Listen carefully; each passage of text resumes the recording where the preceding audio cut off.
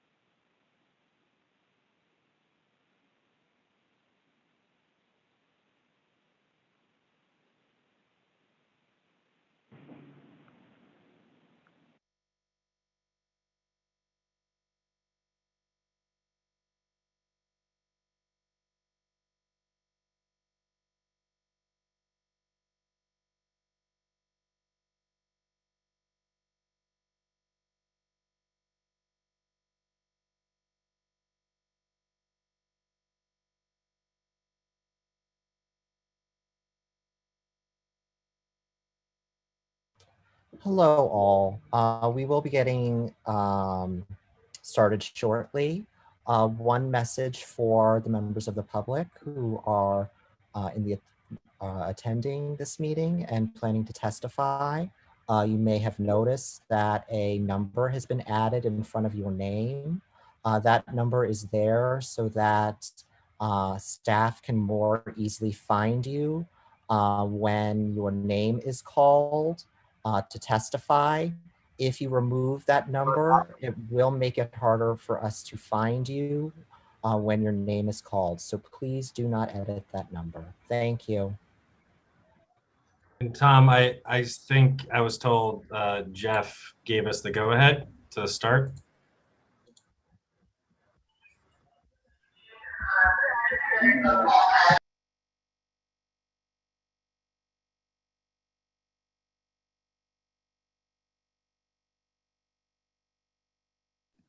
Jonathan, I'll get started as soon as you tell me I can. Yeah, I have an incoming saying Jeff confirmed we can go ahead. So why don't we get started? And if that's not the case, we can always regroup and start from the top, right? So yes. Okay. Okay, well, thank you everyone, and good afternoon. Welcome to the joint community board, Brooklyn Community Boards 2 and 6 public hearing on the proposed Gowanus neighborhood plan. My name is Alex Schierenbeck. I'm the co-chair of the Landmarks and Land Use Committee of CB6. I'm here with my colleagues on CB6 and CB2, including the chair of our board, Peter Fleming, and Carlton Gordon, the chair of CB2's Landmarks Land Use Committee. I'm going to outline some general information about the public hearing and how to participate, and then we're going to turn it to you, the public, because the purpose of the meeting is to hear from you. As you may know, this application, this rezoning, is subject to a lawsuit.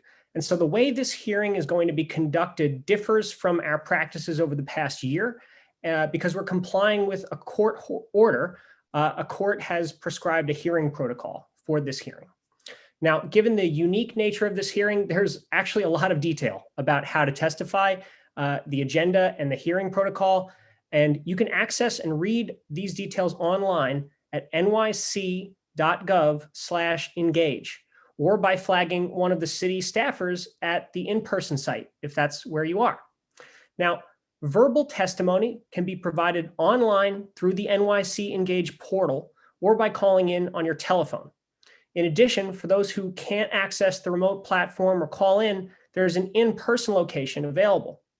The in-person site is located at the Old Stone House in Washington Park, between 4th and 5th Avenues off of 3rd Street in Park Slope. Now, if you wish to testify and are accessing this hearing remotely, please register through the upcoming meetings page of nyc.gov/engage. A link to join the hearing is on the NYC Engage portal. After you register, please do not close the landing page without first clicking on the link. If you're accessing the hearing via phone and wish to testify, you must first register with the dial-in participant hotline at the numbers listed on the screen. If one of those numbers is busy, please try another. The meeting ID is 618-237-7396. press the number key to skip the participation ID. The password is the number 1. The phone number is also posted on the upcoming meetings page of nyc.gov/engage. Now, if you're at the in-person location, you can register to testify when you enter. If you do not register upon entering, you can do so by going back to the registration tables.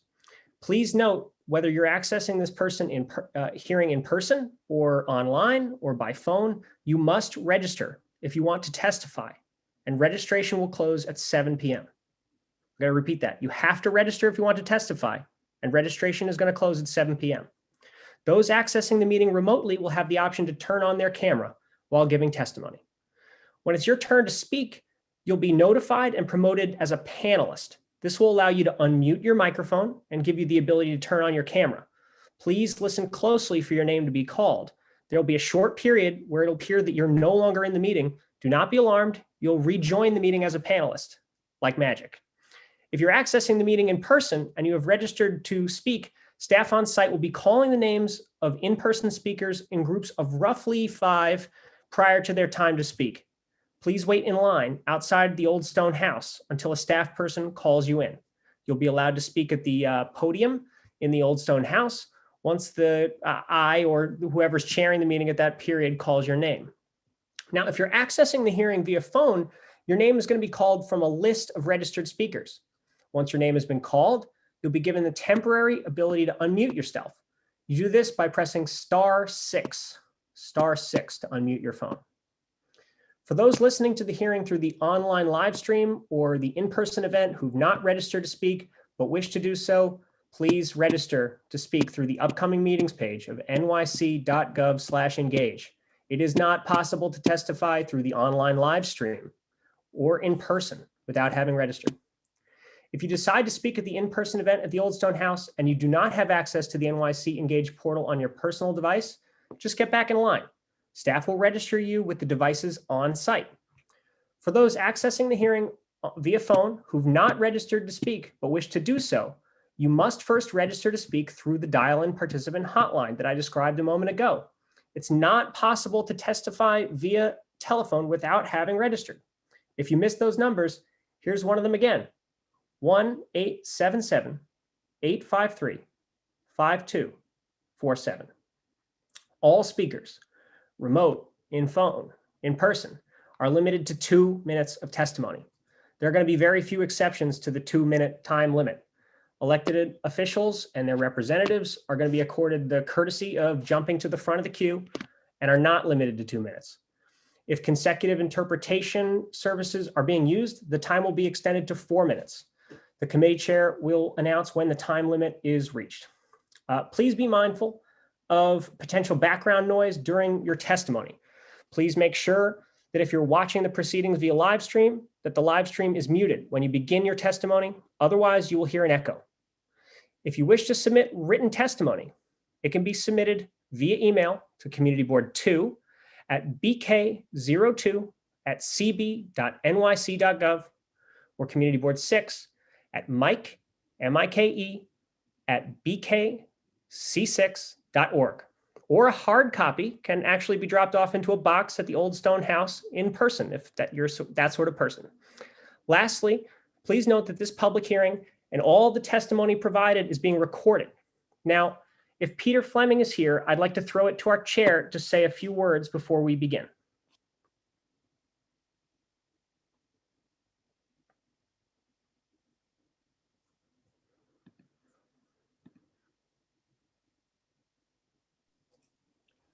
Alec, I don't see him listed in the participants. Perhaps he's on site at Washington Park? He is on site. I know that he was planning to check in, but for if that's not happening, I think we should move ahead and we'll fit Peter in when it's time. So I will say, I know Peter was going to say to everyone that this is a community process. We're here to listen from the public.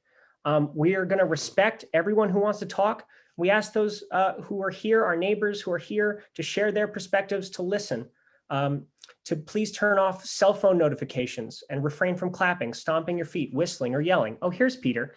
Peter. I'm here. Good afternoon, everyone. Thank you very much for coming to this joint hearing of Community Boards 2 and 6 on the Gowanus rezoning. This is an extremely consequential proposal for our neighborhood. Potential for more than 8,000 housing units, 3,000 of them permanently affordable, as well as new parks, new schools, and all sorts of other improvements.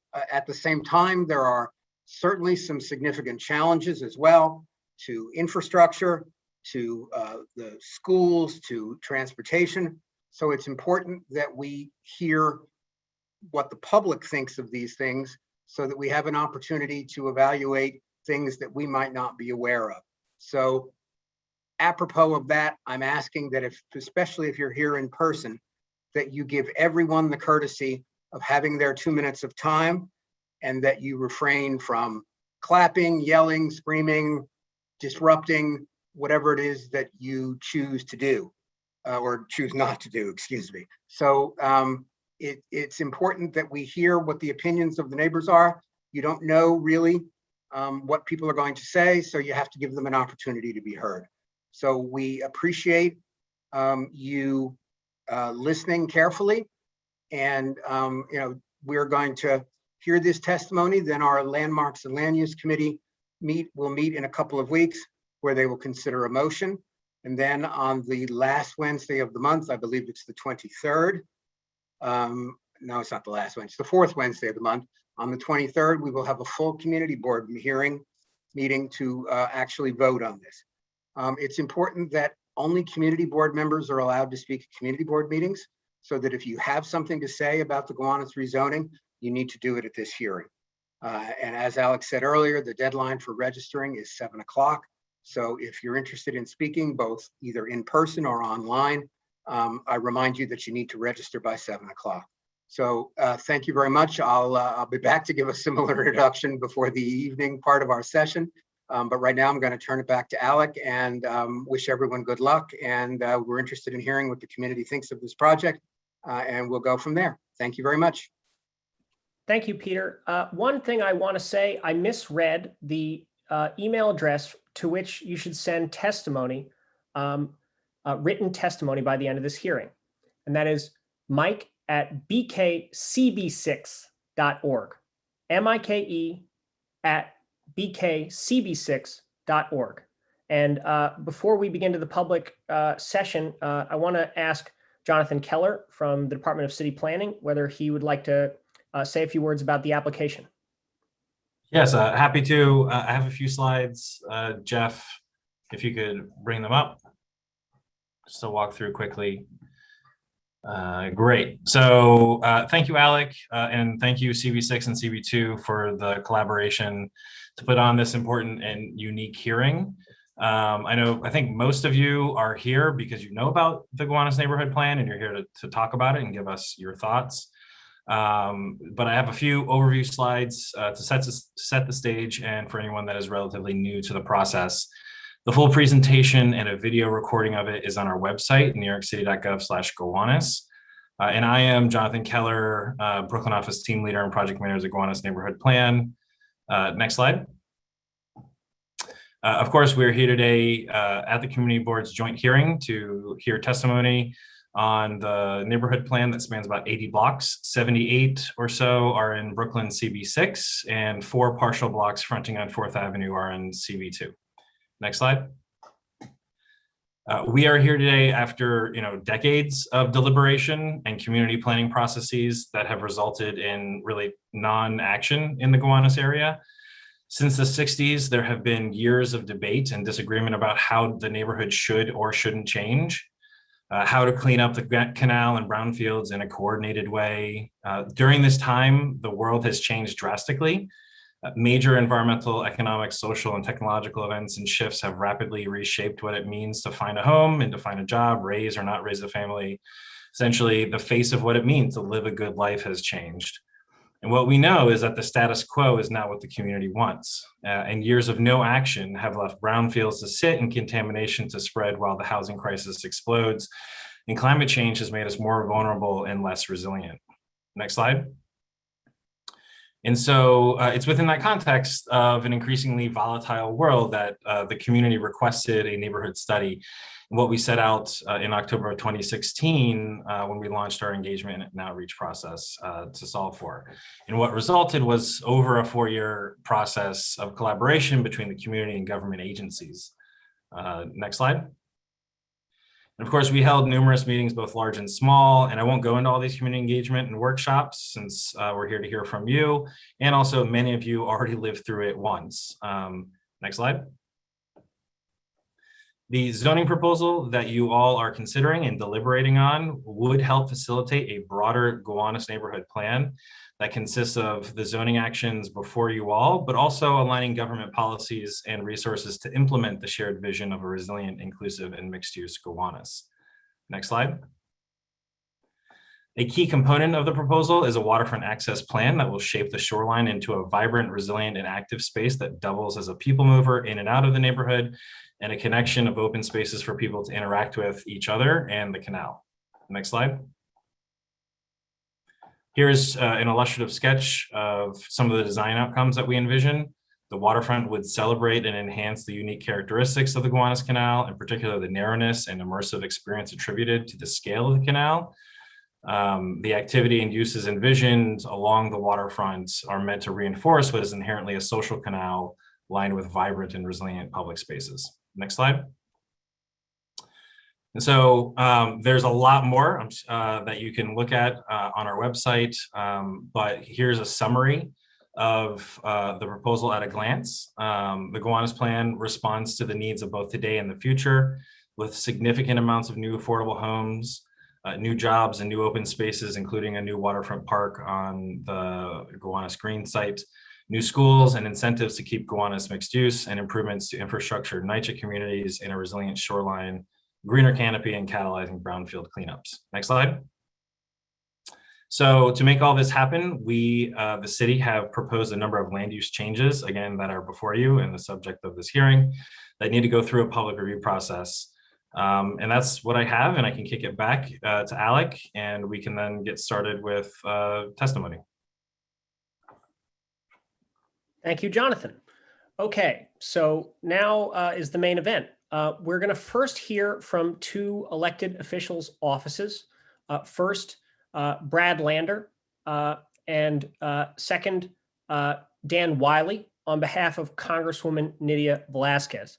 Now, I'm going to read the next 10 speakers that are going to go to give everybody time to sort of get in order, and that's how we're going to be proceeding today. So the first 5 public members who have indicated they're speaking in favor of the project are Owen Foote via Zoom, Joel Hogan via Zoom, Matthew Morgan in person, Bridget Rain in person, and Michael Thornton in person. Now, the next 5, so be on deck, get ready, who have indicated they are opposed to the project are Penn Rodine in person, Debbie Stoller via Zoom, Karen Blondell via Zoom, Lynn Newman in person, and Lydia LaViolette in person. Now, please keep in mind you each have 2 minutes, and you'll be cut off after 2 minutes uniformly. So the first speaker is Brad Lander, Councilmember Brad Lander.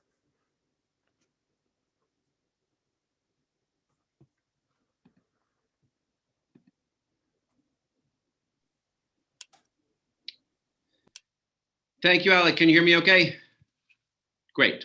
Thank you so much to Community Board 6 for hosting this important hearing, and really the entire Gowanus process with so many different ways to participate.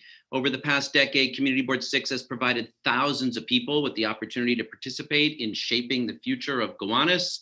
I'm giving this opening statement by Zoom, and then I'll be spending much of the day on the turf in Washington Park, and my staff and I will read all the testimony that is submitted as well. We are eager to hear from all of our constituents and neighbors. I want to thank the Department of City Planning for helping to organize today's hearing and for your depth of engagement with our community. And I want to thank everyone who is testifying or listening today, people asking important questions, digging in on the details, and yes, those people who are deeply opposed to this proposal as well. Debates around planning and real estate development are some of the most contentious in New York City, and I appreciate that our community is having very real, very spirited debate. That's what democracy is. there's a lot of distrust about rezonings, and with good reason. It feels like communities aren't given a voice, like developers get whatever they want, like the affordable housing isn't really affordable. I've felt the same way many times, and I have opposed many projects as a result. So I understand and often even share the skepticism. But we also know that we're called on to find smart, sustainable ways to strengthen and preserve the neighborhoods we love, while doing more to make them inclusive and affordable, and to help secure a vibrant future for our city. And I believe that the Gowanus neighborhood rezoning, if we get it right, and it's not there yet, has the potential to do that. So here's 5 questions I think we should be asking, and that I'll be listening for your point of view on. 1, is it grounded in democratic community planning, or was it foisted on the community by a developer or by City Hall? As I mentioned, we've been planning together for the future of the Gowanus for nearly a decade, with thousands of people taking part.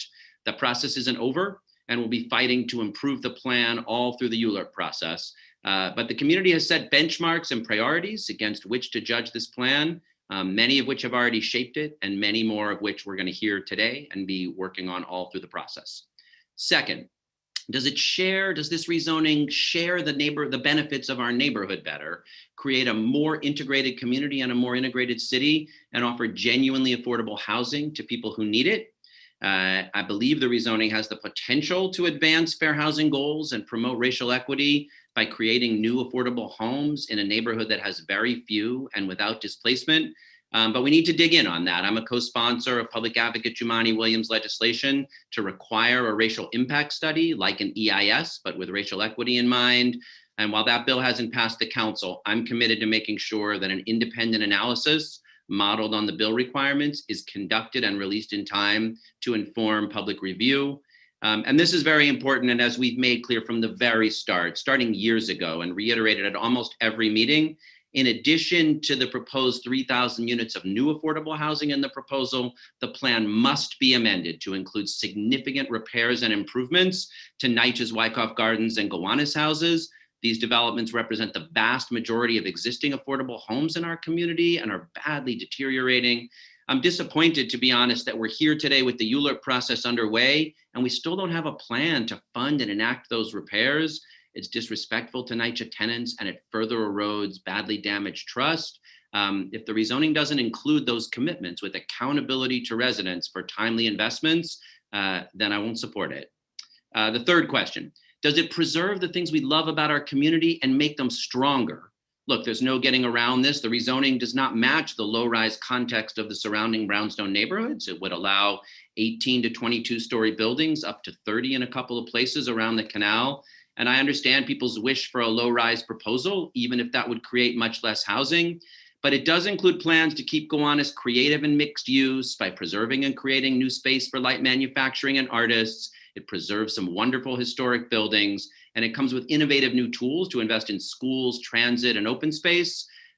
We have a significant impact identified in the EIS on open space, so we really need to dig in and address that impact. The goal has to be a vibrant, livable neighborhood, both for those of us who have lived here a long time and for our new neighbors. And I'll wrap up quickly because I really want to hear from people all the way through till 10 if necessary. Fourth, does it create a more sustainable and resilient community, mindful of our climate future? There's a lot to say here, so I won't even try to summarize. I'll just say, in addition to all the proposals that are made for reducing stormwater, elevating buildings, creating a resilient esplanade, requiring rooftop wind and solar. This is Karen Blundell. I'm grateful that the EPA has indicated that they will be reviewing the EIS to help us evaluate whether it achieves those goals. And finally, are private developers getting over on us, or are we really maximizing public value? It's no secret that real estate is big business, and developers, are in the business to make money, not because they already love our neighborhoods. But the question is, are the rules we are writing for Gowanus, do they maximize public benefit? And that's what we really have to look at for those developers who would get the ability to build taller residential buildings with the 25% low-income housing on private sites, a resilient continuous waterfront esplanade, aggressive stormwater retention and other climate requirements, with incentives for commercial space to keep Gowanus creative for school seats and for transit improvements. Are the trade-offs worth it? And that's the conversation we need to have now, informed by the data. So I'm glad the EIS is here and out and available for everyone to review, guided by our values and through rigorous, respectful, democratic debate. We'll start it today. We'll keep having it through the borough president, the planning commission, and the council. Whatever your opinion is, I am truly eager to hear it. We have many months to go in considering this proposal, and I look very forward to doing it in democratic dialogue with all of you. Thank you. Thank you, council member. A question has come up. If you had registered to testify via one method and you wish to change the method, like let's say you're on the phone and you want to go in person, you have to re-register with the method you'd like to use, and that's how you'll be heard, okay? We're going to wait on Dan Wiley on behalf of Congresswoman Nydia Velázquez for a bit and throw it to our first member of the public, who is Owen Foote. As a reminder, everyone has 2 minutes and they will be muted after 2 minutes. Thank you.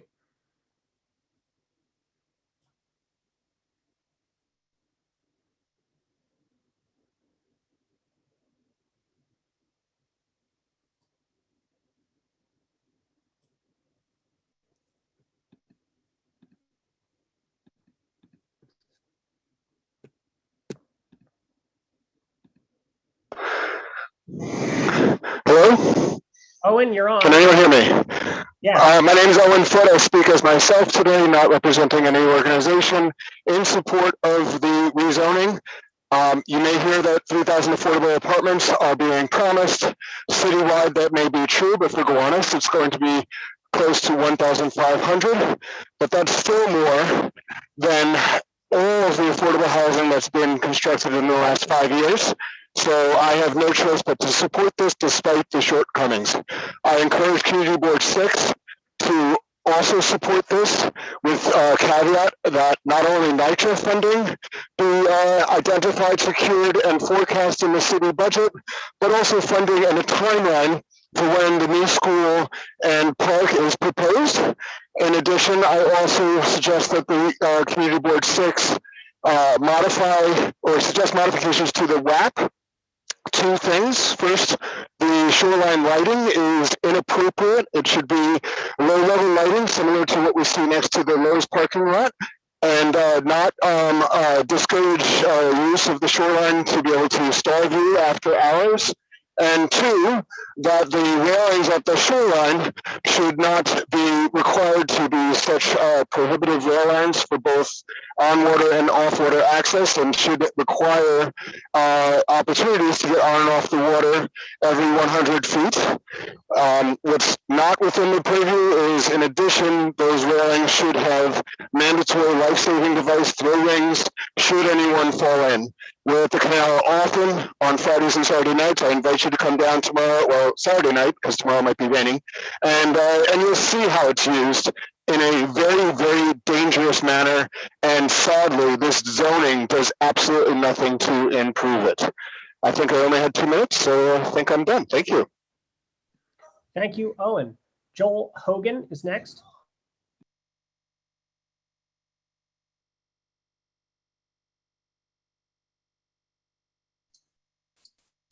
Hi there. Can you hear me okay?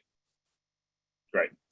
So my wife and I live on Union Street and 4th Avenue, so just on the edge of the proposed rezoning.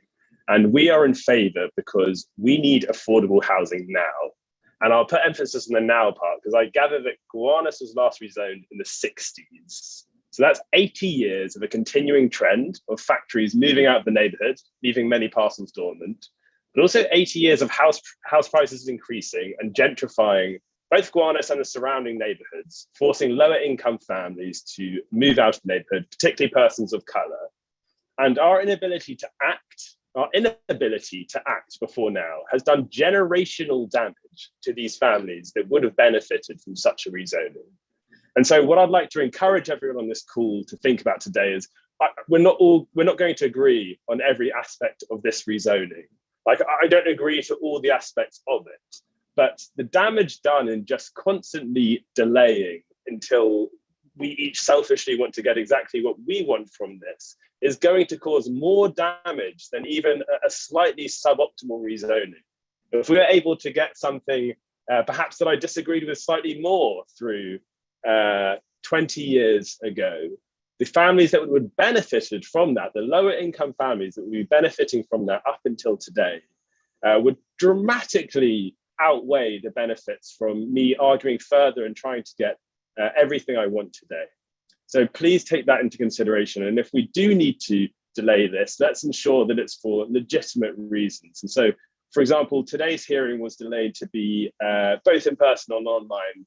Yet I see 150 individuals on this call, which I think is a fantastic participation. So please, I ask us to be completely genuine with our reasons for delaying this hearing. So thank you all for listening. Thank you, Joel. The next person is Matthew Morgan, who's in person. And the following two after Matthew will be Bridget Rain and Michael Thornton, also in person.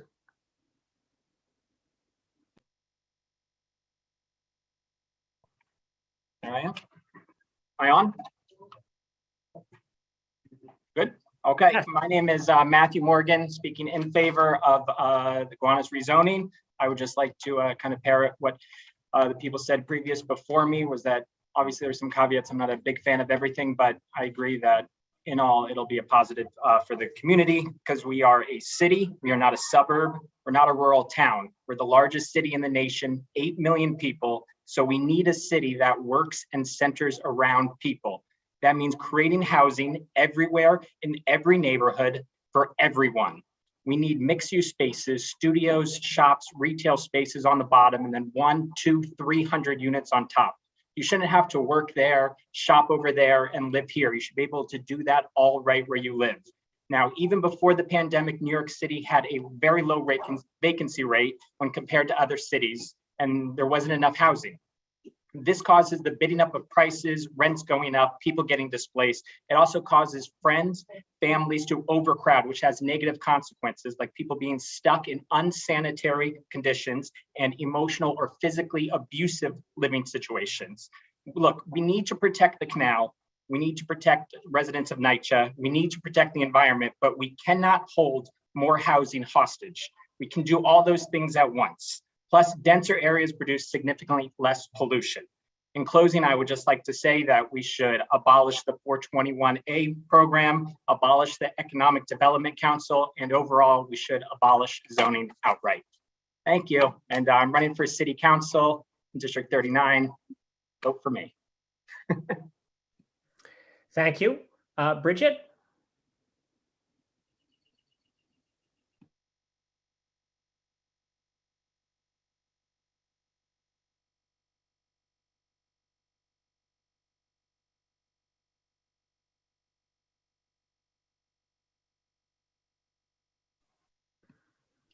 Bridget, you're on. Thank you. Oh, hi, I'm Bridget Ryan. I'm a member of Community Board 6.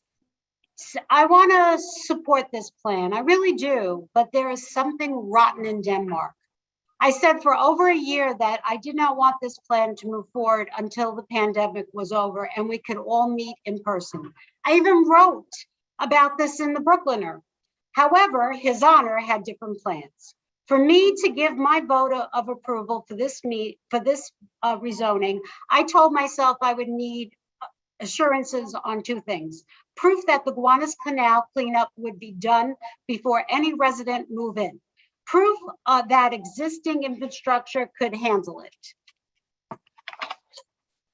As I looked over the various documents and web pages in the preparation for this testimony, there's one thing I could not easily find: a timeline of work.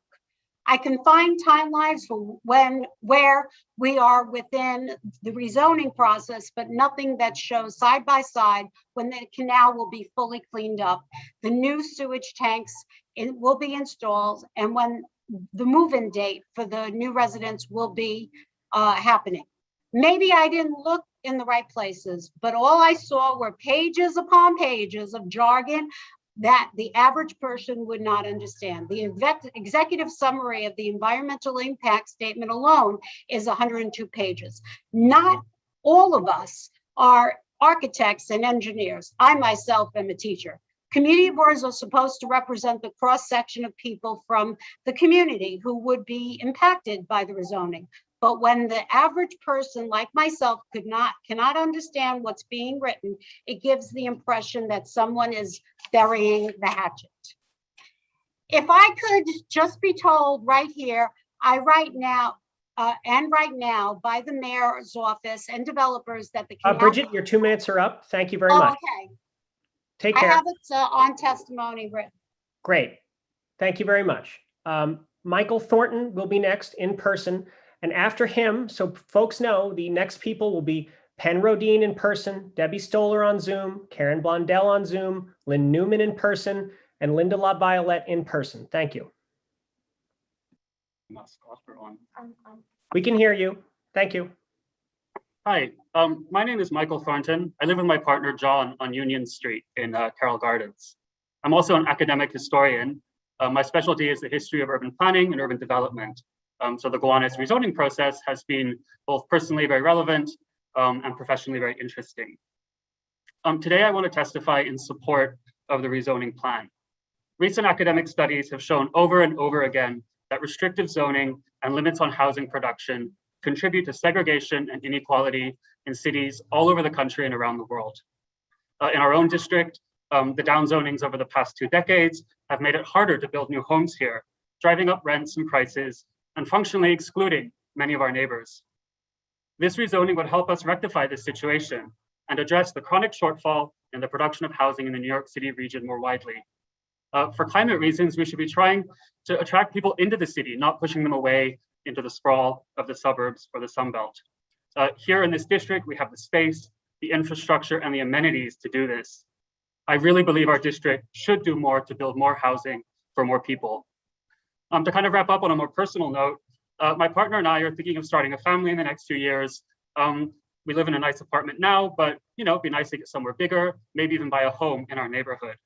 If there was more housing built in somewhere like Gowanus, our opportunities would increase, and they would increase for lots of other folks in the neighborhood too.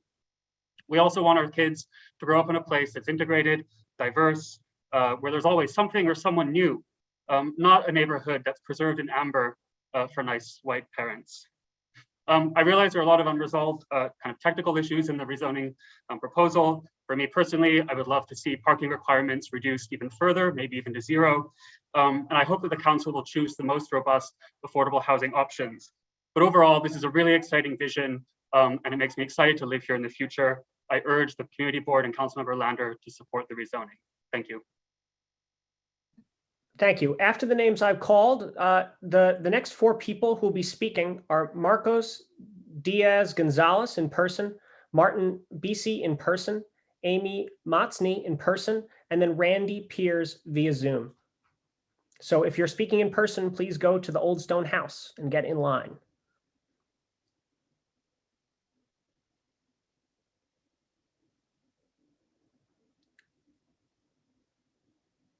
So who should be up next immediately is Penn Rodine in person.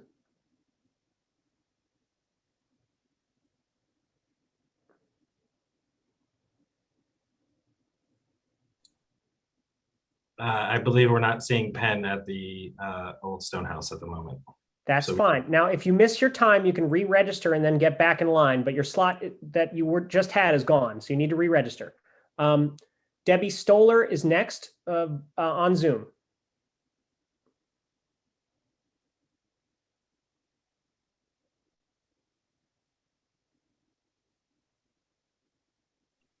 Debbie, we can see you. My name is Debbie Stoller.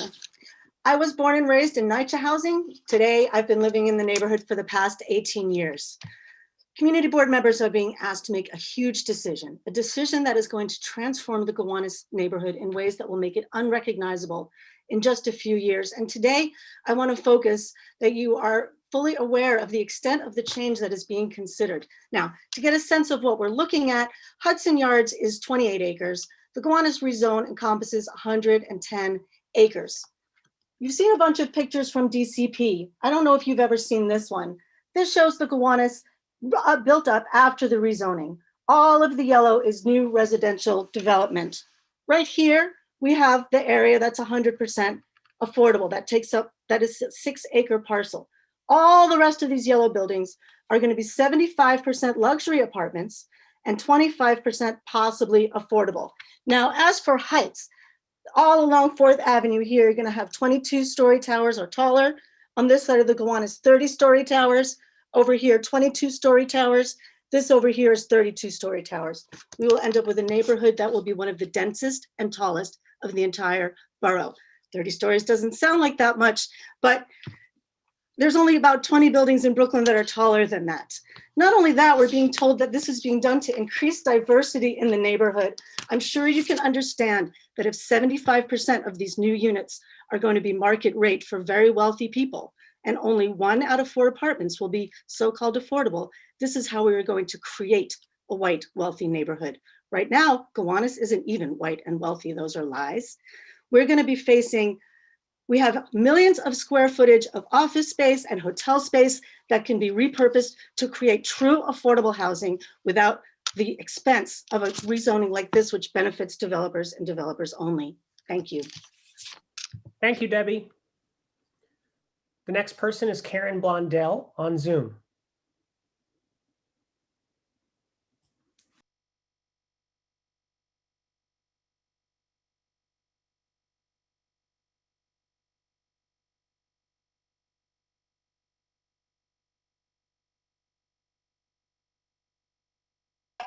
Hi, this is Karen Blondell.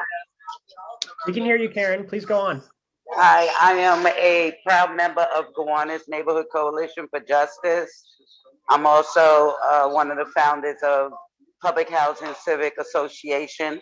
I'm a long-term public housing resident, and I looked at the draft environmental impact statement, and one of the things that we'd like is for Department of City Planning to pull all references to NYCHA 2.0 out of the draft scope of work. We have adamantly said no infill, no RAD for Gowanus or Wyckoff Gardens. We feel that we can support our Congresswoman's bill. Nydia Velasquez has a bill, her and Chuck Schumer, HR 235. Before we see public housing privatized, we will wait for the federal government to either take receivership over public housing or to get the infrastructure bill through. So we're demanding that DCP remove any references to the draft, the NYCHA 2.0. Also, as public housing residents, we're going to be impacted by construction, by traffic, by noise, and you know, even the seeker talks about the effects on public housing and others in this community in regards to this rezoning.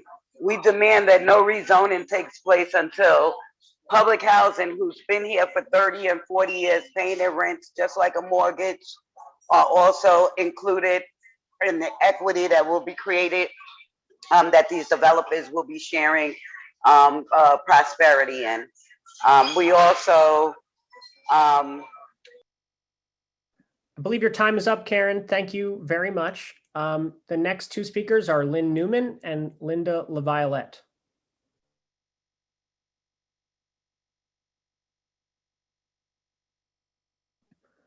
Lynn Newman, are you there in person? I am here in person. Can you hear me? Please go ahead. Yes. My name is Lynn Newman, and I'm representing 350 Brooklyn, countering the climate crisis through local action, and an organizational member of the Gowanus Neighborhood Coalition for Justice. 350 Brooklyn and GNCJ do not support the rezoning unless GNCJ's top 3 demands are met: full capital funding for local NYCHA developments, net zero CSOs into the canal, and the creation of the Gowanus Zoning Commitment Task Force. Environmental justice demands that people of all races, incomes, and cultures have a right to a safe quality of life. This is not the case in Gowanus houses in Wyckoff Gardens, where residents have been living in substandard and often dangerous conditions. The DEIS names RAD and infill as options, but these are not acceptable to public housing residents, the people that will be affected. So this cannot be considered as a viable option. Public housing must benefit from the rezoning, and I believe that CB6 members agree. To date, the city has made no formal commitment, and this is unacceptable. At the CB6 presentation last week, it was stated by DCP that 57 million is committed to Gowanus housing. Yet this is remaining money that has committed for resiliency from Hurricane Sandy. It appears that DCP has resorted to a tactic of smoke and mirrors, using a thin veil of support to appear to be concerned where there is no real clear commitment. We must look at history to see the track record. I was at the press conference 3 years ago to celebrate the opening of the Gowanus Community Center, given $2 million in funding commitments. It was a moment of hope that was shattered. The fact that promises have been made with little to no action points to a need for the Gowanus Rezoning Commitment Task Force to ensure that community commitments, both from the city and developer requirements, are met through the rezoning area, including commitments to public housing residents. Our community deserves no less, and I encourage CB6 members to vote. Thank you very much. Thank you. The next person is Linda, who's in person.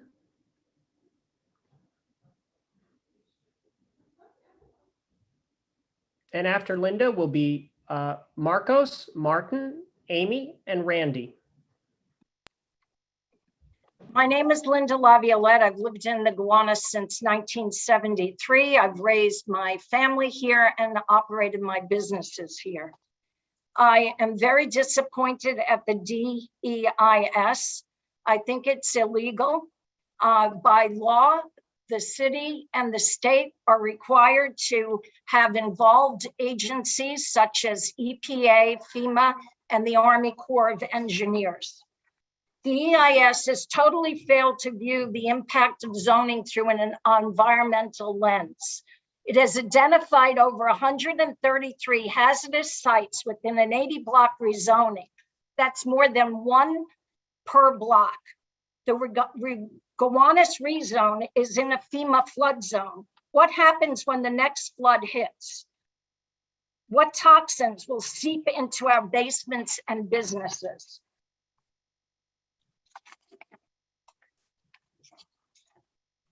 The most terrible part is the creation of the Brooklyn Love Canal.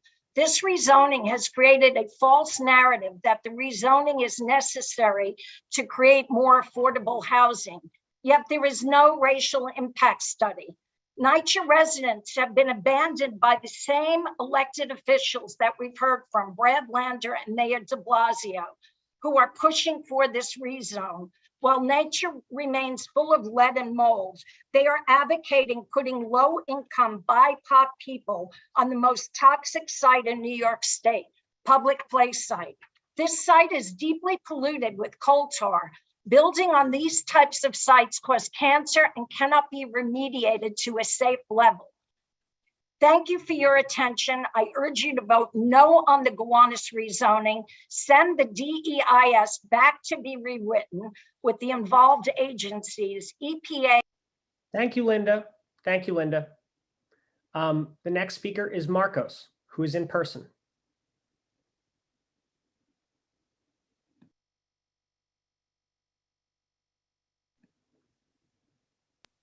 Marcos, you're on. We can hear you. Thank you. Good afternoon. My name is Marcos Diaz-Gonzalez. I am the vice chair of the Gowanus Canal Conservancy. I'm a volunteer in the area. I've lived in this general area in Brooklyn for the last 18 years. The Gowanus Canal Conservancy stands in solidarity with the Gowanus Neighborhood Coalition for Justice. I think there are three general areas that this rezoning falls short in, and quite frankly, where we need city commitments that stick. The first one is a commitment to investment in NYCHA houses in the area, both for Wyckoff and for Gowanus Gardens. The second one is a true commitment to net zero CSO. Absolutely critical that we do not continue to extend an environmental injustice in the area in the years to come, post rezoning. The third one is a commitment through a task force and potentially, we hope, a park improvement district to an investment and a consistent investment in open space. I know we have many colleagues that are going to testify that will speak about the first two topics that I just mentioned, capital funding for NYCHA and net zero CSO. I'd like to talk very briefly about the third. Post rezoning, we will have, on average, in the new Gowanus area, 0.3 acres of open space for every 1,000 people. For those of you who are here in person, I'd like to have you look around the paved area right in front of the old stone house. That's about 0.3 acres.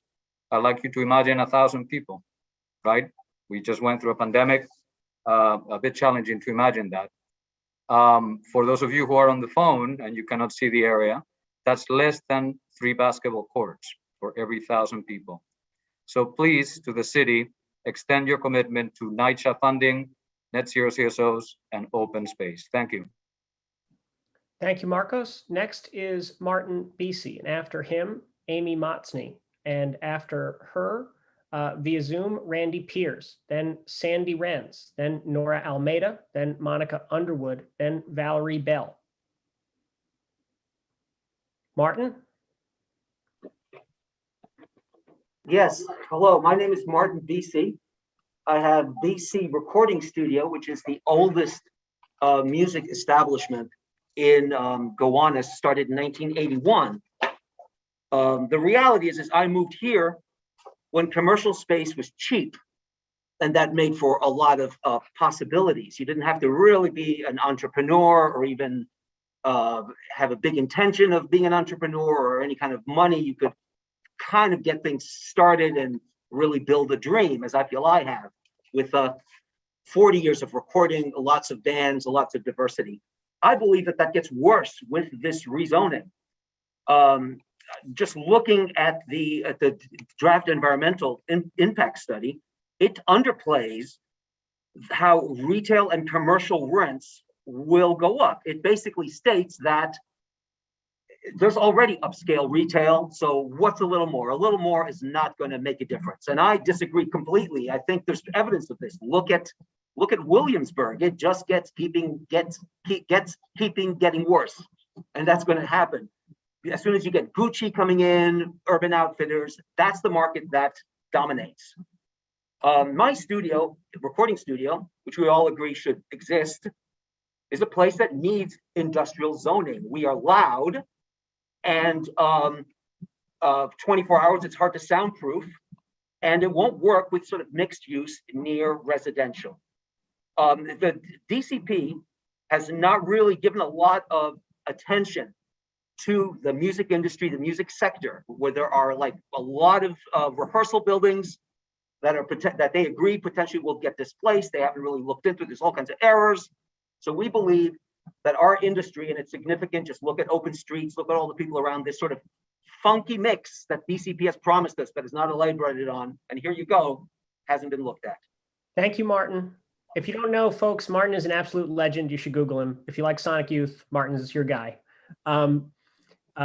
Next is Amy Motsney, in person. Folks, yes, in person. We can see you and hear you. All right, great.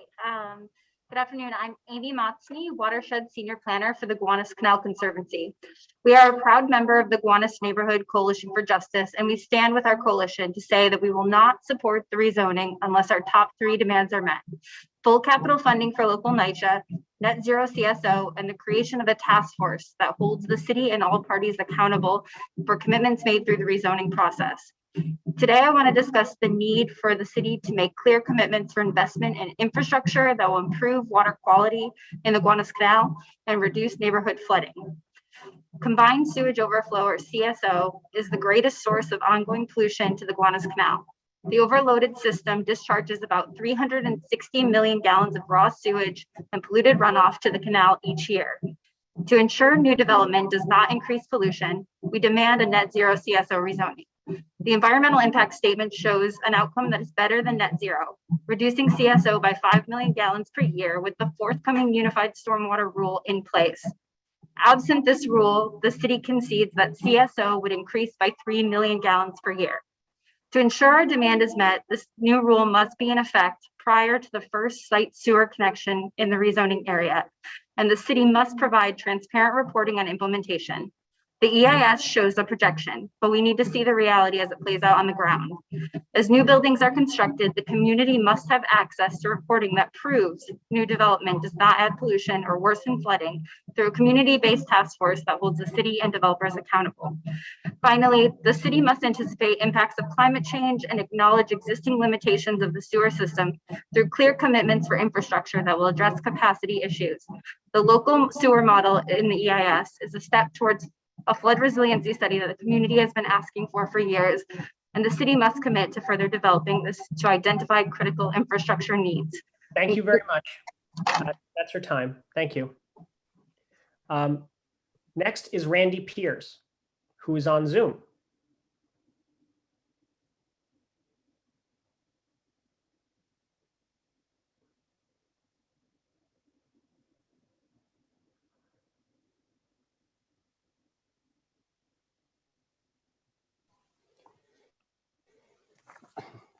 Hi, I'm Randy Pierce, President, CEO of the Brooklyn Chamber of Commerce. New York City is known as the epicenter of business innovation and entrepreneurship. Almost overnight, our economy went into a free fall due to COVID. While there's been some bright spots, the pandemic has revealed just how fragile our local economy can be. In Brooklyn, small businesses, local restaurants, mom and pop shops have been hammered by the pandemic, forcing employee layoffs, closures, and leaving only bills, rent, and accumulated debt. At the Brooklyn Chamber of Commerce, we have a bird's eye view of the entire borough, including each community's unique needs in relationship to economic recovery.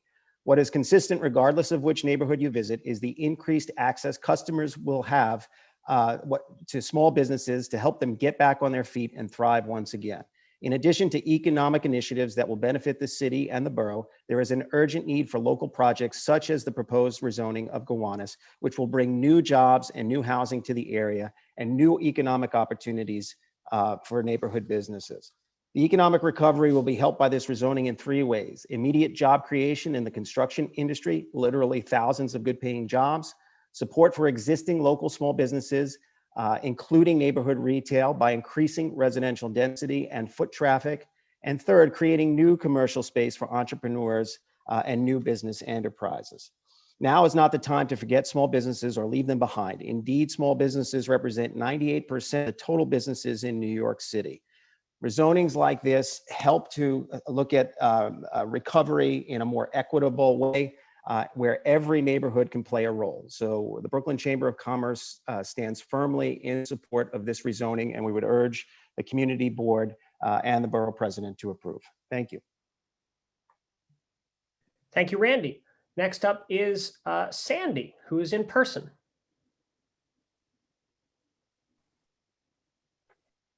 I have lived in Gowanus for 30 years. My affordable, diverse, mixed-use, open, and colorful home is barely recognizable now because of careless rezoning. This neighborhood was what this proposal pretends it wants to be. It was. It wants to create, except with less vision.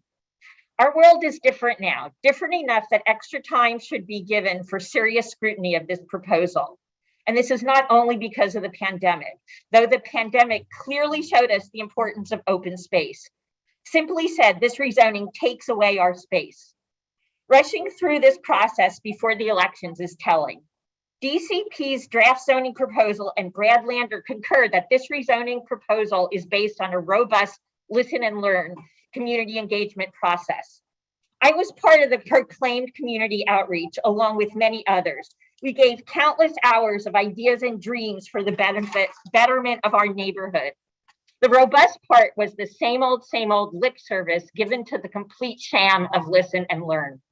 Nothing in the magical aspirational language of affordable housing, preservation of a beloved neighborhood, job creation, new infrastructure, sustainability, or artistic space matters if the area remains toxic or is flooded beyond repair.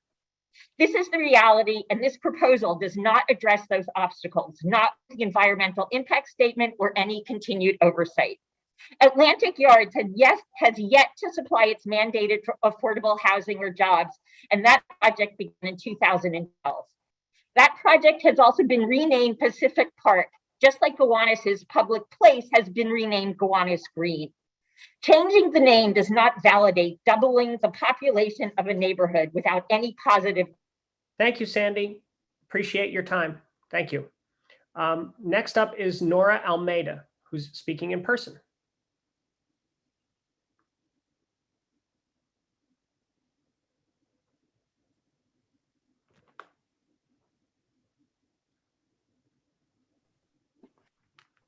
Am I next now?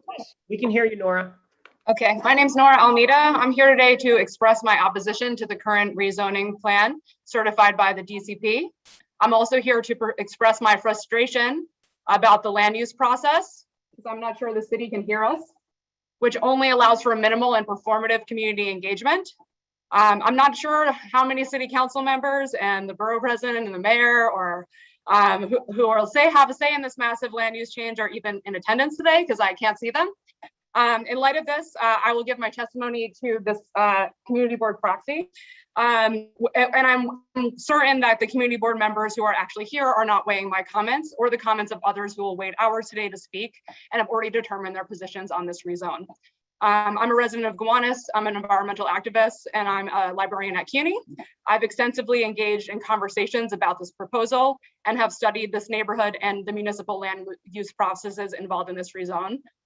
I believe that I'm well informed about the social and environmental justice problems this rezoning would introduce into this neighborhood, which is a filled marshland on a floodplain with a number of former manufactured gas plant sites.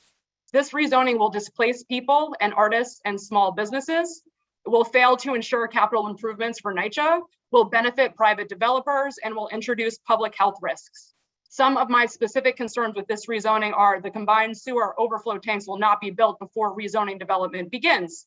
Additional sewage will pollute the canal and compromise the Superfund cleanup. The draft environmental impact statement is illegal. The rezoning must not go forward until it is redone with the EPA and FEMA helping to prepare the EIS as involved agencies. This joint community board hearing today is illegal. This under city law, each community board must hold its own ULURP public hearings. The judge has not yet issued a final ruling on the Voice of Gowanus lawsuit. This hearing format is not legal under the text of the city charter. Sorry, Nora, that's your time. Thank you very much. The next up is Monica Underwood, then Valerie Bell. And I'm just going to give a heads up to those who will follow. After Valerie Bell, the next 5 speakers have indicated they're in favor of the project via Zoom: Faisal Karmali, Zoom, John Mosler, in person, Sharav Datta, in person, Jessica Katz, and in person, Spencer Heckworth-Wolf. If you are speaking in person, please go to the Old Stone House. After them, those who've indicated they're opposed to the project, via Zoom, Paula Smith, via Zoom, Betty Feibush, in person, Andrea Parker, in person, Johnny Thornton, and in person, Celeste Lecomte. So next speaker is Monica. Monica, we can hear you. Hello, thank you for having me. My name is Monica Underwood. I am a Wyckoff Gardens resident, executive director of Families United for Racial and Economic Equality, co-founder of the Public Housing Civic Association, and I've been a Lord Coalition member of the Gowanus Neighborhood Coalition for Justice. For the past 5 years, we have met with our coalition, New York City Housing Authority, our local electeds, Department of City Planning, and local nonprofits who are tasked with accountable community development. We, the residents of Gowanus, say accountable to whom? We continue to reject the privatization of public housing properties that are embedded in the draft environmental impact statement. We have written letters to our electeds, Community Board 6, the Deputy Mayor's Office, and New York City Housing Authority, clearly stating our demand for upper funding to address the physical needs here at Wyckoff Gardens and the Gowanus houses. We demand that the city remove all references to NYCHA 2.0 in regards to RAD or infill as a solution to the coalition's #1 demand to fix local public housing before you rezone Gowanus. We as long-term members of the community say no to this rezone unless the rezoning meets all 3 of our demands. Upfront funding for Gowanus and Wyckoff Gardens before you rezone, no additional combined sewer overflow in the Gowanus Canal, and the creation of a community task force that has the ability to make sure all commitments by the City of New York and the developers are met. Thank you. Thank you, Monica. Next is Valerie Bell, who's on Zoom.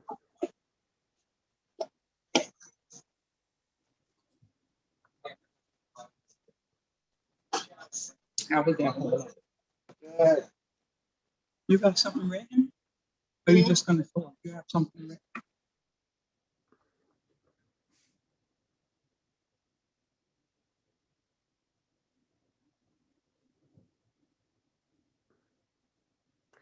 Is Valerie here?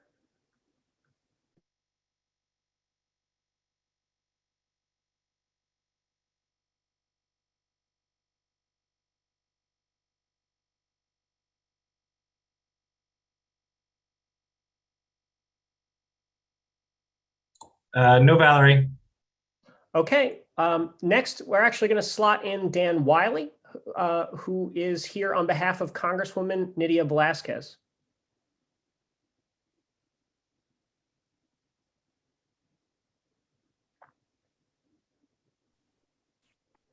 Dan, we can see and hear you. All right, great. Thanks a lot. I was very excited to come in person, having spoken at screens for the last year, but I'm speaking to a screen again, but I know people are outside.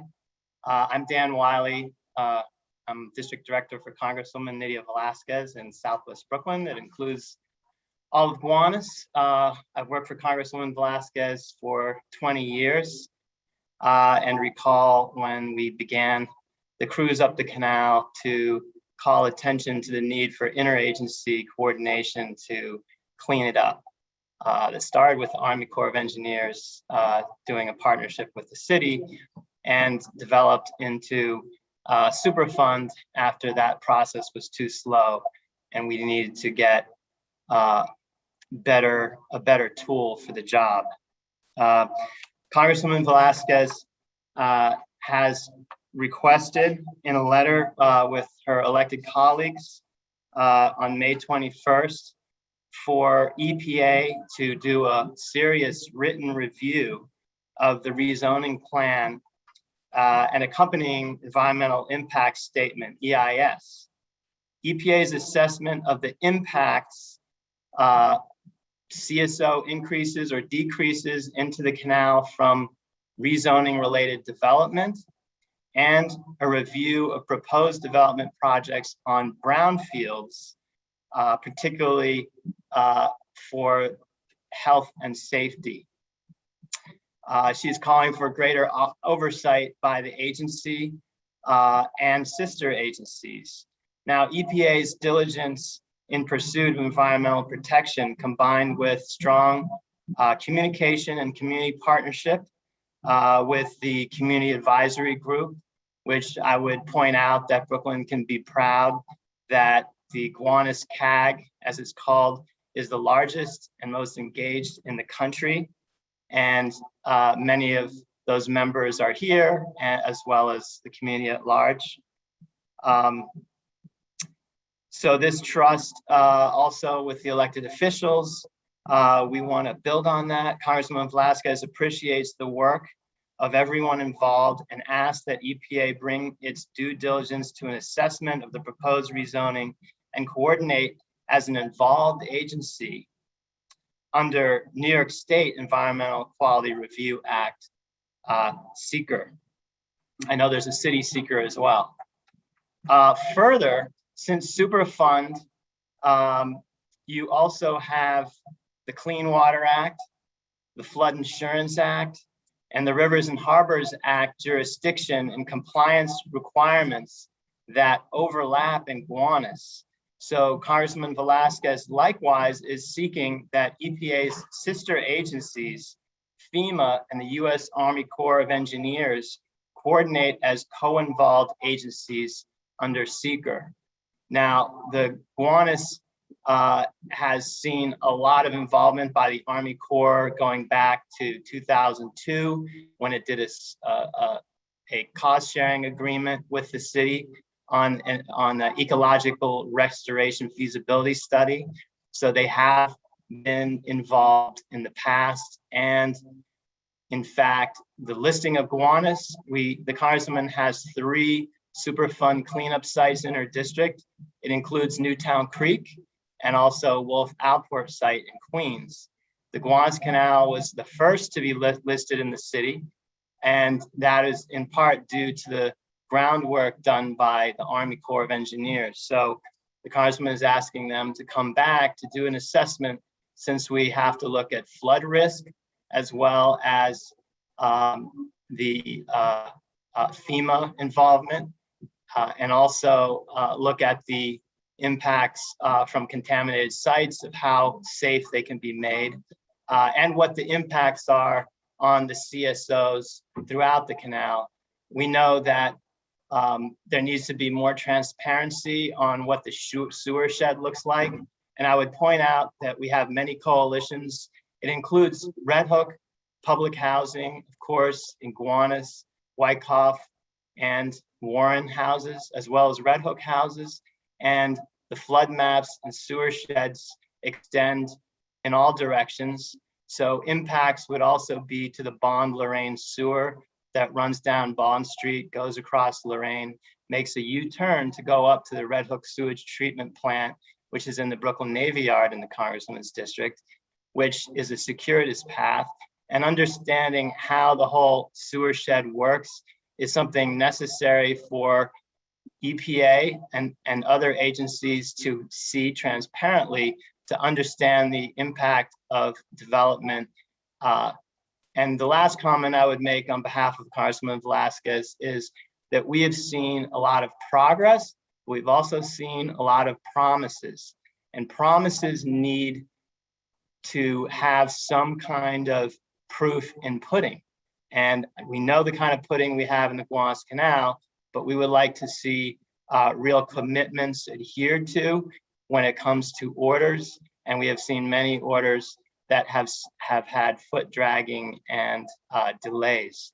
So I know that there's a lot of assumptions and promises when it comes to the Gowanus rezoning. I would just say we need to see good faith and ironclad guarantees that promises would be kept. So that's the lens that Congressman Velasquez is asking for us to employ, and have the agencies, EPA, FEMA, and Army Corps, give real serious review of the environmental impact statement. Thank you very much. Thank you, Dan. And please extend our thanks to the Congresswoman for her diligence and focus on this issue. Thank you so much. Thank you. Faisal? My name is Faisal Karmali. I'm chair of the board of the directors of Gowanus Canal Conservancy.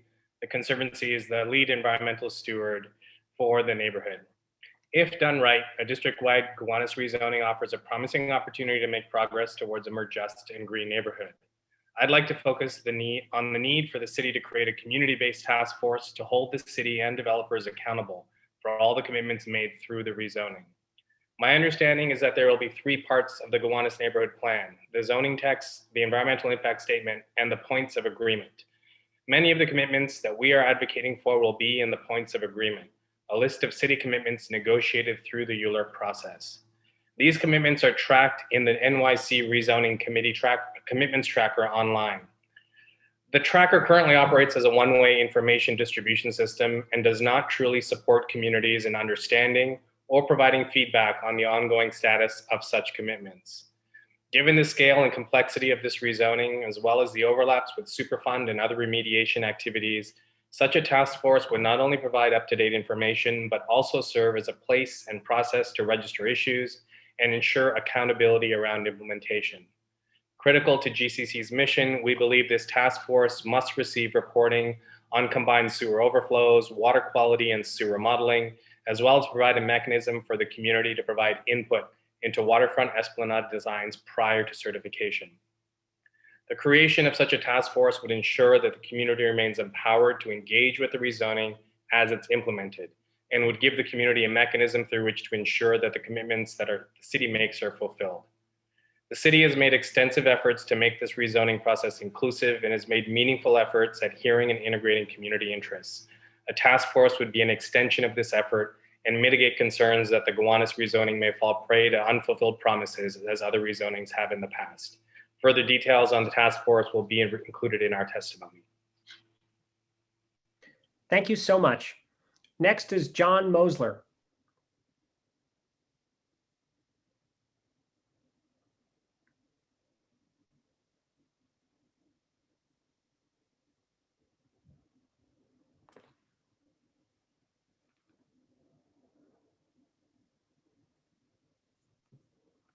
Can you hear me? Yes. Okay. Can I get my 22 seconds back? You have 2 minutes. All right. Thank you very much. I am going to speak extemporaneously. I'm on Zoom, and I participated in the Arts and Culture Committee during this process. I don't want to do an ad for DCP here, but I will say that in my experience in New York City, I have never seen such an inclusive process. This has happened over 4 years. Nothing is perfect. I think we have advocates here that are going to help us fine tune as we go through this process. I'm speaking in favor of the rezoning.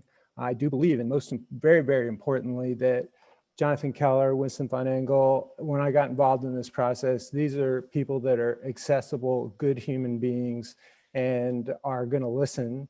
I also believe that about CB6.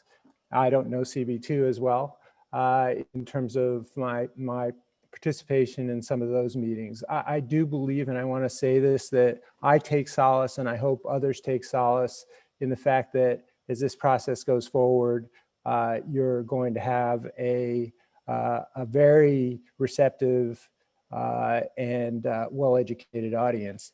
A couple of quick things on affordable housing. I believe this is absolutely critical. We're talking about creating affordable housing in a city that's broke right now, and that doesn't come without developers. I mean, and it never does. Whether you look at Gowanus Green, there's a developer there. There's a great architect who's very focused on development. We're going to get open space, arts and culture as optimal as possible. We're going to have a watchdog Gowanus Conservancy on EIS, and my time is about up. I truly hope that. Thank you, John. Next is Sharav in person, followed by Jessica Katz in person and Spencer Heckwolf in person. And we can see and hear you. Great. Hi, everyone. Let me start by saying that we all live in New York City. Cities, I believe, are meant to grow and evolve. I'd like everyone to think about whether nostalgia alone can be a replacement for this city's dire housing need. My name is Sharav. I'm a public servant, and I've spent the past decade in Community Board District 2, living in rent-stabilized mixed-income rental housing. I'm offering my testimony as a member of the general public to express my support. I ask my neighbors in this community, many of whom are fortunate to already be homeowners, to say yes to new, modern, affordable homes that offer others like myself, a first-generation immigrant to Brooklyn, the possibilities to build a life in this high opportunity but very expensive part of New York City. Our host, the Department of City Planning, recently published that New York City is producing the fewest new housing units since 2015, which means fewer and fewer families have the opportunity to call New York home. As we look towards the next half of this decade, we have to think about the jobs of tomorrow and create capacity for families to be able to access those jobs easily, equitably, and sustainably. Just a few blocks away, downtown Brooklyn is already the third largest central business district in the entire metro region. Brooklyn Navy Yard and Brooklyn Army Terminal are growing centers for light industrial employment. We have to plan for the needs of the future. Jobs and people will come here seeking the amenities that only cities on the scale of New York City can offer. And if we don't build new homes for them, they are just going to compete for the homes we have here now, potentially displacing families, especially those that are not homeowners, into less opportunity-rich areas of Brooklyn. There is rich data that demonstrates that this community actually has spare subway transit capacity to major job centers in North and South Brooklyn, as well as downtown Manhattan, and is thus conducive for families like mine that choose to carve a sustainable life. I appreciate it. The next speaker in person is Jessica Katz.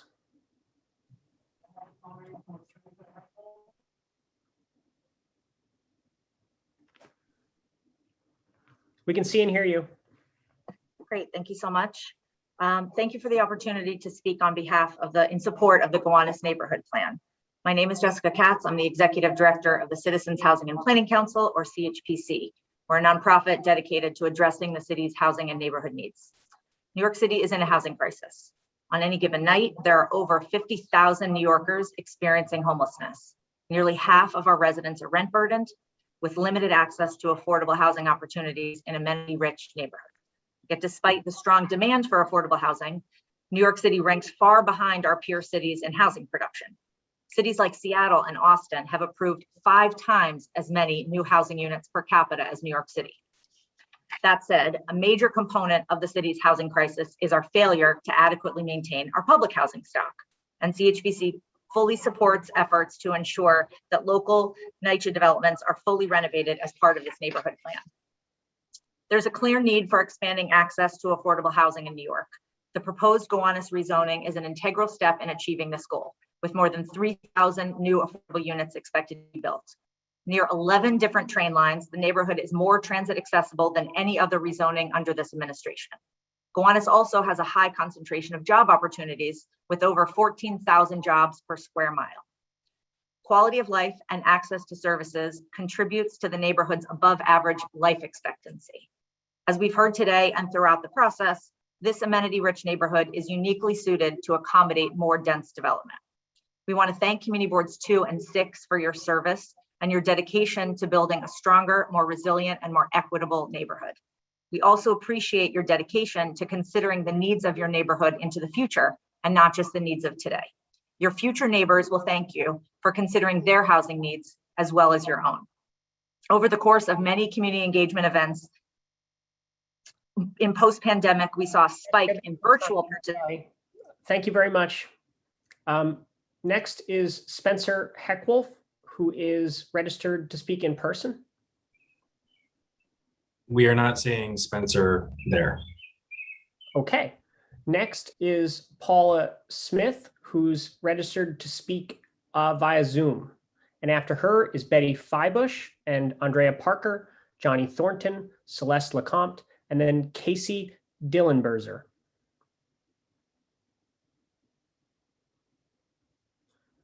And as a reminder, if you're here to speak in person, please go to the Old Stone House.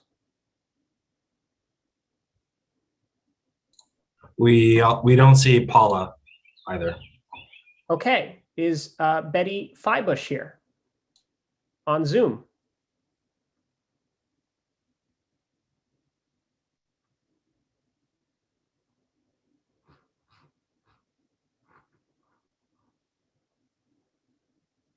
No, Betty. Okay, is Andrea Parker here in person?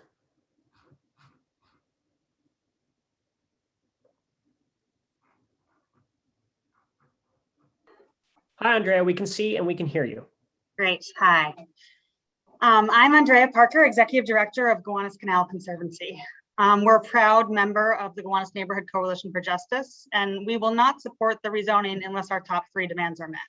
And again, those are full capital funding for local NYCHA developments, net zero CSO, and the creation of a task force to hold the city and all parties accountable for commitments made through the rezoning. I'd like to use my time to specifically talk about how the city needs to make clearer commitments towards investing in neighborhood open space. Gowanus is severely lacking in both parks and trees. On a hot day, you can feel the difference when you walk from this lush park into Gowanus. As the city shows, the proposed rezoning will add critical open space to the neighborhood, including public waterfronts, a new park on public place, and over 500 new street trees.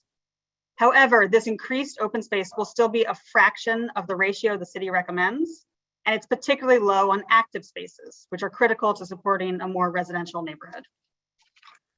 Additionally, this ratio relies on new parks that are not yet created.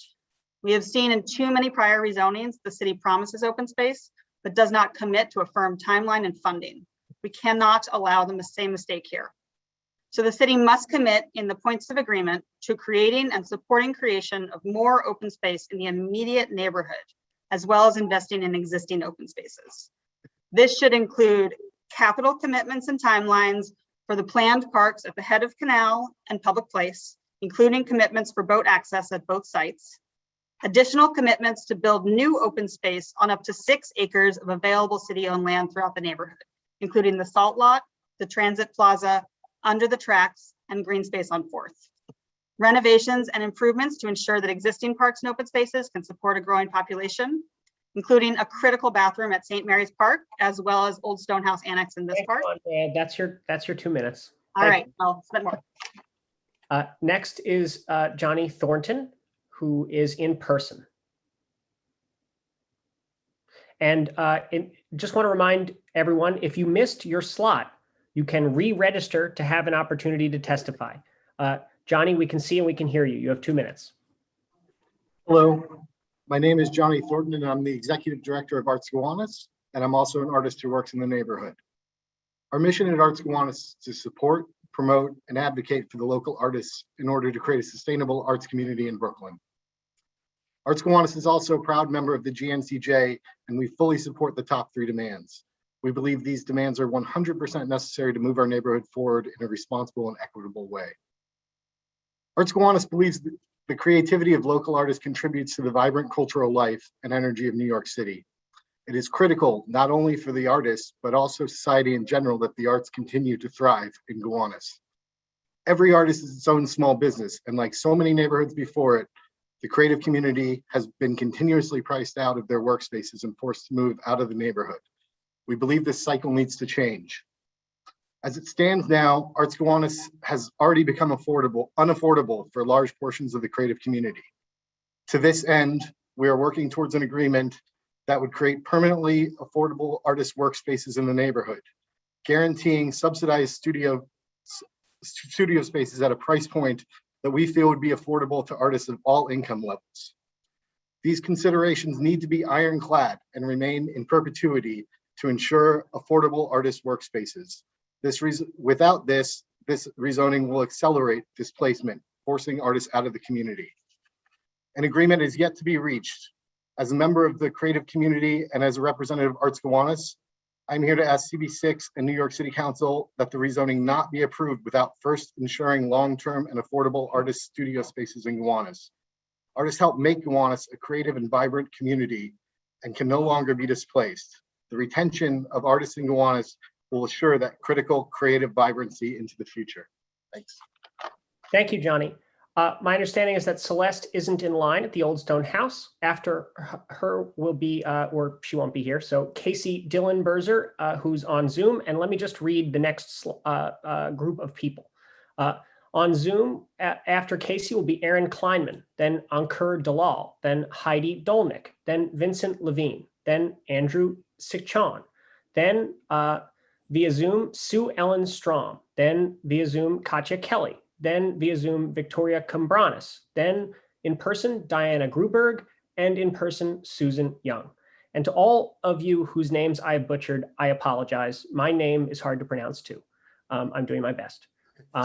This is Carlton Gordon at CB2. I just wanted to point out Betty Feibush is a colleague with us on CB2, and she's on the executive committee. I don't know what she was going to say or do. I just wanted to get that on the record that she's a member of CB2 as well. Thank you, Carlton. Okay, you're welcome. Is Casey here on Zoom? Yes. Casey, you have 2 minutes. Thank you. Good afternoon. Thank you for allowing me the opportunity to comment on the Gowanus neighborhood rezoning. My name is Casey Dillenberger. I'm a manager of 98 4th Street Development Group and 413 Bond Street LLC. We own 2 properties within the rezoning area, 98 4th Street, which is located along Bond Street between 4th Street and the Canal, and 413 Bond Street, an irregular L-shaped lot between 3rd Street and 4th Street with frontage along the canal. 98 4th Street is home to 67 small businesses, including furniture makers, jewelry makers, display designers, set designers, Broadway show lighting designers, photographers, and architecture firms. These businesses employ approximately 300 workers. 413 Bond Street has approved plans for development for these very same uses. As property owners, we have been intentional about providing spaces for small, locally owned creative businesses, exactly the types of uses that have become synonymous with the Gowanus neighborhood.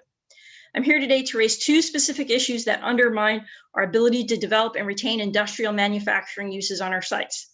The proposed visual corridor and upland connection mid-block between Bond Street and the canal, and the proposed waterfront yard and shore public walkway requirements. The proposed waterfront zoning regulations would constrain our site at 413 Bond Street in such a way that redevelopment, even with the proposed M14 zoning designation, would be infeasible. The proposed visual corridor would require an open and unobstructed area with a minimum dimension of 50 feet along the eastern boundary, and the proposed waterfront yard would require an open and unobstructed area with a minimum dimension of 30 feet along the entire length of the shoreline. These proposed regulations would result in a drastic reduction of our usable lot area by approximately 40%. We believe that this result is inconsistent with the city's stated objective to support existing clusters of economic activity and promote development of new job-generating uses and maintaining Gowanus's mixed-use character. If the city believes that the unplanned connection and visual corridor are necessary in this location, we would strongly encourage them to use adjacent sites that are proposed to be rezoned for residential uses and have more flexibility. Thank you, Casey. That is your 2 minutes. And Aaron, I see you here. If you unmute yourself, you'll have your 2 minutes. Hi, thanks, Alex. Hi, everyone. My name is Aaron Kleinman, and I live in Park Slope with my wife and infant son. I want to give my son a world that's in a better shape than where I found it, but owing to the increase in carbon emissions over the last 50 years, I worry that I won't be able to. Thankfully, we have developed a number of policy solutions to address the issue of climate change, and researchers at UC Berkeley's Cool Climate Network have found that urban infill, that is building denser housing in transit-friendly cities, is the most effective local policy in addressing climate change, with broad adoption of it potentially removing 160 million metric tons of carbon dioxide from the atmosphere by 2030. That's more than the next 2 most effective policies combined. So yes, let's build more housing in Gowanus. Let's build lots of housing in Gowanus so we can help more people live low carbon lifestyles and make it so our grandkids will actually know what snow is. I've heard a lot of you talk about how you're concerned about the development's impact on the neighborhood. I want to say that I hear your concerns and I understand where they come from. I know that many people are working to mitigate them best they can, and I believe that the Gowanus Neighborhood Coalition for Justice demands are reasonable. I also want to point to one of my favorite plays, Inherit the Wind. As a lawyer pleads with a small town to abandon its comfortable superstitions and accept the reality of revolution, he tells them that progress is never a bargain. You have to pay for it. Sometimes there's a man behind a counter who says, all right, you can have a telephone, but you lose the privacy and the charm of distance. You know, you may conquer the air, but the birds will lose their wonder and the clouds will smell of gasoline. Well, I'm here pleading with you to accept the reality of climate change and the reality that addressing it isn't a bargain, that we have to pay for it. It means you have to build in a spot that you might not think is right, for a building that you might think is ugly, in a process that you might think is unfair. But the alternative is doing nothing. And I'm not sympathetic to people who say they support housing, but not right here, because all they're doing is wasting time. The process has already taken 5 years, and we don't have more time to fight against climate change.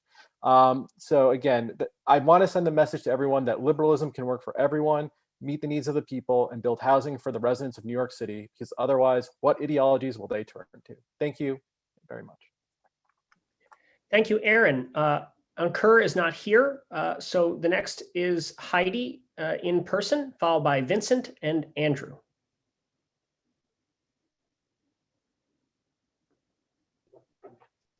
Heidi, we can see and we can hear you. My name is Heidi Dolnick. I live a half block west of the canal, and I'm a board member of the Gowanus Canal Conservancy.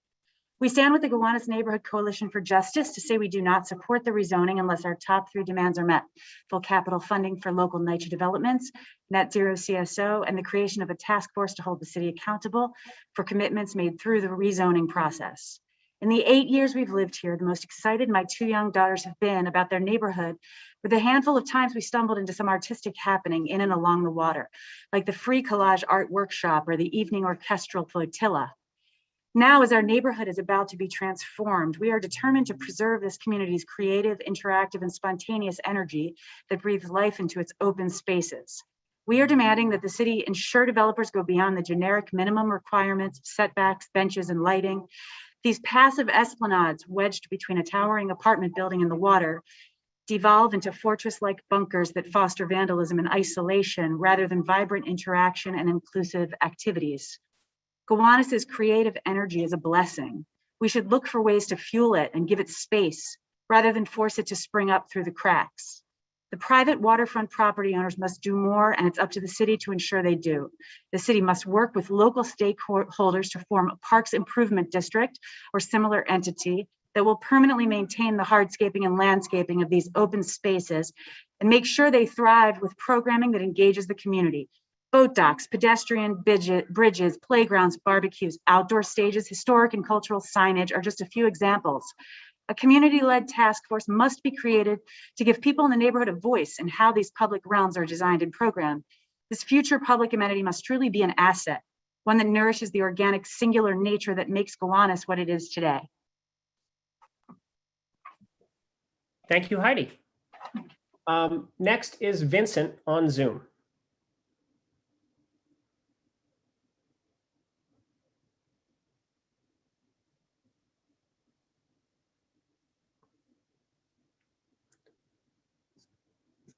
Is Vincent here?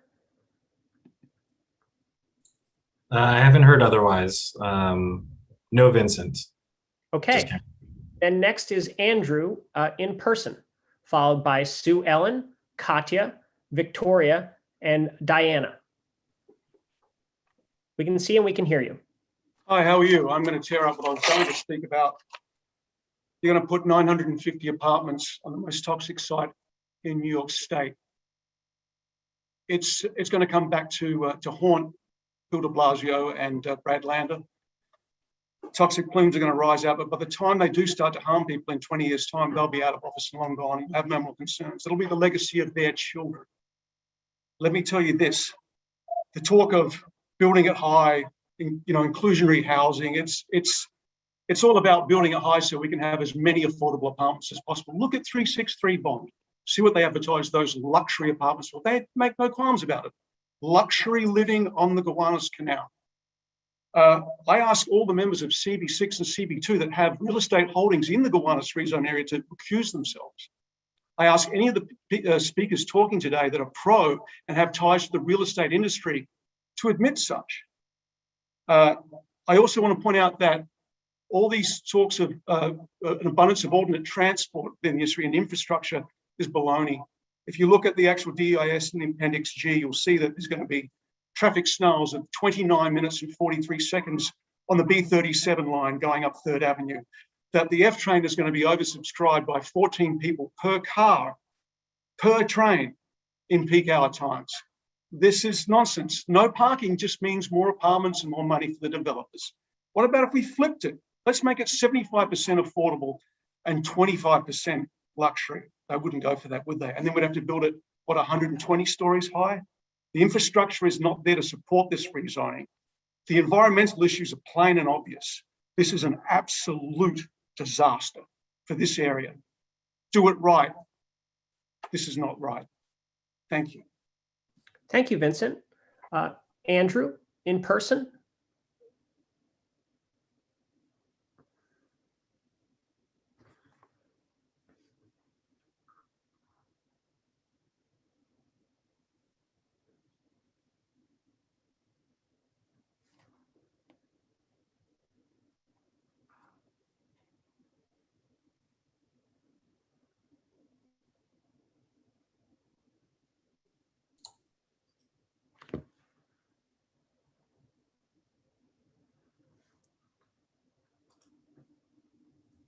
I think that was Andrew, is what Winston was telling me. Oh, I thought that was Vincent. Sorry, folks. Then the next speaker is Sue Ellen, who's on Zoom. Great. Sue, I think you're muted. You can unmute yourself. Can we start her clock again, if that's possible? Thank you, Sue. Hi there. Can you see and hear me now? Yes. Hi there. Sorry, I wasn't aware of what time I was going to be speaking. As you can see, I'm on a bicycle. I'm in Encinitas, California. I moved here because about 3 years ago, I was very, very ill, and I could not get a test after decades of trying to find out what was wrong with me. In the state of New York in 2010, Democratic Congress voted to make it illegal for the testing of toxicity in humans. So I couldn't get a test for mercury, cobalt, chromium, etc., the kinds of things that are inside the Gowanus Canal. For 25 years, I lived in and around downstream from the Gowanus. I'm an artist. I produced musicians. I've opened galleries, been very active, but now I can't go home. I can't go to my home because the area is toxic. And I know for a fact that with the dampness someone mentioned flooding, but it just never dries out in Brooklyn anymore. And I'm supportive of public housing, of the arts, and of developing this area, but some of the human costs involved in this is, I nearly lost my life. These toxins, the doctors and the labs that used to, test and treat these symptoms have disappeared. And so I'm living in a place where they know about metal toxicity, where they allow testing. And the public polling community action exists in and around the Gowanus Canal to see what toxicity exists in humans. It leads to things like type 2 diabetes, cancer, gastritis, all kinds of brain things, madness. Mercury we know causes madness. There's chromium from World War I in that canal. It gets into the water table, it flows out, it flows into us. We are the human capital and we are damaged and we don't even know it. I cannot go home. I'm here treating myself. And the toxins seep in very slowly and gradually till you barely notice, until one day your hair is falling out and your skin is turning gray and you can't digest your food. And Thank you, Sue Ellen. That's your 2 minutes. Much appreciated. Katya? Hi, my name is Katya Kelly, and I live 2.5 blocks from the Gowanus Canal. This 80-block rezoning is the most consequential action to be considered in this neighborhood. I would like to address the CB6 and CB2 members who will be voting on this massive rezoning and remind them of some of Gowanus's facts. Most of the area is to be rezoned is a FEMA flood zone A that floods on a regular basis. Sea level rise will increase flooding exponentially. The city still diverts millions of gallons of untreated sewer into the canal, and it will take years before they finally build the tanks, if they ever do, because they've not been very quick at starting the project. The dredging of the toxic material at the bottom of the canal will not be completed for another 9 years. The largest development planned as part of the rezone is called Gowanus Green, will be built on public place, the most toxic site in the state, where coal tar can be found at depths of 150 feet. And when you hear about the cleanup of public place, they're just scratching the surface. It's not a cleanup at all, it's a cover-up. And this is where Councilmember Lander wants to bring affordable housing. If you as board members vote yes for this rezone, you will be putting people in harm's way, and your name will forever be tied to one of the most atrocious environmental injustices and putting development and profit ahead of human health. And I also, as Andrew did, I would like to make sure that the board members who own property in Gowanus, real estate interest, or just, will gain financially from this rezone, that they abstain from voting. But I own all. Merci, Katya. 2 minutes. Next is Victoria Cambranes, followed by Diana Gruberg, then Susan Young. After that will be in person, Casey Berkowitz, in person, Dan Miller, in person, Mark Wouters, in person, Peter Tamau, then via Zoom, Jake Torrey, and via Zoom, Natasha Siddhartha. Is Victoria here via Zoom?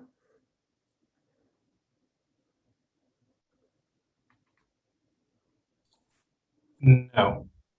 Okay, we'll move on. As a reminder, if you miss your time, you can re-register and then get back in line. Diana Gruberg, in person, is she here?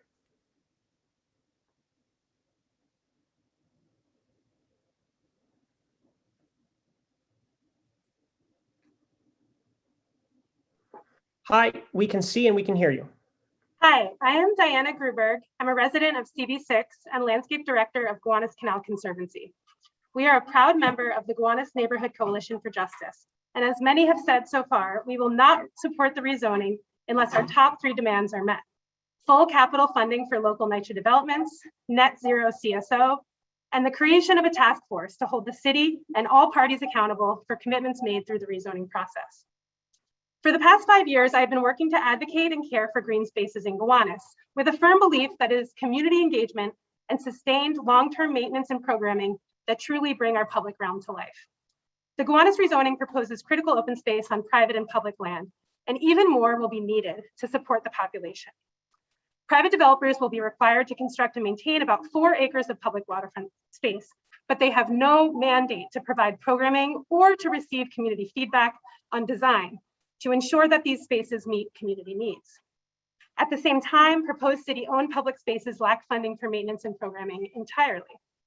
While the proposed waterfront access plan meets some community goals, developers are currently not required to provide active program spaces like boat docks, playgrounds, performance space, and barbecues.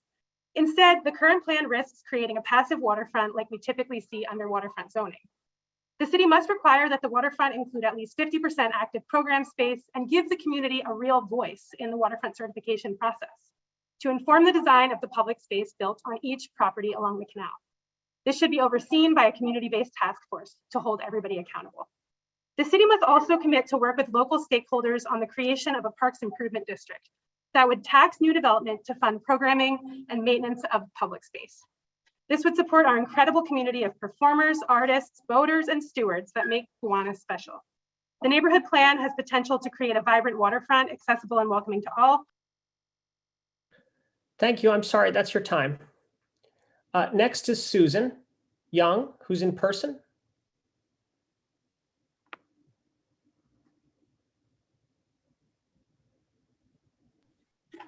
Hi, Susan. Hi, I'm an artist. In 2016, 500 Gowanus artists out of 700 artists were evicted from Brooklyn studio space on 9th Street and 2nd Avenue for the developer to refurbish with the modern amenities catering to tech and media advertisers. Now 200 artists are left to be displaced. A year ago, a musician found Max Roach's tape recordings in a Gowanus street near a defunct displaced recording studio. Where is the support for artists' studios for small businesses to thrive and job promised? Fifth Avenue Committee in the 80s had displaced, replaced bodegas, cochifritos, local drugstores, Kennedy Fried Chicken, discount stores, as well as POC/ethnic fashionable boutiques.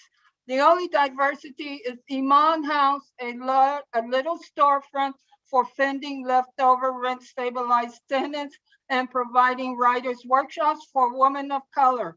Now Fifth Avenue is renamed Park Slope and extends to 4th Avenue with 20-story luxury apartments. In 2020, the mayor with Brad Lander are on a rezoning campaign. Brad says there will be 100% low-income housing for a new school facility. For me, people of color, homeless families, disabled, and seniors are most qualifiable for low-income housing. The Gowanus rezoning would place thousands of people on toxic land at public place, a former manufactured gas plant site with coal tar plumbs over 150 feet below the surface that will not be fully removed. The city only decided to dig 2 feet of coal tar as a... I'm sorry, Susan, that's your 2 minutes. The next person is Casey Berkowitz in person, then Dan Miller, then Peter Tamau.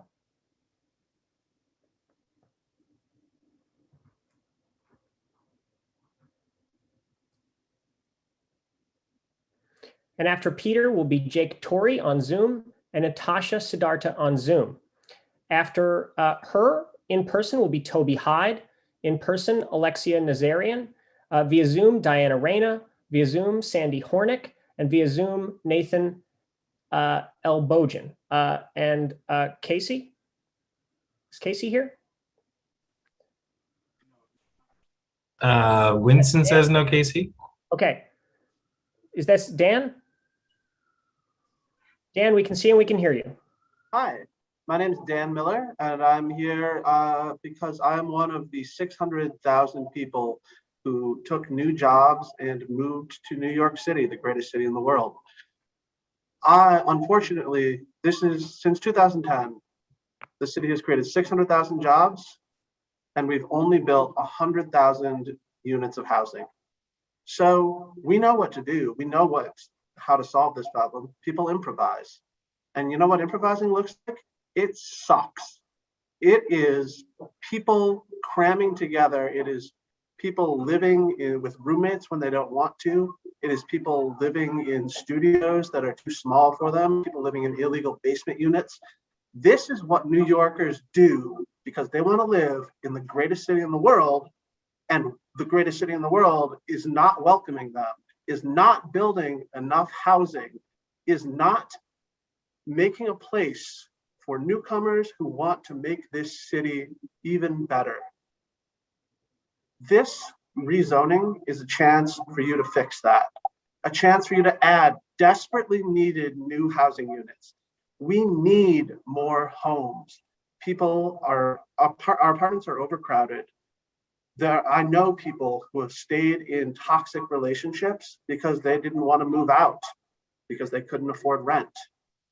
We are just trying to cram 10 million people who want to live in this city into 8 million people worth of apartments, and it's not working. That's why rent is unaffordable. That's why overcrowding is rampant, because we have a housing shortage. We cannot delay this vital new housing.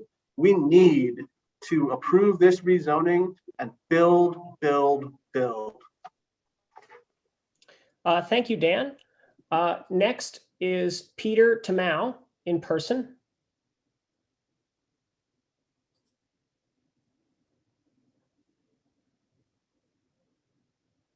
Peter? Hi, my name is Pete Tamao, and I live in South Slope. Over the last 10 years, America has lost 60% of its affordable housing stock. And nowhere is that more clear than here in New York. Over 110,000 public school students are homeless. That is more than the entire population of Albany. Building more housing and more affordable housing has never been more urgent. That is why approving the Gowanus rezoning is something we must get done. The rezoning would create 8,500 units of housing, 3,000 of them affordable, all in a high opportunity neighborhood served by transit. CB6 is 62% white and has a median income of $118,000. Safe, clean, and affordable housing and walkable neighborhoods is not a privilege only reserved for a select few. Housing is a human right. Study after study has shown that when wealthy neighborhoods refuse to build housing, rents rise and working families are pushed further and further, are pushed further and further away from jobs. The Furman Center at NYU found that housing instability among working families isn't tied to new housing. They move because they are chasing cheaper rents in an unfair housing market. When my family first came to America, they lived over here on Garfield Place. My great-grandfather ran a grocery store on Hoyt Street. Today, those apartments are multiple millions of dollars. Yet at that time, they could afford to live here, and in fact, they thrived here. Are we paying forward that New York dream today? When we don't build housing, when we turn it from a right into a scarcity, it is the most vulnerable who get hurt. Just today, I was trying to view an apartment off of 6th Avenue. Before I was even allowed to schedule an appointment, the realtor was peppering me with questions about my income and my credit score. I have privileges that many others in our city do not. And if it is this difficult for me to find housing, imagine how difficult it is for others. Housing is a human right, and we must approve this plan. Thank you. Thank you, Pete. Next up is Jake Torrey. Just let me remind everyone, if you'd like to speak, whether you're on the live stream or by phone or in person, you must register first. If you missed the instructions at the beginning of this meeting, you can go to nyc.gov/engage for instructions on how to register to testify online or in person or on the phone. Thank you. Jake, are you here?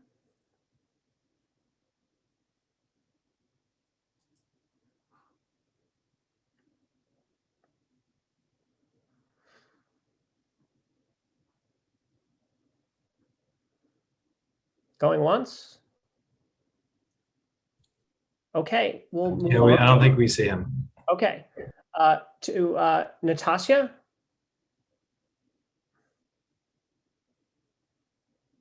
Who's on Zoom?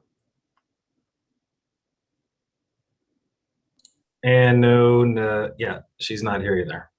Okay, is Toby Hyde here in person, followed by Alexia in person, then Diana Reyna on Zoom, Sandy Hornick on Zoom, Nathan on Zoom, Mac Thayer in person, John Crow in person, Fabiana on Zoom, and Peter Reich in person. Mac, or excuse me, Toby, we can see you, we can hear you. You have 2 minutes. Good evening and thank you for your time. I'm speaking tonight to express my deep hope and support that the community board will recommend approving the Gowanus rezoning with some minor fixes. And notably, we appreciate that DCP has dropped the parking requirements from 50% to say 20% for the R7 zones. There's no reason to have a parking minimum here, as well served as this area is by transit. And we heard some of that from the Community Board 6 the other night in the Land Use Committee. Now, according to the Citizens Budget Commission from 2010 to 2017, BK 33, the region covering Park Slope and Gowanus, added 7%, or population increased by 7%. Housing units up 0.2%. We added net 31 new units. That's embarrassing. This is a lovely neighborhood. I'm thrilled I live here. I would love to see more people live here. The best thing about New York is New Yorkers. We should be open and sharing our community with those who would want to live here, who do want to live here. I see the renderings in Gowanus and I say to myself, that's a place I want to live. I also want to point out how we got here. As you know, there was a lawsuit that held up this proceeding. The in-person meeting is an outcome of that lawsuit. However, some of the named litigants in that lawsuit did not appear in person tonight. Some of the delay tactics opposing housing have been cynical from the same people that we have seen again and again for years and years, appearing from out of the country rather than in person as they demanded. Now, New York City needs more housing for residents, for artists, for all of us. Please move forward with these desperately needed units. Thank you. Thank you, Toby. As a reminder, for those who would wish to submit testimony in writing or by email, you can do so to Brooklyn Community Board 2 at bk02@cb.nyc.gov and to Brooklyn Community Board 6 at mike@bkcb6.org. Sounds like Alexia is not here, which means that the next person is Diana Reyna on Zoom.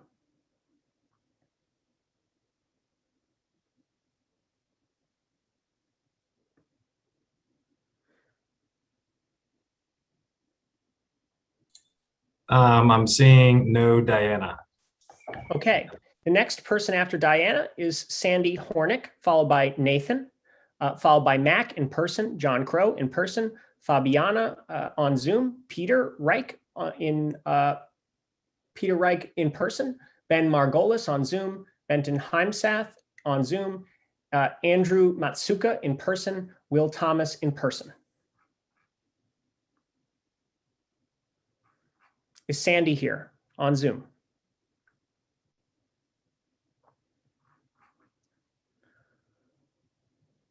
I'm going to take that as a no. Yes, he's here. Just 1 second. At least that's what I'm being told. So.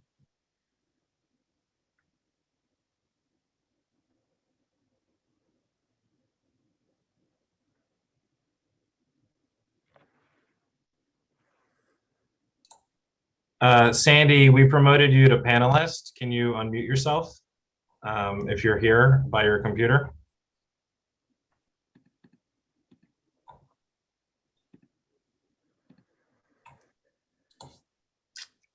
Sandy, I can see you're promoted, but you're still muted.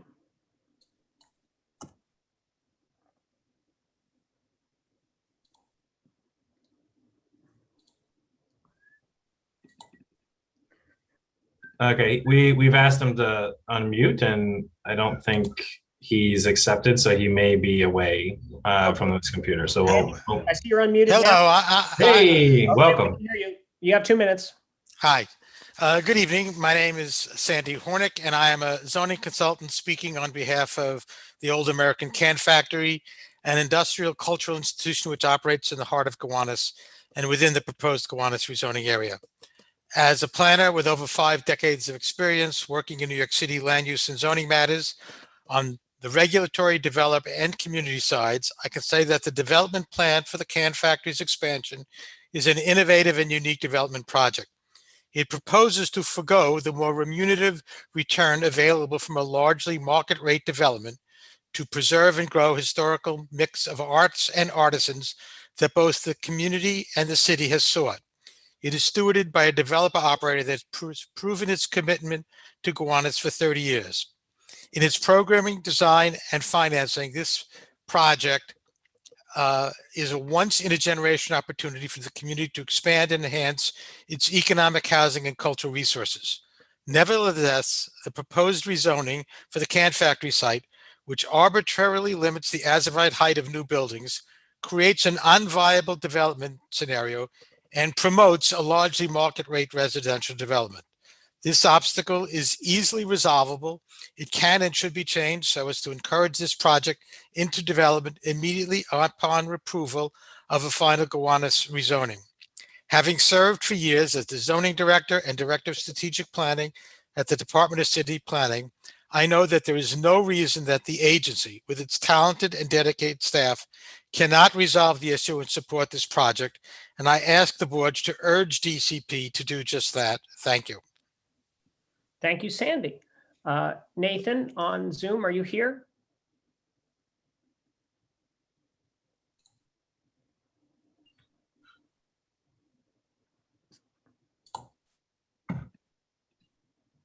Nathan, I see you're a panelist. You need to unmute yourself.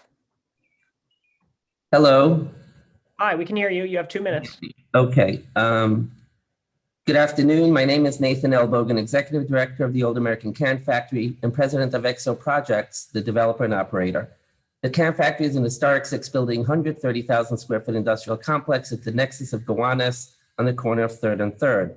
Over the past 30 years, we developed the Can Factory as a curated cultural manufacturing community, now home to 300 artisans, visual performing artists, poets, writers, filmmakers, publishers, and nonprofits. We are a mission-driven, for-profit company committed to the value that making conceptual and tangible products is noble and that it's done best in a diverse, collaborative, creative environment.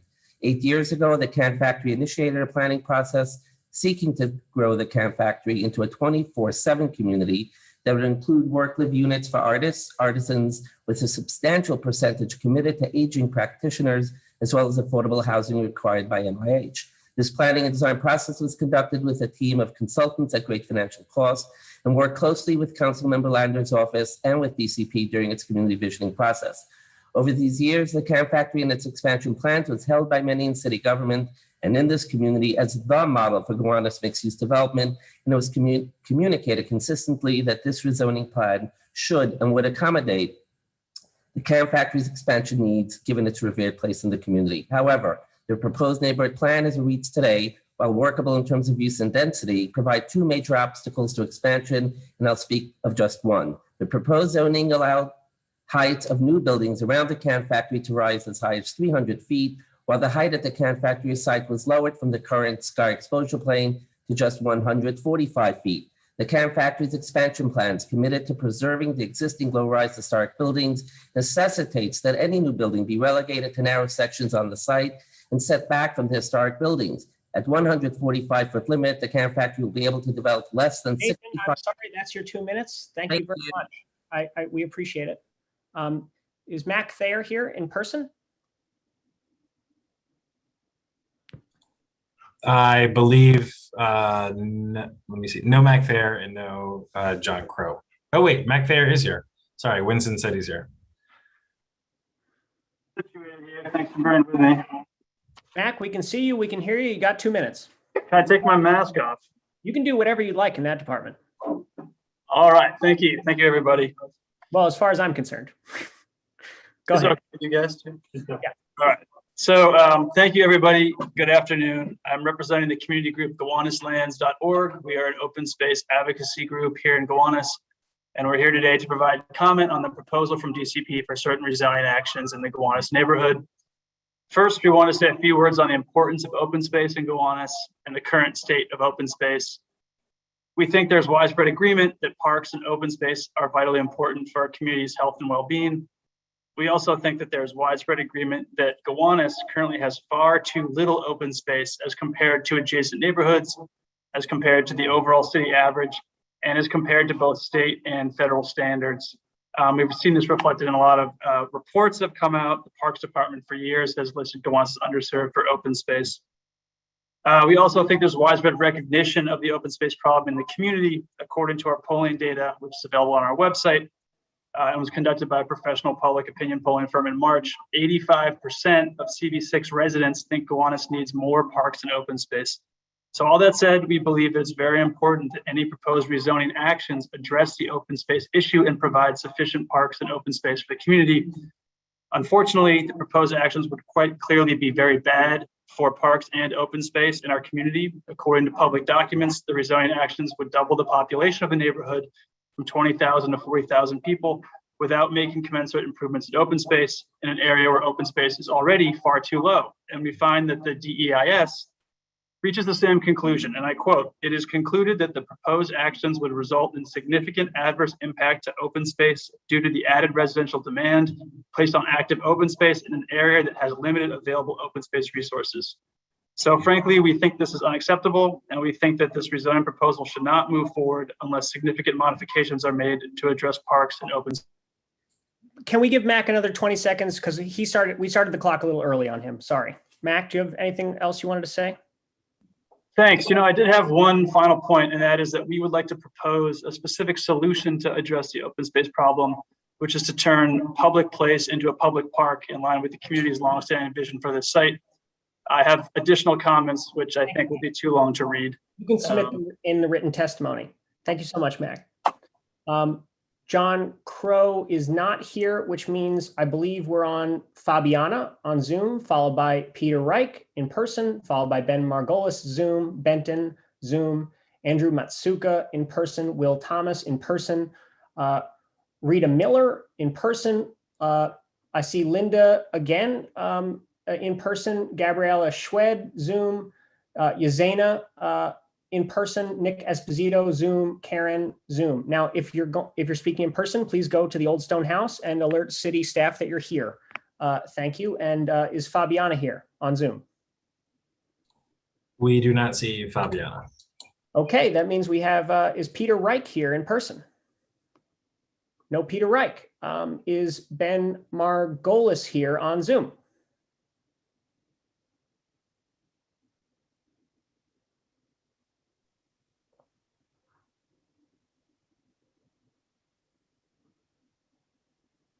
Good afternoon. Hi, we can see you. Excuse me, we can hear you at least. You have 2 minutes. Great. I'm Ben Margolis, outgoing Executive Director of Southwest Brooklyn Industrial Development Corporation, a 4-decade-old nonprofit supporting Gowanus's essential industrial businesses and workers. SBIDC is also a proud member of the Gowanus Neighborhood Coalition for Justice.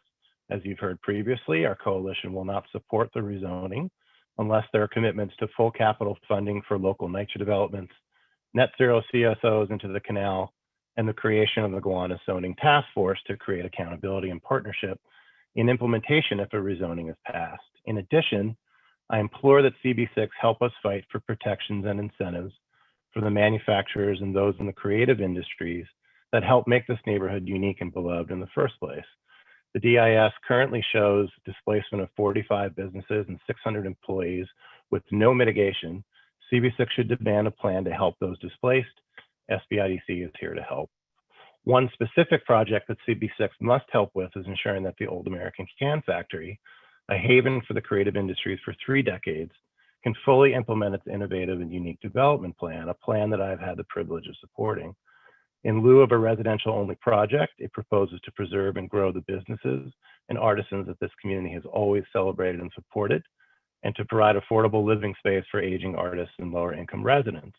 Unfortunately, the proposed rezoning designation for the site makes it impossible for the plan to be implemented, and that threatens the 300 creative workers currently housed on site and could lead to further loss of much-needed production space in Gowanus.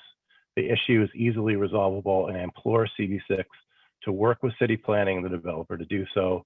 A future Gowanus without a vital mix of light manufacturers, artists, artisans is not one I want to contemplate. Thanks so much. Thank you, Ben. Is Benton here on Zoom?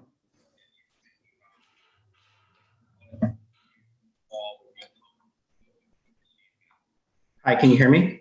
Yes. Hi, my name is Benton Heinsath.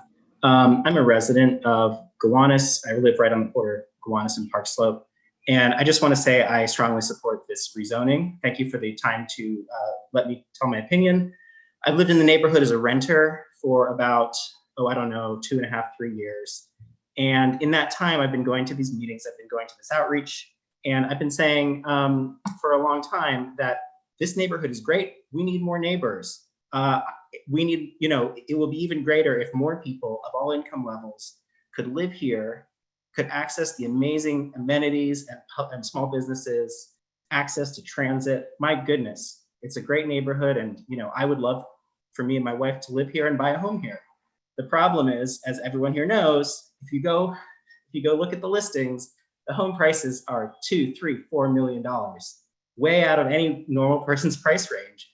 And this plan, the reason I support it so strongly is because it would provide over 8,000 new homes, including 3,000 plus affordable homes for people with low incomes. That's not me, but I'm a normal person. I want to continue to live in this neighborhood for 2, 3, 4 decades, raise my family here. That's just not possible right now. And so, I really urge y'all at the community board and, council and the mayor, planning department to really consider, housing affordability. Look, if I can't live here, I want to live here. If I can't live here, I'm going to move to an outer borough, and I might gentrify that area by moving into a lower income neighborhood, or I might move to Texas or California or Atlanta, God forbid, and my VMT, my greenhouse gas emission will go way up. So, if you want to invest in the future generation like me, invest in the planet, and invest really in New Yorkers of all income levels, I urge you to support this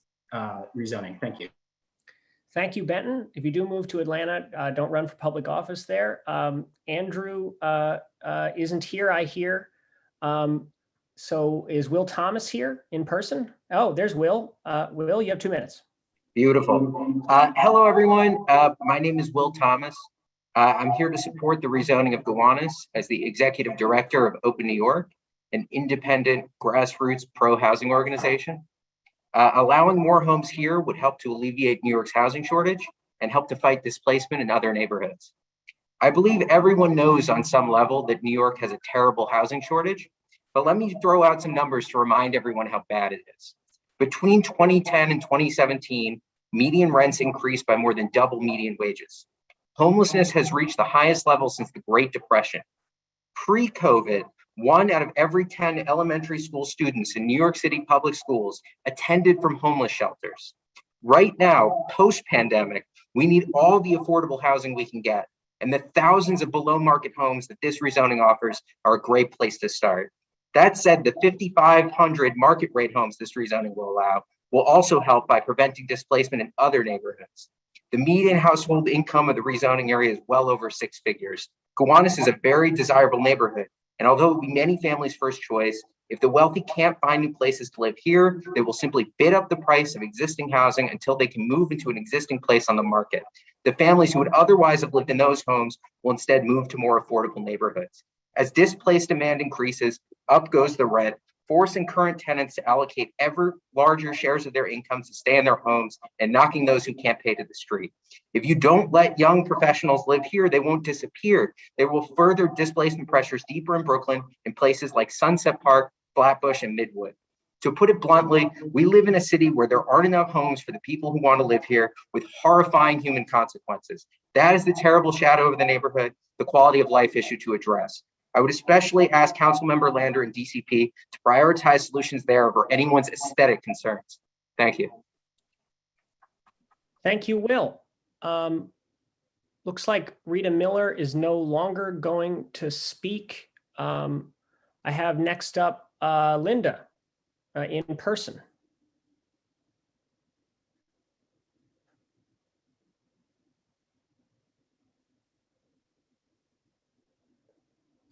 No, Linda. Okay. Is Gabriella here on Zoom? Shved.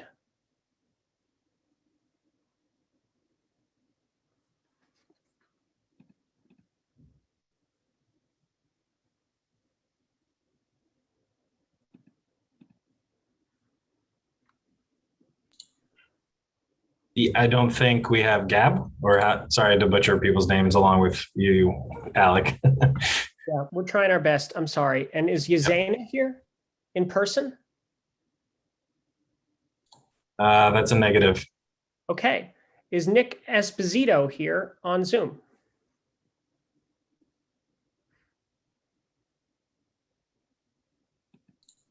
Yes, we're gonna bring him up. Hello, can you hear me now? Yes, Nick, you have 2 minutes. Okay. Dear council members and community members, the proposal as it is written paints a grim picture of transportation, congestion, and mobility. There's no doubt that this proposal will make it harder to get around the neighborhood for everyone, increasing travel times to work and making parking impossible. What this proposal ignores is that the BQE will be shut down or delayed in a very large way for several years in the immediate future. This proposal needs to be rewritten to include the traffic impact that the BQE shutdown will have.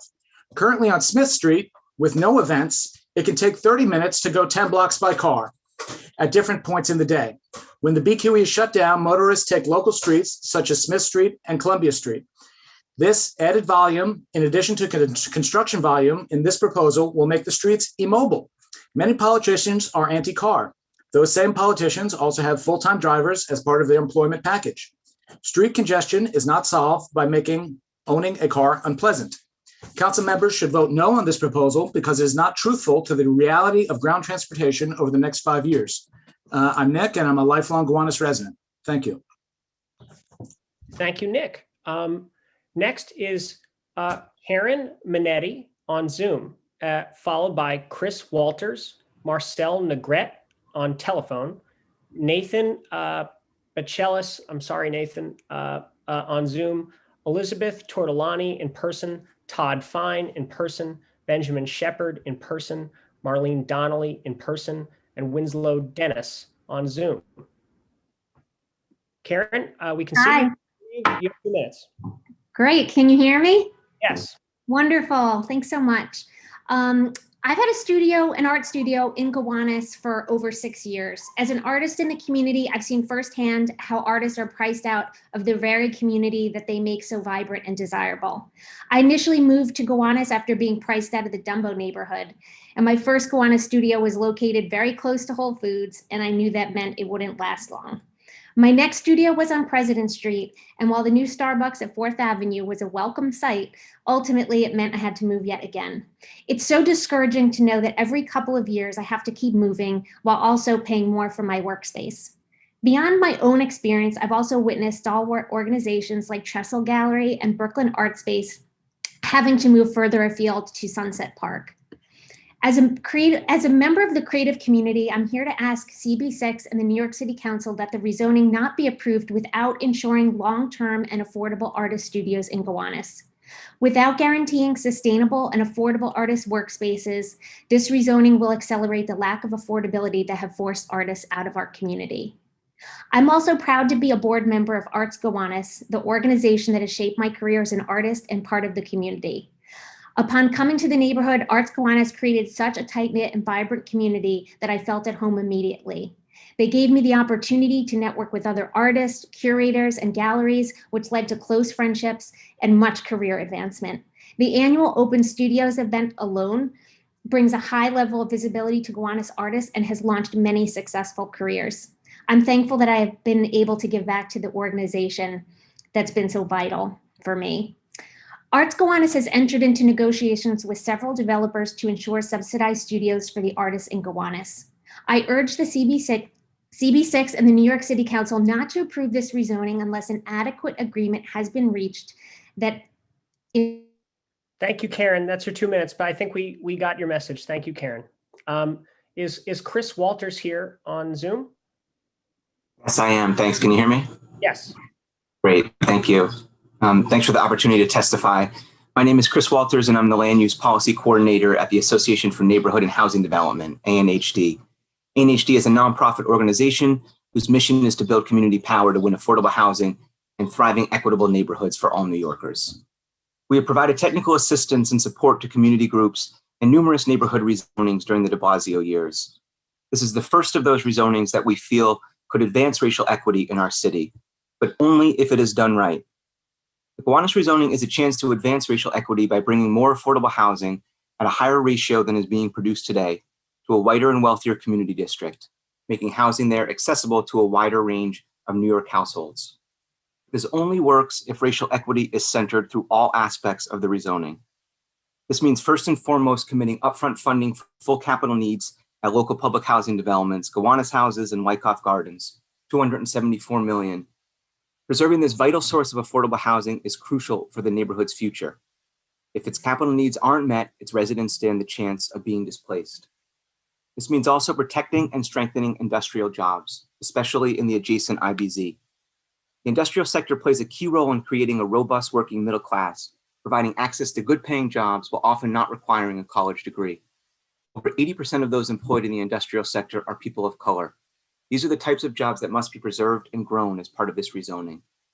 To do this, the EIS must acknowledge that IBZs are for industrial preservation specifically, not the other uses they mention, and analyze the effects of the rezoning on industrial businesses there.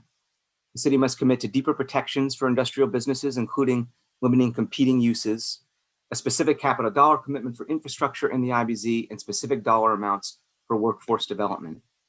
These demands must be met in addition to the full demands of the Gowanus Neighborhood Coalition for Justice in order for this rezoning to be one that truly advances. Thank you, Chris. That's your 2 minutes. Appreciate it. Marcel Negret from the Regional Plan Association. Are you here on the phone? Hello, yeah, can you hear me? Yes, Marcel, you have 2 minutes. Thanks. My name is Marcel Negret. I'm a planner with the Regional Plan Association. Thanks for having me here today. Existing households living in the Gowanus study area are, by and large, more affluent and socioeconomically resilient than most other New York City neighborhoods. The city's current housing crisis and the need to address it through a fair share approach largely justify the proposed actions currently undergoing this process. The exceptions, of course, to these conditions are the residents of NYCHA, Wyckoff, and Gowanus houses, who certainly deserve special attention and commitment to bring the properties and buildings back to a state of good repair. With the exception of NYCHA, the Gowanus neighborhood is affluent and is rapidly becoming even more affluent with time. The estimated average household income in the study area is $160,000, which is over $70,000 higher than that of Brooklyn overall, and over $60,000 higher than that of New York City. The average income in the study area has increased by approximately 30% since 2010, far outpacing growth in average household incomes in Brooklyn and New York City as a whole. The increasing population and a citywide housing shortage has put pressure on the residential markets in the neighborhoods surrounding Gowanus, including Carroll Gardens, Park Slope, and Vernon Hill, resulting in rising rents and property values. The historic districts and low-density zoning surrounding the neighborhoods are artificially constraining housing supply in a way that externalizes the cost burdens onto lower-income residents and exacerbating housing scarcity in the area and for the rest of the city. These pressures are manifested in residential rents, which have steadily increased in the study area and have surpassed the rest of the city since 2010. So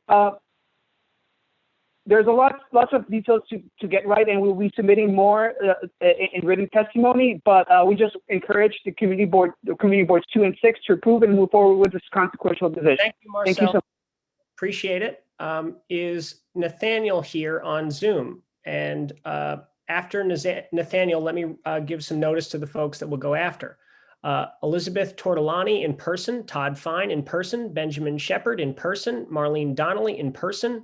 On Zoom, Winslow Dennis, Jessica Yeager. On dial-in, Owen Colby in person, Joanna Stoller on Zoom, Caesar Salama, and on Zoom, Pristine Johansson. As a reminder, if you're here in person, please go to the Old Stone House and alert the city you're here so we don't miss you. Is Nathaniel here on Zoom? No, Nathaniel. Did we want to try to go to Donna? Yes. Donna is here on behalf of Assemblywoman Joanne Simon. Donna?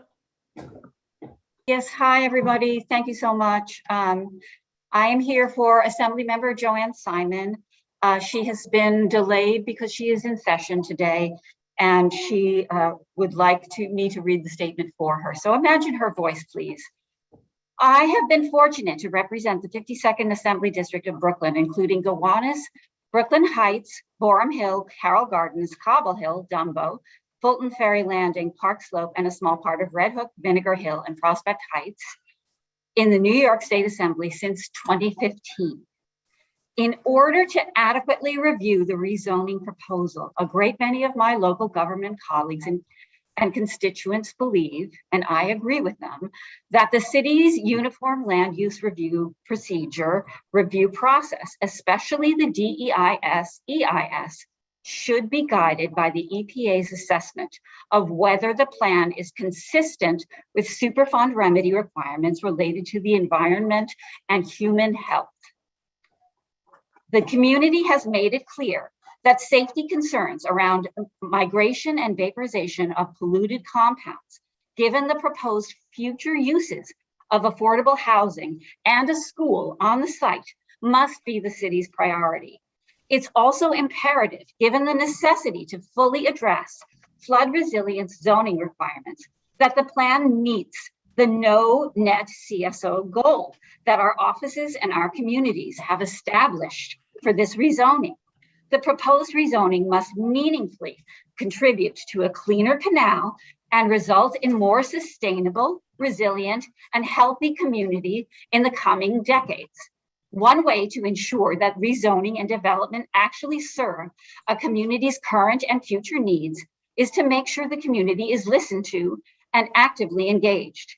This community deserves to better understand the full environmental impacts of this proposal. And for that, under the New York State Environmental Quality Review Act, EPA, FEMA, and the U.S. Army Corps of Engineers must coordinate as co-involved agencies to review and evaluate the DEIS findings. I also reiterate the previously expressed concerns about the vast footprint of the rezoning proposal, which extends well beyond anything that could be considered Gowanus. The study area extends as far north as Pacific Street in Borum Hill, which is not Gowanus, but nevertheless continues to exclude the public housing developments of Gowanus, Wyckoff Gardens, and Warren Street houses. It extends as far south as 15th Street in Park Slope, also not Gowanus. In my experience, the larger the area to be rezoned, the less likely it is that the promises and plans made at this juncture will be fulfilled. This is a fundamental problem with large rezonings. There are simply too many variables. This ought to be a concern for everyone involved. Thank you very much.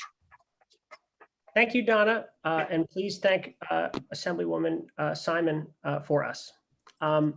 Is Elizabeth Tortolani here in person?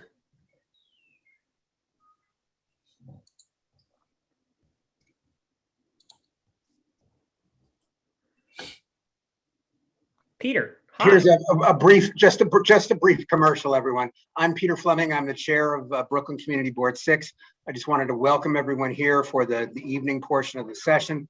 Thus far, it's been going great, and we've been hearing lots of great testimony, both for and against, that have brought up some really valid concerns about the rezoning. This rezoning has the potential to add more than 8,000 housing units to this neighborhood, 3,000 of them permanently affordable, as well as park space and schools. But we're obviously still concerned about things like combined sewer overflow, transportation, the adequacy of the schools that are planned. So there are lots of things for us to consider. Everyone has been on great behavior thus far here in the park. So I'm hoping that that's going to continue and that people will continue to be respectful, because it's important that everyone have an opportunity to express their views, to make those understood, and to make sure that we have an opportunity to hear them. So thank you very much. I look forward to hearing the remainder of the testimony. Everybody's doing a great job so far. It's well exceeded my expectations for how this process would go. So I'm really want to congratulate everyone that's been involved. So thank you all very much. Again, I'm looking forward to hearing the rest of the testimony. And the next young lady is right here next to me. So we're going to have her come on and speak now. Thank you, everyone. Thank you, Peter.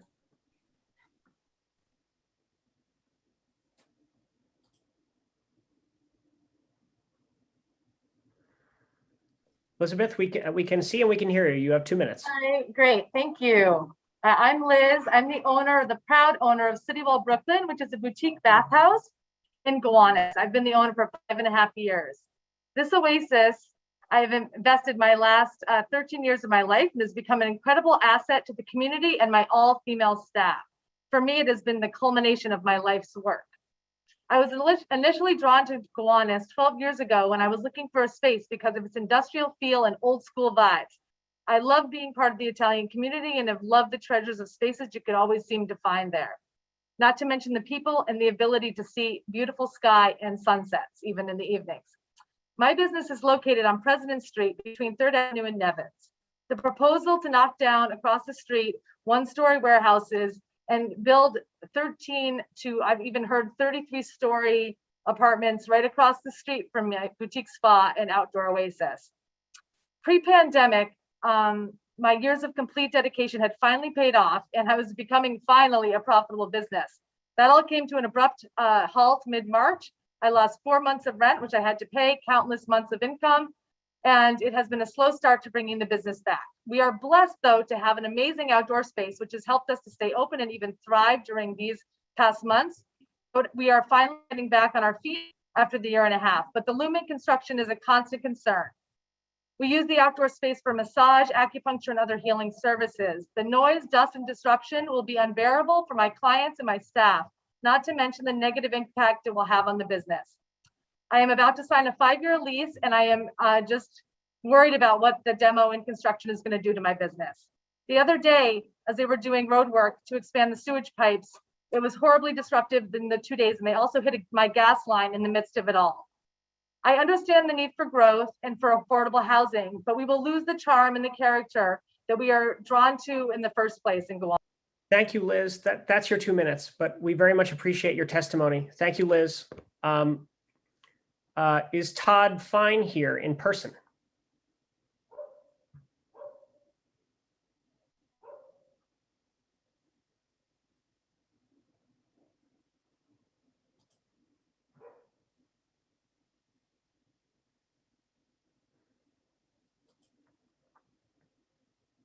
Todd?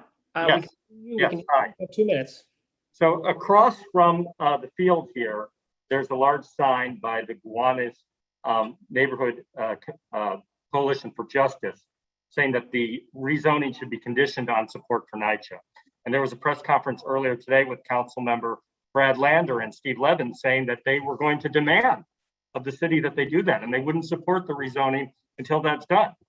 But we're being told that we have to finish this rezoning in a few months before the end of the de Blasio administration. So how is it possible that this fundamental demand, which was going to cost maybe tens of millions, hundreds of millions of dollars, isn't even discussed or on the table? To me, that's an argument for just delaying the whole thing until we can deal with a fundamental demand that even the council members support. And that also adds to this question of the AKRF study, which we need to call out that the emperor has no clothes. We have one firm, AKRF, that does every environmental impact statement for city planning, always in favor, always with enough leeway for them to move forward. And yet we have a Superfund site that's being managed by EPA and involved with FEMA, and they're not on the table, and we're trusting AKRF. Why don't we deal with real federal experts, environmental experts, to resolve this properly? Just let's call it out. The emperor has no clothes. It's not a proper environmental impact statement, and do it right. And there's no need to meet de Blasio. You know, de Blasio's not here. The mayor's office isn't here. They're not dealing with anybody, any community. They're trying to deal with real estate and get as much payoff in the end of the term. Let's just stop playing games here. We all know this. Even if you waited a year, a lot of the people could get their housing and things, but we wouldn't have such a terrible process. Come on. Thank you.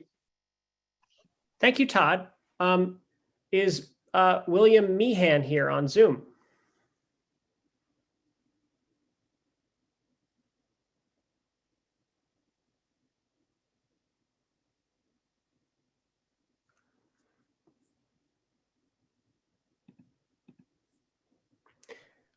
William, hello, I see. can you hear me? Yourself? Yep, we can hear you. Great. Yep. You have 2 minutes. Hello?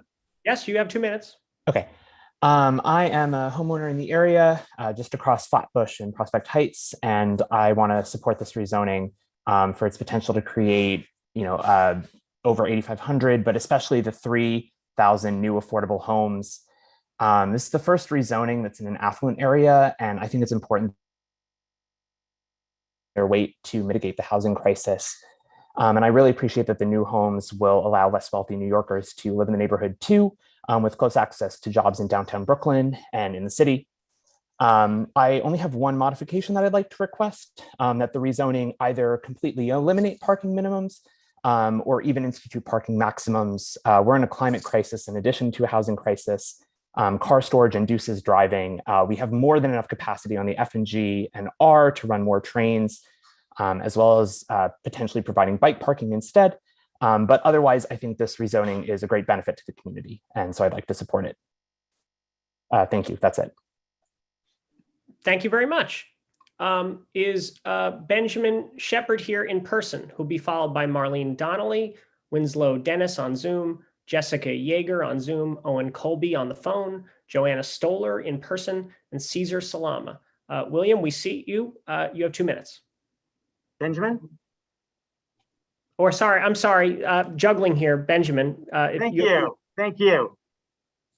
I'm here to express my disapproval of this rezoning.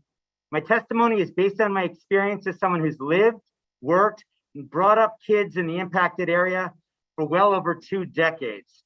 I have no ties to the real estate industry. What I do have are environmental, aesthetic, and justice-based concerns over the rezoning. As a social worker, I'm concerned that the affordable housing is not being done right. It needs to be spread throughout the neighborhood as opposed to placing thousands of people on toxic land at Public Place, a former manufactured gas plant site where carcoal fumes over 150 feet below the surface that will not be fully removed.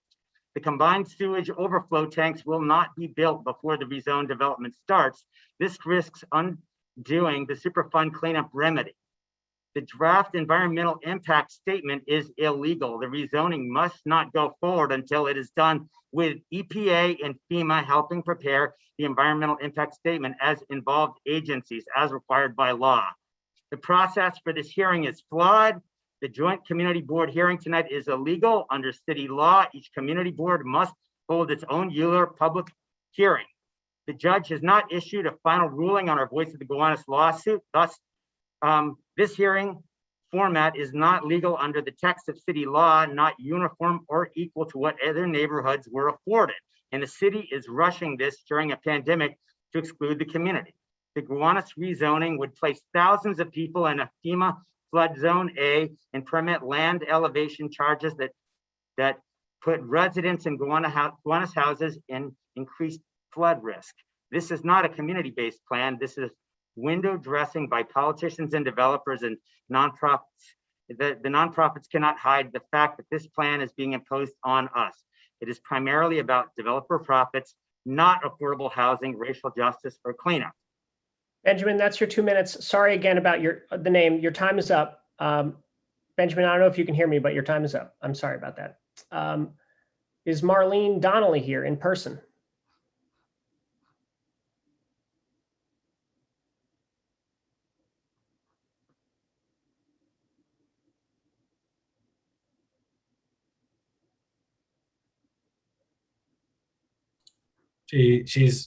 We'll be there in 1 second.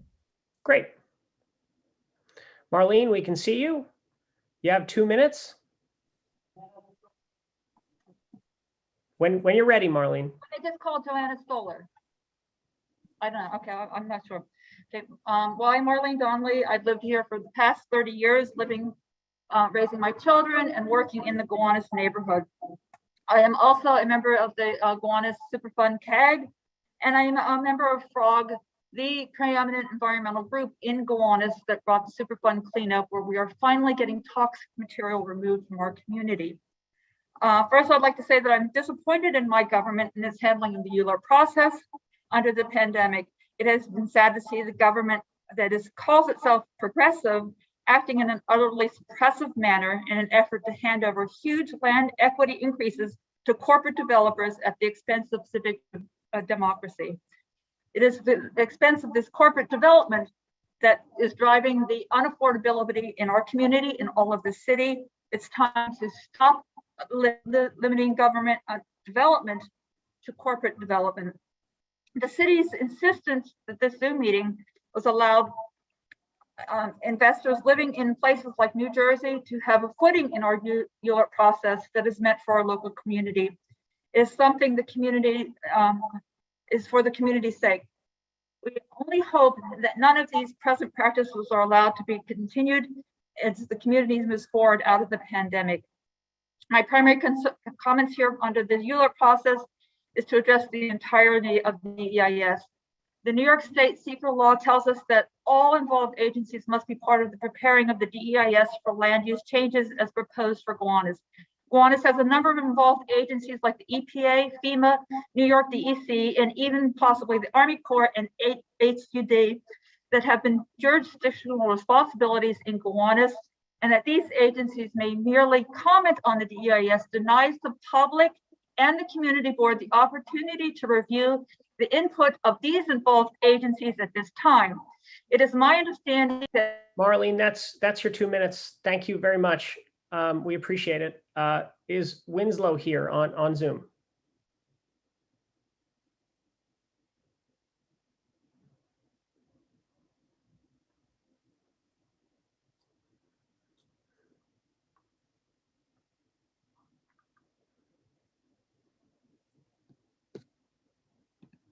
Nope, no Winslow.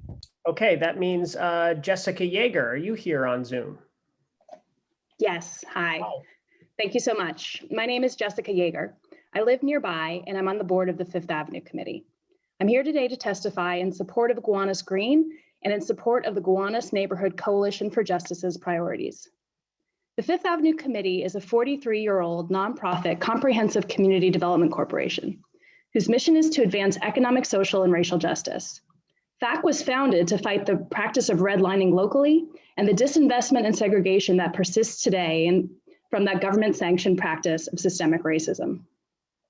Because of the significant number of deeply and permanently affordable housing units that will be built, the Gowanus area rezoning proposal will help advance fair housing and equity. But to truly do this, it must also fund the preservation of Gowanus houses and Wyckoff Gardens and do so in a way that local NYCHA leaders support. This rezoning must also map mandatory inclusionary housing option 1 and the deeply affordable option to promote inclusion. FACT is a proud development partner of Gowanus Green, which will create 950 units of affordable housing, a new public park, and a new public school. Gowanus Green will serve New Yorkers with a range of incomes and needs. At least 50% of the rental housing will be dedicated to extremely and very low income households with incomes at or below 50% of area median income. 15% of the rental units will be dedicated to formerly homeless households. As a longtime neighborhood resident and an affordable housing advocate in my professional life, I'm very excited about the promise of this rezoning to bring real and long-lasting affordability to this part of the city that so desperately needs it.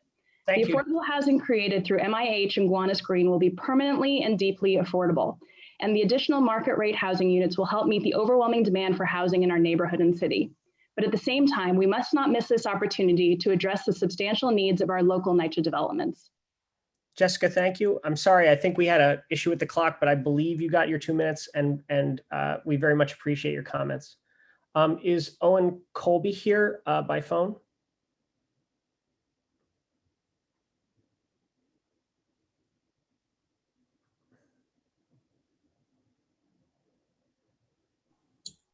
I'm seeing no. No, is not. Okay, that means that our next person is Joanna Stoller, who's here in person.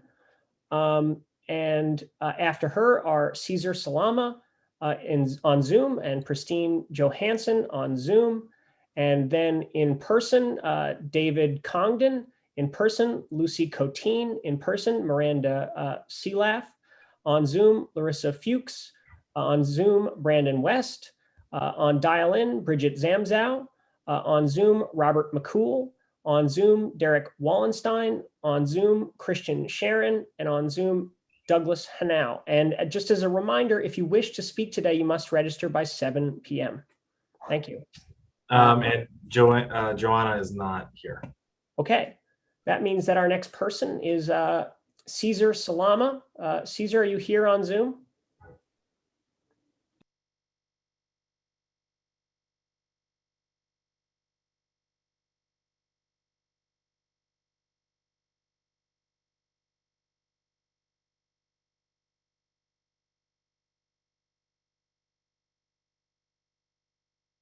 No. As a reminder, if you miss your slot, you can just re-register before 7 o'clock and get back online, okay? I know it's a little hectic. Pristine Johansson on Zoom from the Fifth Avenue Committee. Are you here?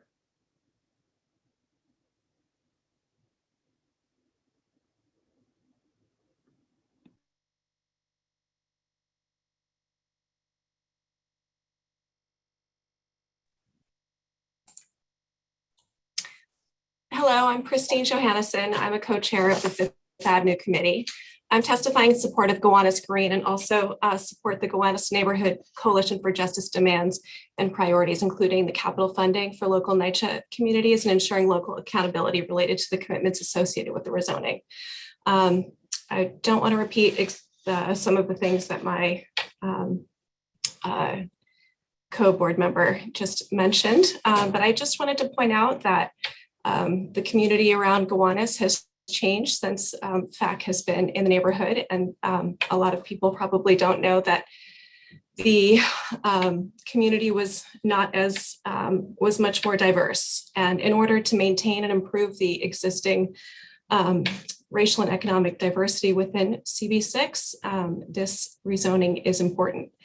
The rezoning is projected to include 2,000 newly created housing units, and a third of the affordable housing created as a result of the Gowanus area rezoning will be created by Gowanus Green. Some of the Gowanus Green development will include units for senior housing, 115 units, 73 units for supportive housing for disabled individuals, 67 affordable homes for first-time home buyers, as well as a public park and remediation along the public park and a public school. I wanted to say that this project is being built on a site that was a former manufactured gas plant site. The phase 1 of the remediation is being completed now by National Grid, and Gowanus Green will be completing phase 2 of the remediation. This is a crucial piece of the Gowanus plan and supports the overall health of future residents in the neighborhood. There has been a lot of misinformation about the ability to build residential and other uses on a remediated former manufactured gas plant site, but this can be done and has been done safely. Some other examples of these kinds of projects and building on former manufactured gas plant sites. We really appreciate you testifying today. Thank you. Is David Congdon here in person? Here, yep. Great. I'm still muted, actually. So, okay, here I am. I think hopefully you can hear me. Yes. Okay, hi. My name is David Congdon. I've lived on Hoyt Street near Sackett in the Gowanus since 1976, and I'm a proud member of FROG. I'm not against change. I'm not against permanent affordable housing. However, I'm here today to ask Community Board 6 to vote against the DCP Gowanus neighborhood rezoning plan in its current form. I ask CB6 to consider that any redevelopment should prioritize the need for open space in the Gowanus. The DCP DEIS states that overall there's only 1 acre of newly mapped parkland out of the entire 410 acre rezoned area, which is less than 0.3% of the Gowanus. The DEIS also states that the DCP's Gowanus framework is, quote, comprised of goals and strategies to make Gowanus a cleaner, greener, and more inclusive neighborhood. I submit that 1 acre of newly mapped parkland out of the entire 410 acre rezoned area is utterly inadequate. City planning should address this in part by returning public place back to the public. It was earmarked by Tom Hewitt as public parkland in the 1970s, and I ask that CB6 take steps to restore that designation. My message to CB6 is to tell the DCP to go back to the drawing board, finish their job, and issue a complete DEIS with the engagement of EPA and FEMA so a full evaluation of the plan can be considered. At the June 17th Landmarks Land Use Committee meeting, I asked the committee members to vote to disapprove the Gowanus neighborhood rezoning plan. Oh, I have a few seconds left. Shout out to the capital improvements for NYCHA housing, especially Gowanus houses, which has been a terrific neighbor of mine for 45 years. And also to the net zero CSOs. Thank you. Thank you, David. You very ecumenically used your time. Lucy Coteen, are you here in person?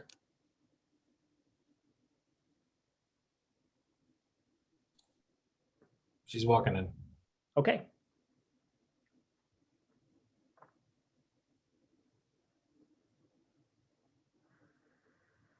Lucy, we can see you. You have 2 minutes. See me, I'm sure.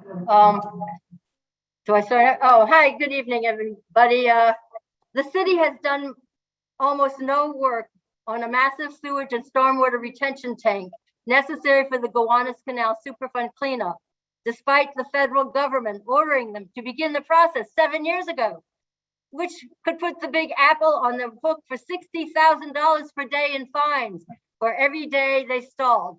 That was in the Brooklyn paper in April 29th. You plan to put the city in charge of cleaning up this open sewer known as the Gowanus Canal? They haven't taken the first step in even funding the needed retention tanks. Why would anyone support putting anybody in housing on this super fund of toxic land called public place that can never be remediated, according to EPA Superfund engineer Christos Siamis, let alone housing low-income people who have few choices for housing and are more susceptible to health issues. In addition, this is in a flood zone. The plan was bad under Bloomberg. It was worse under de Blasio as council member. And now with the 22 to 30-story buildings, it is even worse as proposed by Brad Lander. Right now, we see empty high-rises all over the city. We see many more tall buildings rising. Cranes dot the sky throughout the city. Why would we want to rezone 80 blocks of Park Slope, allowing for more empty high-rises to rise?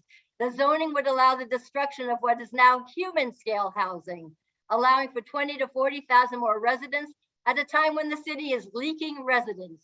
The infrastructure is unfit now. There is some kind of lunacy gripping these electeds who would promote the destruction of their own district. No building should even be considered before a 100% remediation is completed. Bear in mind that the developers Lucy, that's your time. Thank you so much. Is Miranda here in person?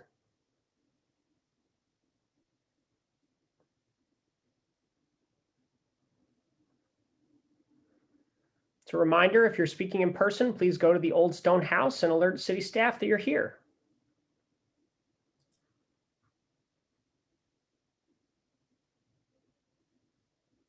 Hi, Miranda. Hello, my name is Miranda Seeloff, and I urge the community board to vote no on the DEIS for the Gowanus neighborhood rezoning. I have looked at the DEIS and I see many negative impacts to this community, but leaving aside the massive CSO problems, the shadows, the lack of open space,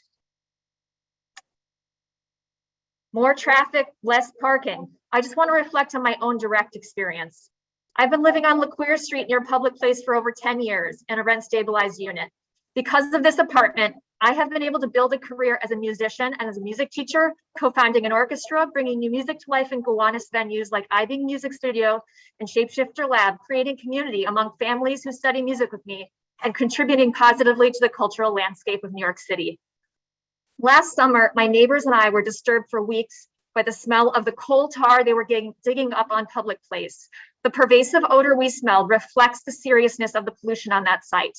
As the EPA has concurred, the coal tar plumes are really dangerous, especially if housing is built there. I hope by sharing my direct experience, you will understand two things. Gowanus is a culturally rich place where artists have thrived in part due to historic affordability, and it is extremely polluted. The new parade of luxury towers will stamp out creativity and affordability, and simply putting E designations on lots does not guarantee that the pollution will disappear. This brings me to the dangers of the DEIS. I am not alone in believing that the DEIS is legally insufficient and must be redone as per state and federal law. Congresswoman Velasquez, Senator Brisbort, Assemblymember Simon, and others all support redoing the environmental impact analysis so that it satisfies the law and ensures the health and safety of this community. Federal agencies, including EPA, FEMA, and the Army Corps of Engineers, are currently scrutinizing DEIS and the request from the community and electeds to urgently intervene. Thank you very much. I appreciate it. That's your time. Thank you. Is Larissa here on Zoom?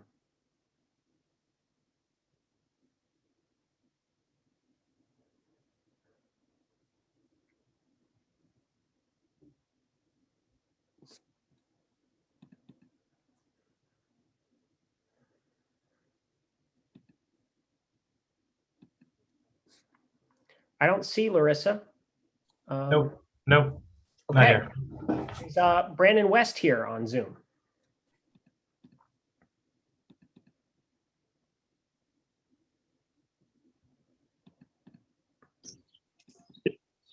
Yes, I'm here. Great, Brandon. You have 2 minutes. Great, thank you. I'm Brandon West. I'm running for City Council District 39. But today I'm here as a concerned resident of district because the dangers of the current Gowanus rezoning are real. I live just a few doors off of the 4th Avenue corridor, and I've been following the Gowanus rezoning for years. And the more I speak with people in Gowanus, the more I've saw the community is really grappling with the same concerns that I've been having this whole time.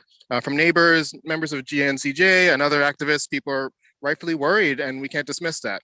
Frankly, the DEIS is alarming. The reports show deep levels of waste that have to be remediated. The EPA, FEMA, and the Army Corps of Engineers were not involved in preparing the DEIS, making the study legally inefficient, according to New York state law, as we've heard already today. And it's only right and lawful that the DEIS is redone with full participation of these agencies. And it's reasonable for the community to want to hear what they have to say.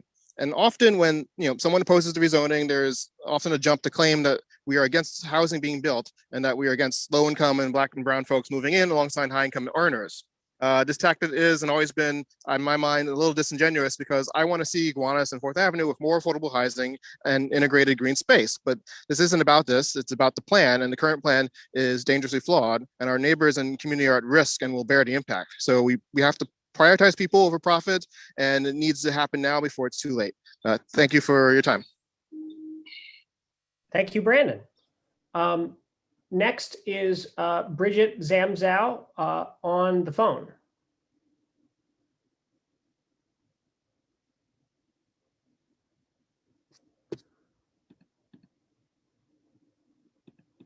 Is Bridget here?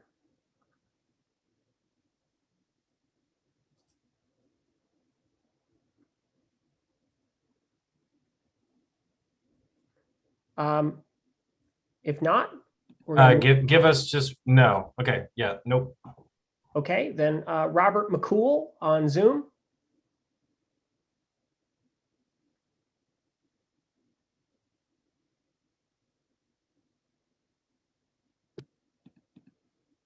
Robert, I see you're here. You just have to unmute yourself. Hi, thank you for your time today. My name is Robert McCool, and I am the Director of Home Ownership Programs for Neighbors Helping Neighbors, a nonprofit affiliate of the 5th Avenue Committee.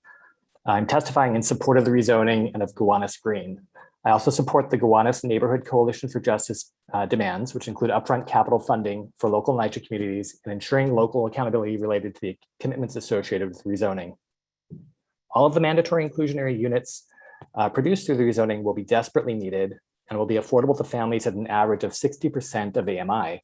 And the majority of the 950 units at Gowanus Green will be affordable to individuals below 60% of AMI. Gowanus Green will also include dozens of affordable homeownership opportunities. Affordable homeownership opportunities are critically needed in Brooklyn, where the median home price is now $900,000. This is wildly out of reach for most of Neighbors Helping Neighbors homebuyers, who have a median income of $70,000 and median household size of 2. Homeownership provides long-term housing stability, contributes to community pride and stewardship, and brings financial benefits, including tax deductions, the ability to grow wealth through home equity, and an asset that can be passed to one's family. Many who purchase affordable homes at Gowanus Green will have spent many years or their entire lives within the neighborhood. This opportunity will help them stay in the community and realize the benefits of homeownership that many others, through their own hard work, hard saving, and even luck, have been able to realize for themselves. The rezoning proposal, because of the 3,000 affordable rental and homeownership units that will be built, will affirmatively further fair housing. But the rezoning must also fund the preservation of the Gowanus houses and Wyckoff Gardens NYCHA developments and do so in a way that local NYCHA leaders support. I'd like to thank Community Boards 6 and 2 for taking the time to listen to my testimony. And I also ask for their support of Gowanus Green and GNCJ's demands as part of their vote on the Gowanus area-wide rezoning. Thank you very much. Thank you, Robert. Derek Wallenstein. Derek, are you here on Zoom?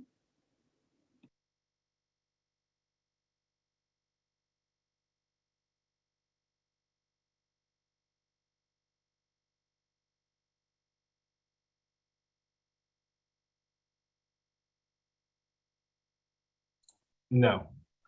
Okay. The next person is Christian Sharon. Christian, are you here on Zoom from St. Lydia's Church?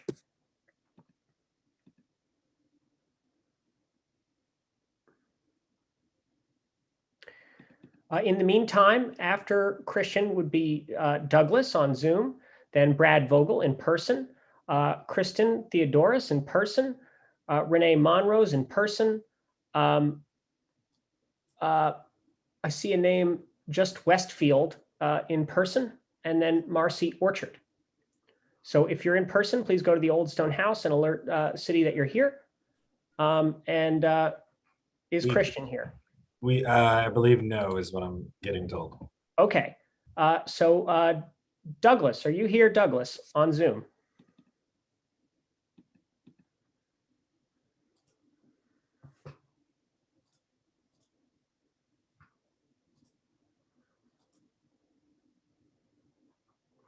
Hello, do you hear me? Yes, you have 2 minutes. Hi, my name is Douglas Hanau. I live in Community Board 6. I've lived here for 23 years. I bought a home here. That home has appreciated in value 300% since I moved here. This is an extremely wealthy, extremely white neighborhood, and I would like to see more diversity. I would like to share the incredible community that's built here with lots of other folks, especially folks who don't and will never have the opportunity to live here unless we do something like the Gowanus rezoning. The other issue is lots of speakers have talked about how they're going to entrust the city with millions and millions of dollars to give to NYCHA and do it effectively, but they feel that this same city cannot clean up an environmental site, which is something that's done all the time in construction. And 3, we need more affordable housing in Community Board 6. There is none. There is effectively none. Most of the neighborhoods are either historically designated, landmarked, or zoned for single family. This is the only place, and this is the time we have to do it. Thank you very much. Thank you, Douglas. Next up is Brad Vogel. Is Brad here? Hello, my name is Brad Vogel, and I am opposed to this rezoning, and I encourage Community Board 6 and Community Board 2 to vote against it. ULURP, as many of us know, is stacked against us, members of the community, and I live here in Gowanus, and I'm active in this community because I love Gowanus. The problem is, this rezoning will kill the things about Gowanus that make it Gowanus, and we deserve a better plan. We have lots of problems with this rezoning. The tanks will not be built in time to stop the CSO problem, and those tanks are only going to be designed for the current level of development, not the rezoning level.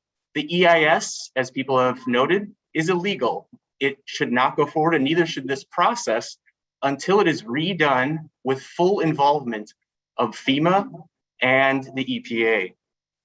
Public Place is a disaster waiting to happen in terms of toxic coal tar plumes down more than 150 feet. And if you put people in houses on that site, look out. The other thing is flood risk.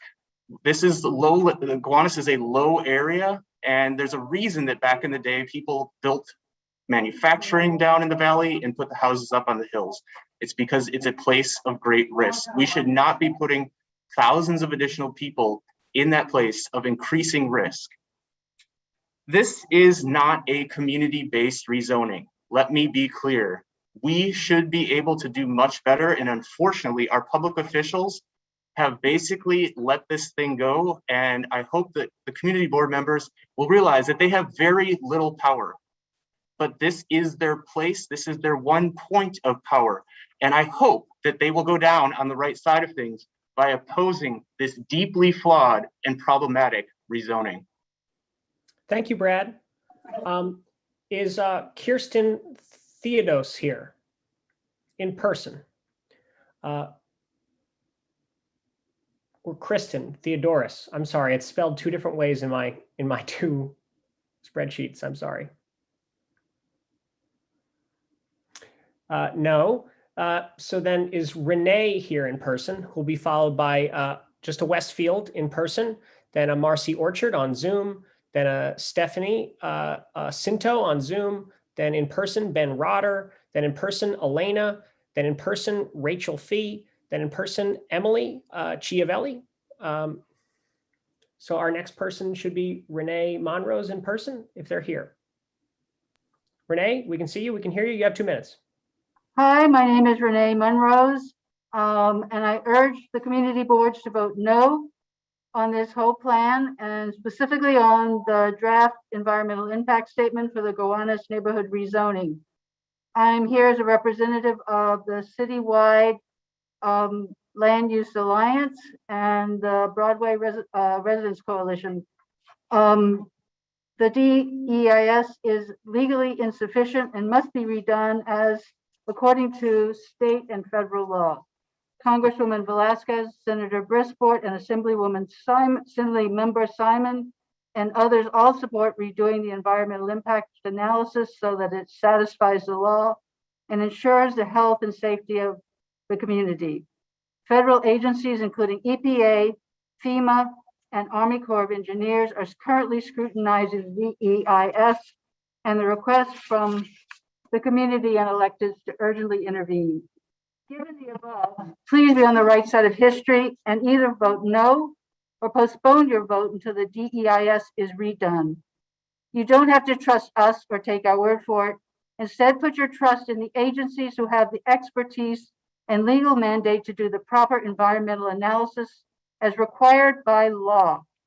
If, given all the above, you still feel like you must vote for the rezoning, then at minimum, consider making your vote conditional on the DEIS being redone with the legally mandated full participation of state and federal agencies as involved agencies.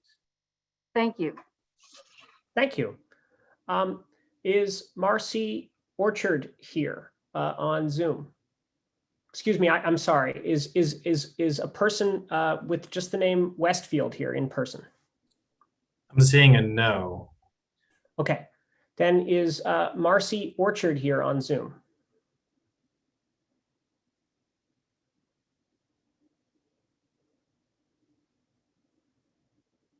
Also no, Marcy. Okay. Is Stephanie Cinto here on Zoom, who will be followed by Ben Rotter in person, Elena Sicheva in person, Rachel Fee in person, Emily Chiavelli in person, Nina Ippolito on Zoom, Manuela Paul on Zoom, Victoria Hillstone in person, Sarah Jean Avery in person, and John Golden in person. Hi, Stephen Cinto here. Hi, Stephen. Hi, how's it going? So I used to teach public school at Summit Academy just over the border in Red Hook. And I want to speak in favor of the rezoning. I think the process that we're doing here is very unfair, not just to me. It underrepresents people like my former students who can't afford to live in the neighborhood because the zoning is so restrictive. And almost all of them are high needs students whose families live in public housing. They struggle to pay the rent. They can't come to long government meetings on a weekday at 4 p.m. And so they're not here and they're underrepresented. And instead we have a very small number of kind of anti-development naysayers who are wildly overrepresented. And in here and in every other land use decision in the city, that's why the housing market is so constrained. And so every renter in the city benefits from upzoning, and we all benefit from housing construction, but we can't all be here. As a result, rent's unaffordable. Our zoning and land use make construction both of affordable housing and of market rate housing extremely difficult, if not impossible. As a result of that, New York and Florida have about the same population. New York has about 7 times the homelessness of Florida. And that's because it's legal to build housing in Florida. It's not that complicated. If you don't build housing, there will be less of it. And the poorest people will not be able to afford it. We do not have 7 times the mental health problems or drug addiction of Florida. We have much more restrictive building rules. And as a result, we have way more homeless people. So you can't oppose the upzoning and also oppose homelessness. They are one and the same problem. You don't have enough housing. And last thing I want to mention is just this first rezoning of the de Blasio administration that's in a majority, in a wealthier area, in a majority white neighborhood. Median household income of 118,000 as of 2018, according to the American Community Survey. The other places are, half that. I think second highest is Bay Street at 64,000. And so this is, desperately needed. I hope that you'll support it, and I hope the people who oppose to it will think long and hard about the sort of city that they want to live in. Thank you so much for your time. Have a great day. Thank you, Stephen.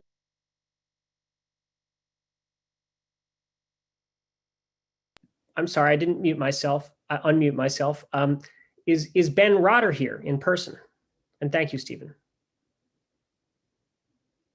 No, Ben. Is Elena here in person?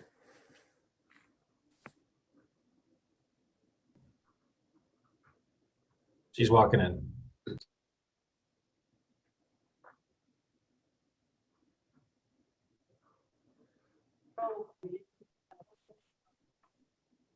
Hi, this is Elena Sacheva. Can you hear me? Yes, you have 2 minutes.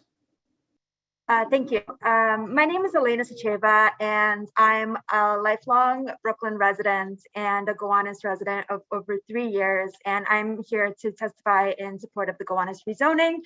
I think that many people have made excellent points prior to me, but I think this is a high opportunity neighborhood, and the possibility that there will be over 3,000 homes for families in need, especially at a time when we are facing a homelessness crisis and an affordability crisis throughout the city, is critical. And I'm just here to support the rezoning in furtherance of a fair and equitable city, also in support of the remediation and the environmental changes that this will bring to the neighborhood. And thank you. Thank you, Elena. Next is Rachel Fee. Is Rachel here in person?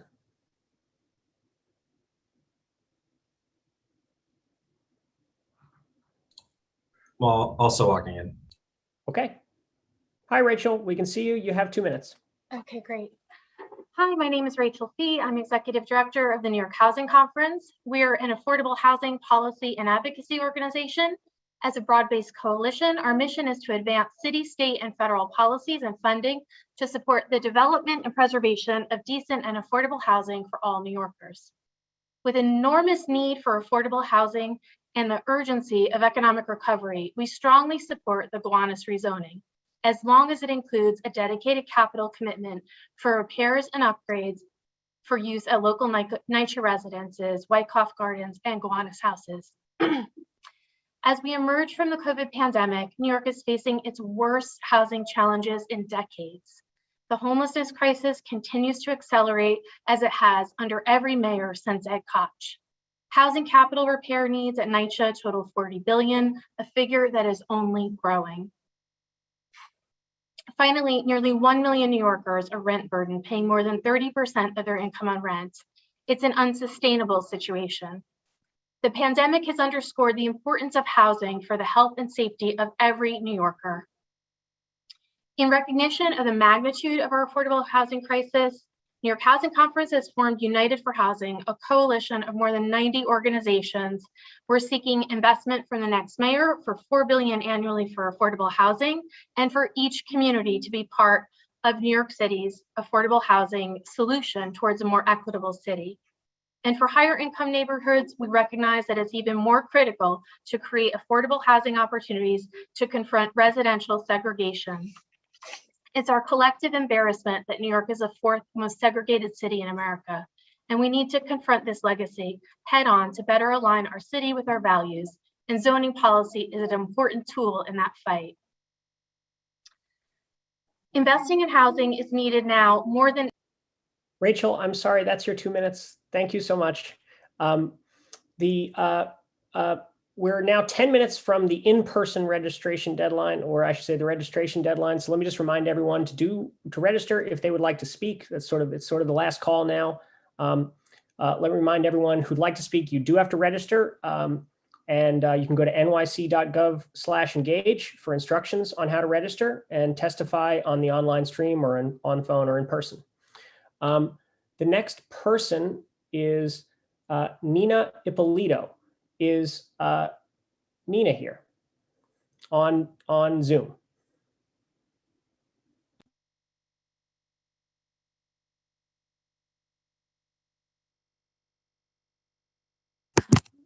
Hello? We can hear you. You have 2 minutes. Thank you. I'm a New York City native and I've lived on Union Street in Gowanus since 2012. The rezoning of Gowanus is essential, so it's important that we get it right, but this plan isn't it. People keep saying affordable, but the existing plan prioritizes high-rise luxury towers and 80% market rate units when we need majority affordable housing in a neighborhood designed around everyday New Yorkers. This rezoning is also based on a flawed environmental review that does not consider racial impacts and excludes the majority of the city's residents and businesses from consideration when it comes to things like vulnerability and displacement. We have a bad plan and we're working from bad data. We desperately need to build affordable housing, in particular social housing, not market rate. We need a Gowanus that can welcome folks who've been displaced from other neighborhoods and provide people with the stability and resources we need to thrive. We don't need an exclusionary plan that's overwhelmingly focused on luxury towers and market rate units or more unaffordable, affordable units. Context matters. Who do you picture living in the buildings in those renderings? Why are working class New Yorkers being treated as an afterthought?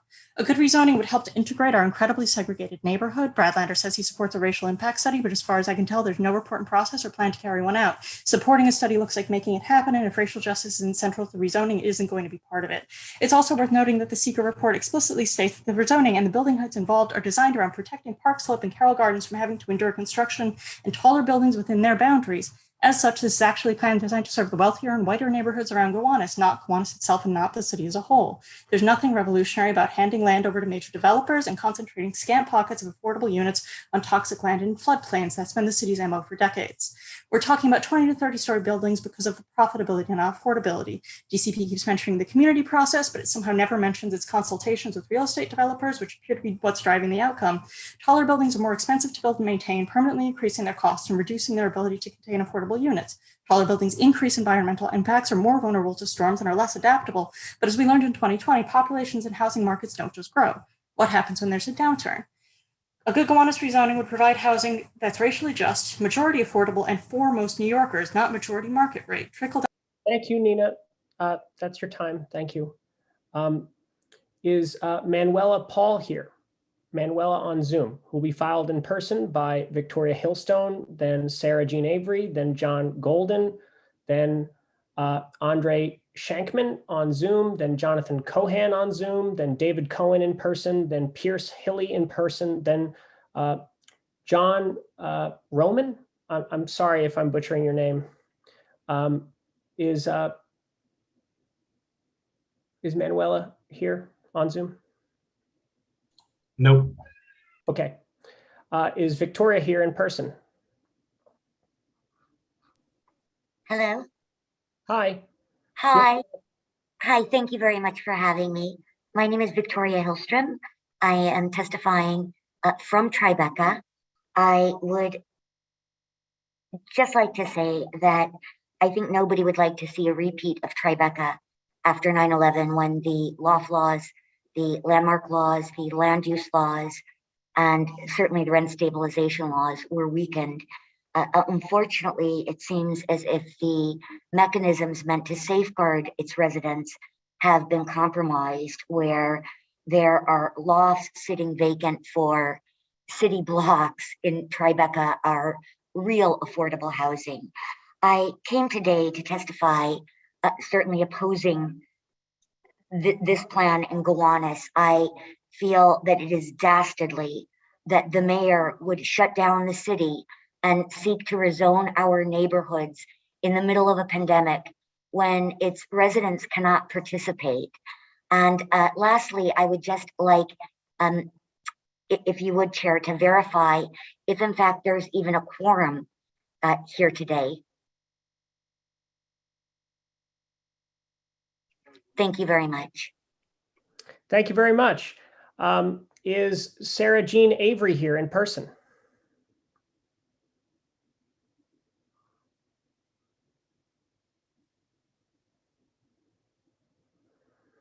Folks, we're just not going to get into a back and forth. We're going to have public comment today. Sarah Jean is not here, and John is not here. Okay. And the next person is Andre Shankman on Zoom. Is Andre here?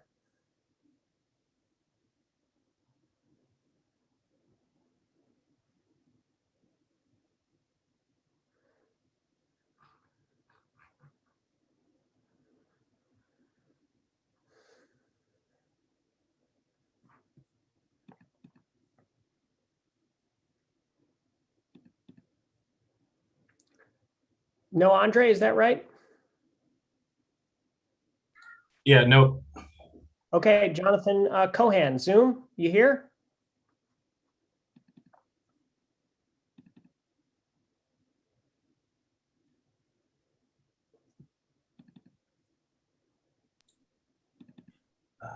I think that means we're going to go to David Cohen in person. Is David here? And while that's happening, David will be followed by Pierce in person and John Gyro, maybe John Hyro, I'm sorry, again, in person. Then Maria Roca on Zoom, Lynn Ellsworth in person, Ben Schrank in person, Karen Gibbons in person, Regina Cornwell in person. See you there. You have 2 minutes. Starting now. I forgot to pick up my new glasses, but I'm doing my best. My name is David Cohen. I'm reading this testimony on behalf of John Santos, the Vice President and New York Regional Director of SEIU 32BJ. 32BJ is the largest property service union in the country and represents more than 85,000 workers in New York City, including 15,000 members who live and work in Brooklyn. Our members are the residential cleaners, security guards, handy persons, and supers, like those who will ultimately maintain the residential buildings proposed for the Gowanus neighborhood. 32BJ members support responsible rezoning for Gowanus that will create good new jobs and build affordable housing at a time when working families desperately need both. While the city has leaned on essential building service workers, these workers, who are often low-income workers and come from communities of color, have been disproportionately impacted by the COVID-19 pandemic. The new building, my time, we got another minute. Okay.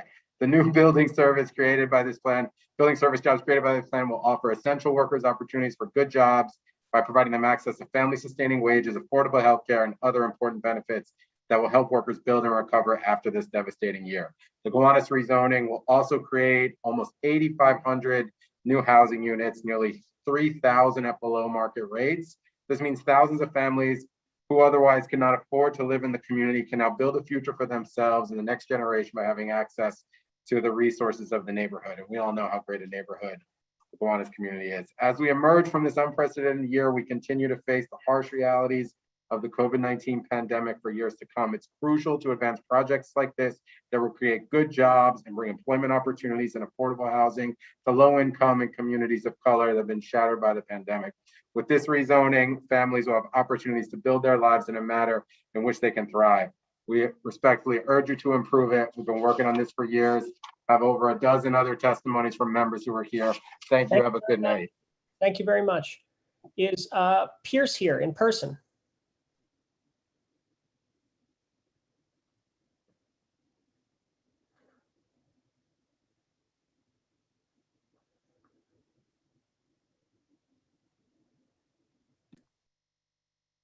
Good evening. My name is Pierce Hilly. I am here on behalf of my union 32BJ and the 85,000 building service workers 32BJ represents in New York City to express our support for this rezoning. 32BJ supports responsible developers who invest in the communities where they build. I'm happy to report that many of the developers in this rezoning area have made credible commitments to create prevailing wage building service jobs for the future building service workers at their sites. This commitment is an investment in the community by providing wages and benefits that give working families the opportunity to upward mobility and security. We support the rezoning, and we are confident that many of the developers will be responsible employers and make a positive impact on the community. For these reasons, we respectfully urge you to approve this rezoning. Thank you. On behalf of New York City 32BJ membership, we support this rezoning. Thank you. Thank you. Is John Hyro here? And I probably have butchered your name 5 different times in 5 different ways. If you're here, I apologize.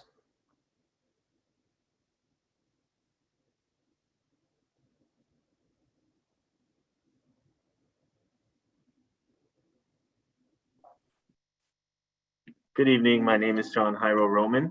I'm a building service worker and a member of 32BJ, which represents 85,000 building service workers in New York City. I'm here to express our support for the Gowanus rezoning. 32BJ is pleased that many of the developers in the rezoning area have made a credible commitment to the prevailing wage for the future building service workers at their site. The creation of good jobs like mine will mean that working families will be able to afford to live in this area. It will also give working families stability and security. I know this because my job that pays the prevailing wage has been a positive impact on my quality of life and my future. This rezoning will also bring with nearly 3,000 permanently affordable housing to Brooklyn in a time when we need it most. This will allow for people that previously could not afford to live in the neighborhood to build a life for themselves here and create a future for their families. It will give them access to all the benefits that community has to offer and opportunities to contribute to its growth. For these reasons, we respectfully urge you to approve the rezoning. Thank you. Have a good night. John Hyro, thank you, and thank you to your colleagues and your comrades at 32BJ. Thank you. Is Maria Roca here on Zoom?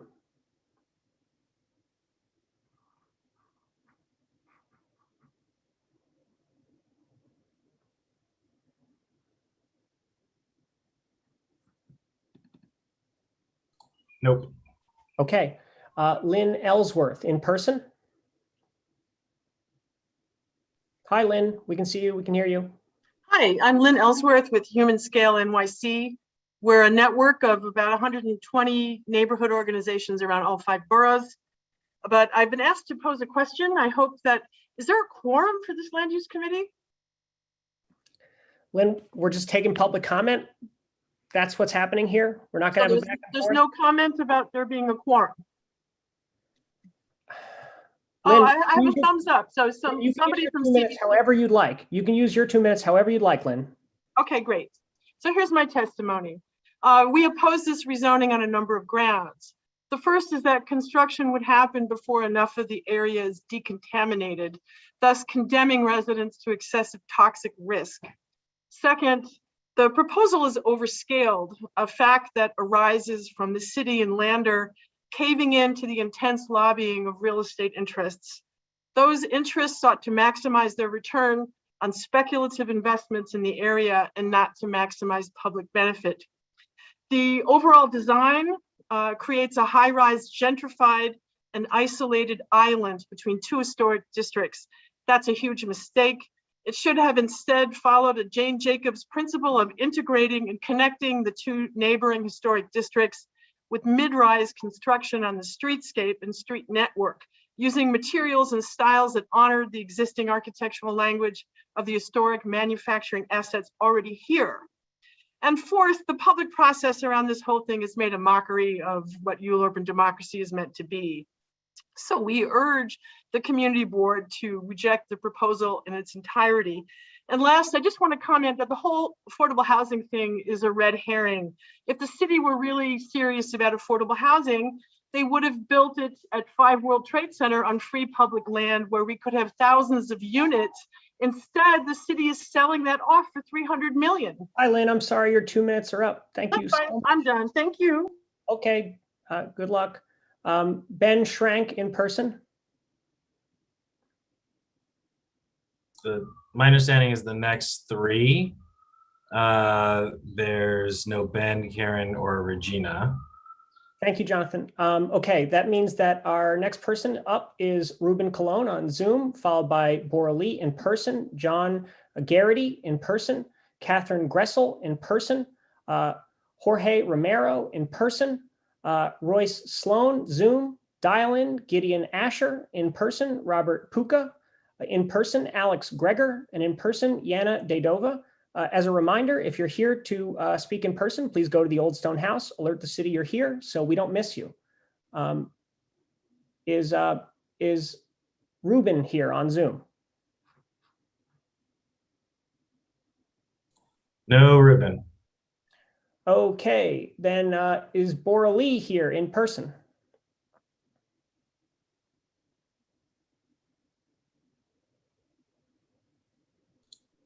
I do not believe Bora is here.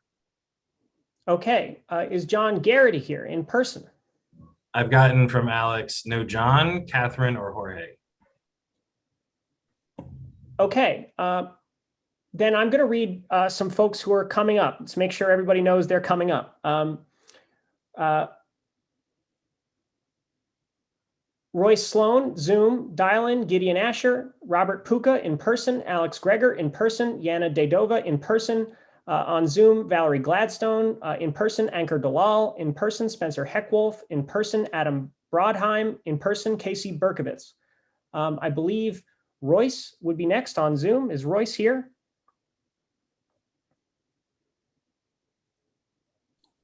No, there's no Royce. Okay. On dial-in, is Gideon here on the phone?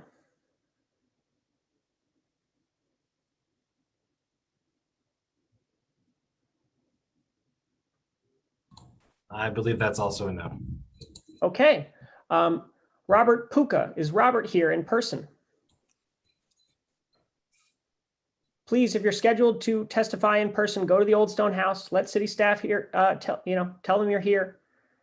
Robert, is that you? No. Okay. Okay, you have 2 minutes. Okay, great. My name is Robert Puka. I'm a member of Community Board 8, and I'm urging the members of Community Board 6 and Community Board 2 to vote against the Gowanus rezoning. There are many reasons to oppose the Gowanus rezoning, but I'm just going to raise a few right now. Number one, the combined sewer overflow tanks will not be built before the rezoning development starts. This risks undoing the Superfund cleanup remedy. The DEIS is illegal. It's illegal. It needs to be redone. The rezoning must not go forward until it is redone with EPA and FEMA involved and helping out. They need to be helping preparing the EIS.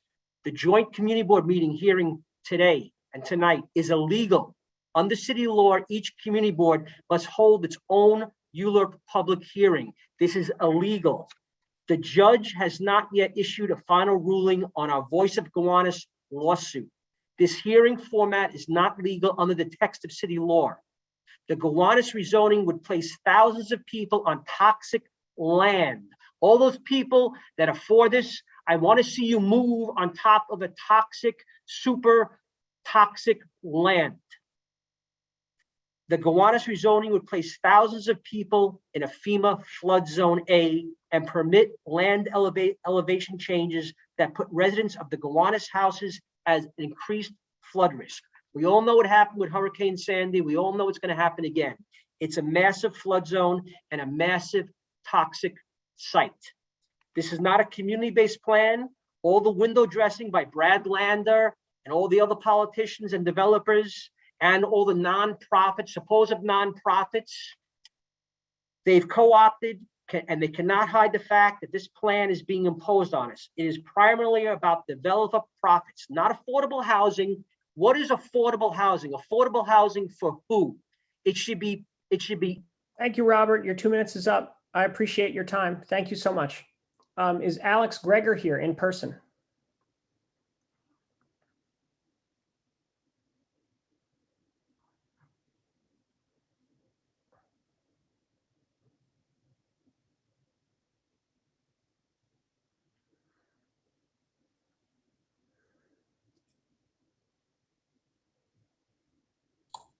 I haven't heard otherwise, so let's just give it a few seconds. Let me check.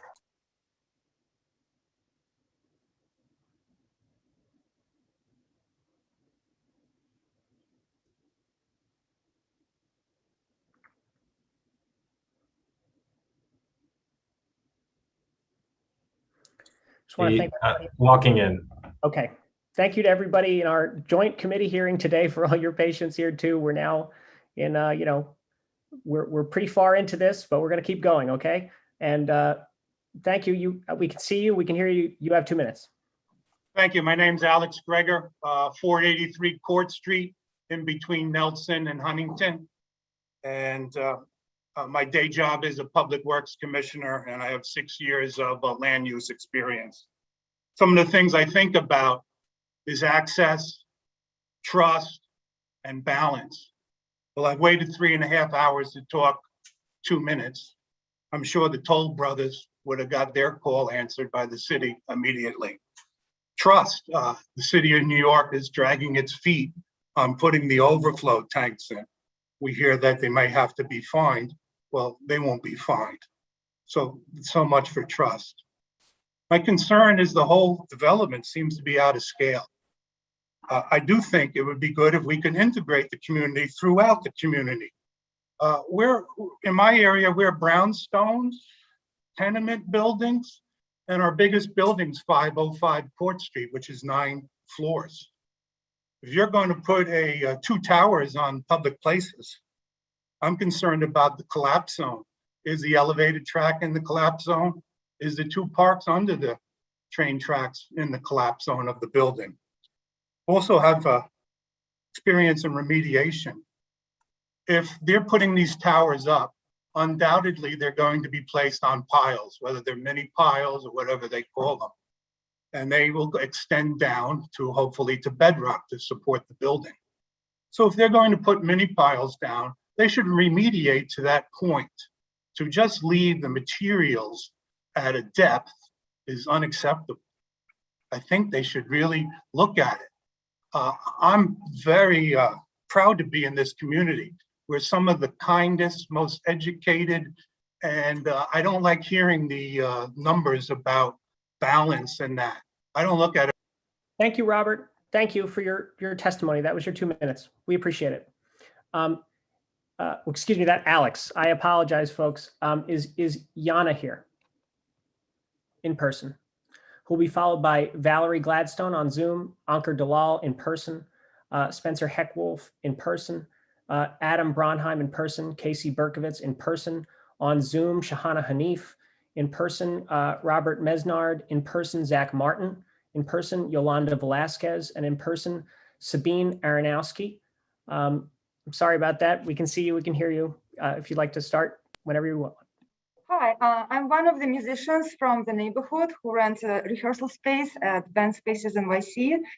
And I would like to bring to your attention an incorrect information in the draft of environmental impact study that greatly diminishes the number of displacements.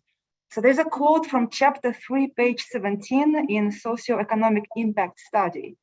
It says that there are 3 potentially displaced information sector businesses employing an estimated 27 people on the projected development sites. The information sector businesses are Band Spaces NYC, a recording studio, and 2 others. Band Spaces NYC is incorrectly presented as a recording studio. In reality, it is a large rehearsal space with about 90 rooms, which are in use by at least 180 musicians, if not more.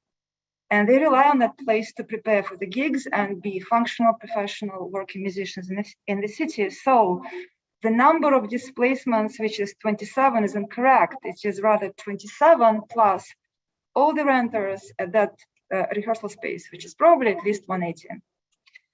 So, and also it is one of the most affordable rehearsal spaces for the musicians who reside from Middle to South Brooklyn, and there are no alternatives.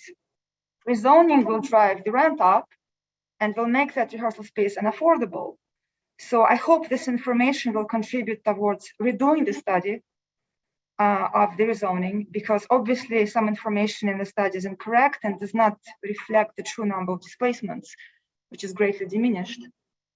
And all in all, I do oppose as well the rezoning. Thank you. Thank you. Is Valerie Gladstone here on Zoom?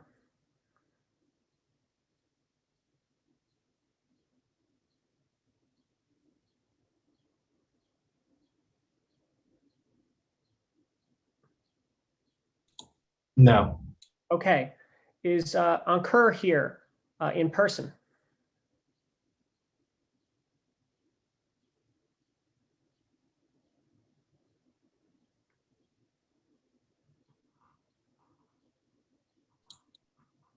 Walking in, I believe. There he is. Great. You have 2 minutes. Thank you for the opportunity to speak today. I'm here to speak in support of the Gowanus rezoning, which will create thousands of new homes, including thousands of new affordable homes for more than 10,000 people. This rezoning is personal to me.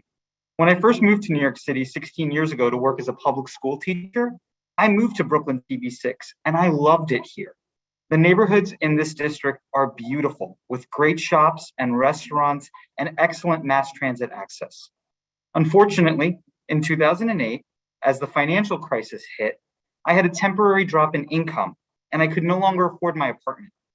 I looked around and I couldn't afford any apartments in the area that were within my new budget.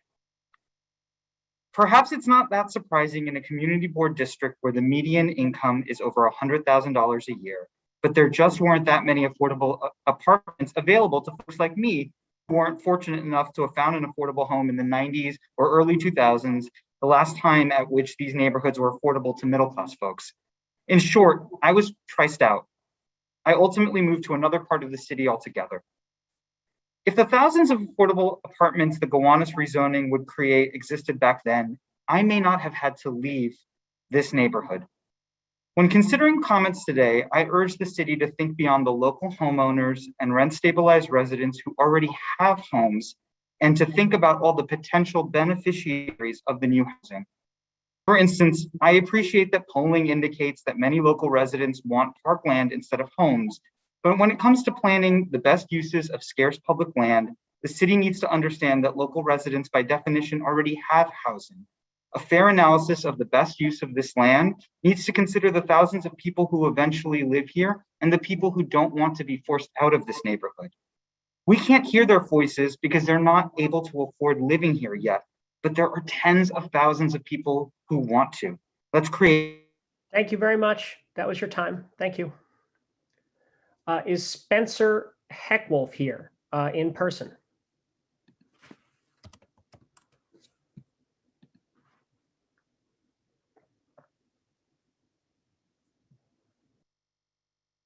Hi, you have 2 minutes.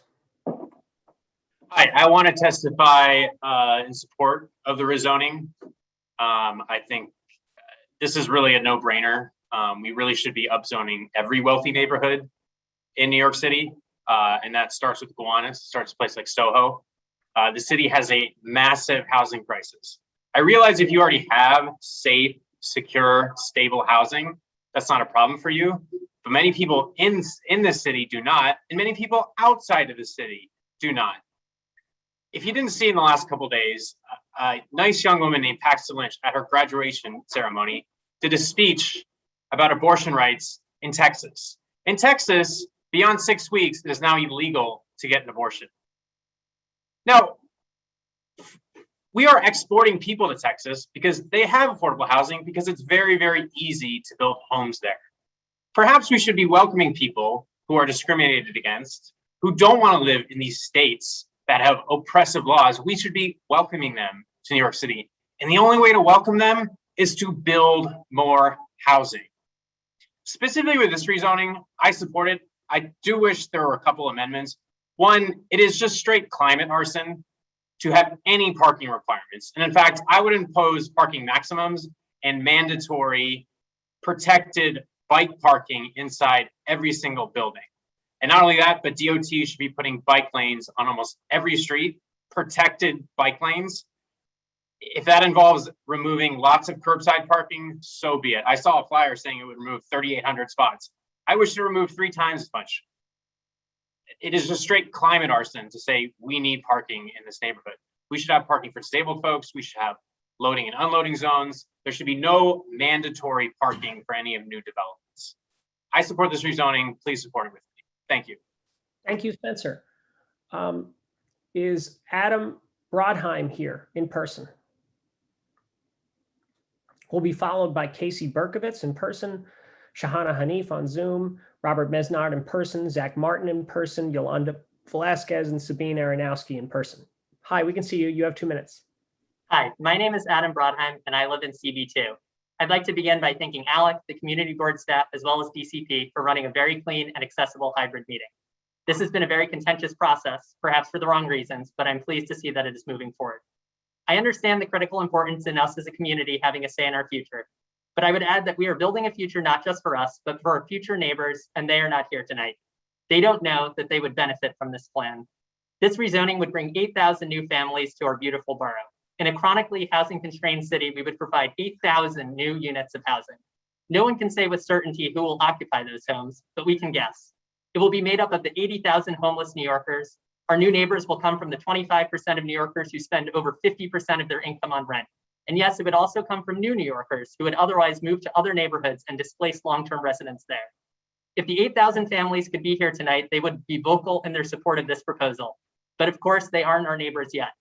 It is not our job as a community to pull up the proverbial ladder now that we are in the treehouse. It is our job to ensure that our community is affordable, accessible, and open to all. Please approve this rezoning so we can expand the opportunity that us residents already have and welcome our new neighbors. Thank you. Thank you so much. Casey Berkovitz.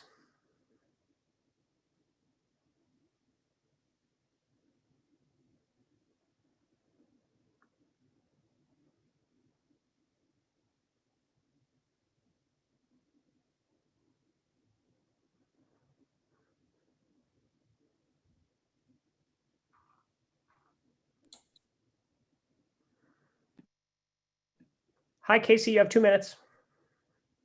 Hi there, my name is Casey Berkovitz. I'm on the board of the pro-housing advocacy group Open New York, and I'm a senior associate at the Century Foundation, a public policy organization that works on school and housing integration, among other issues, although I'm speaking only for myself tonight.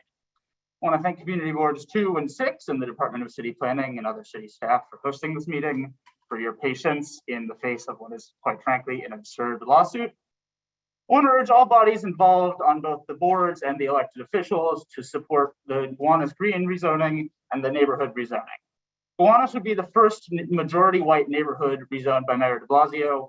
This rezoning is a matter of not just affordable housing and climate sustainability, but racial justice for its integration benefits in this neighborhood.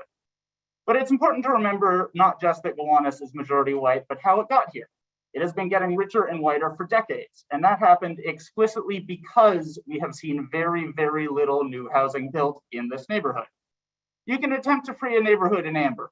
You can try, but you're not going to change population change. You can't prevent people from moving and richer people from outbidding poorer people for the housing that does exist. That just keeps the buildings the same, not the people. Gowanus is never going to be able to go back to the way it was when many of the people who are here this evening moved here or were born here or bought a property here. But with a rezoning that can create new homes and welcome new neighbors to the neighborhood, we can ensure that Gowanus and New York City as a whole remains the thriving, evolving place that we all love and remains a place that can be a haven for affordable housing, for diversity, for the arts, and everything else. Thank you very much for your time. Please support this rezoning. Thank you, Casey. Is Shahana Hanif here on Zoom? Hi, Shahana. Hi, I'm here. Hi, everyone. I'm Shahana Hanif, candidate for City Council in the 39th District and former public housing tenant organizer. Today and every day, I stand with tenants, artists, youth, and communities whose needs continue to be sidelined in the land use process. I'm testifying in opposition of the Gowanus rezoning proposal because despite progress towards other goals, it fails to meet the top priority demand put forth by the Gowanus Neighborhood Coalition for Justice, which is dedicated funding to meet the full capital need, totaling over $274 million at Wyckoff Gardens and Gowanus houses. Funding for NYCHA must be guaranteed. Although the developments are not in the 39th district, the rezoning proposal should have included these NYCHA buildings to ensure that infrastructure upgrades can be made as part of the rezoning deal. These units are our community's only significant existing affordable housing and must be maintained. NYCHA residents, predominantly BIPOC and working class folks, have been deprived of proper utilities and dignified living circumstances, and no rezoning proposal should go forward until we know that public housing residents will see tangible benefits from the changes in our community. Equitable land use is environmental justice. In addition to this primary demand, I support the call for transparent monitoring of CSO volumes as new development is constructed to make sure that there is no increase, and that we continue to push for reductions to CSOs through green infrastructure, wastewater treatment plants, road and sewage maintenance, and other projects. The rezoning is an opportunity to rethink what just, inclusive, and equitable land use can look like in our city. As council member, I'm committed to providing proactive support to our communities to ensure the city and its agencies follow through with their commitments, including participation in the proposed community-based task force, and would expect the same of our city partners. Thank you so much. Thank you, Shahana. We appreciate you being here. Next, I'm told that Robert, Zach, Yolanda, and Sabine are not here. So that means that I'm going to list some of the folks who are up next. Sue Wolf on Zoom, Kathy De La Aguilera on Zoom, Vincent Barisha on Zoom, Ran on Zoom, Shamika Murray on Zoom. Then in person, Dmitry Ishenko in person, David Congdon, although David, I thought you spoke earlier. In person, Eunice Auer, in person, Penn Rodin, and on Zoom, Lauren Meckling. So do we have Sue Wolf on Zoom? And as a reminder, if you're here in person, go to the Old Stone House. Tell the city staff you're here so we don't miss you.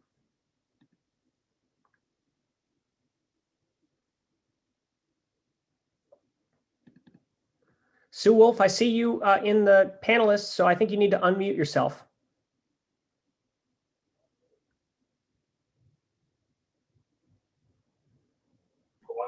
Hello?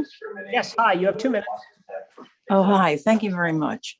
I'm president of Thomas Green Park, and it's the only park in Gowanus that has a swimming pool, a playground, a picnic area, a skate park, basketball court, handball court.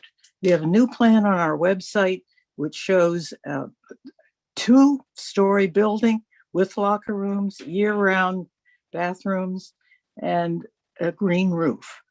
Right now, the shadows on the Double D the shadows on the Double D Park would be really difficult between 3 and 7.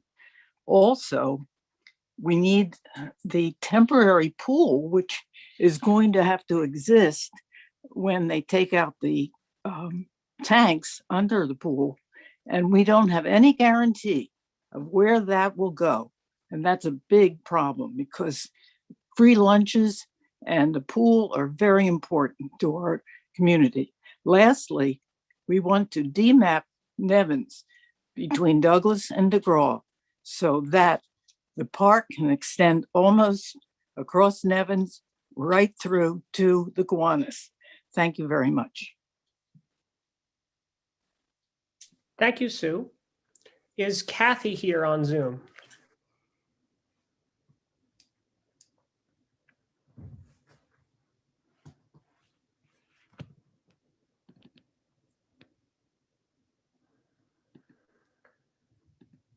I don't see Kathy. Nope, no Kathy. Okay, is Vincent Barisha here on Zoom?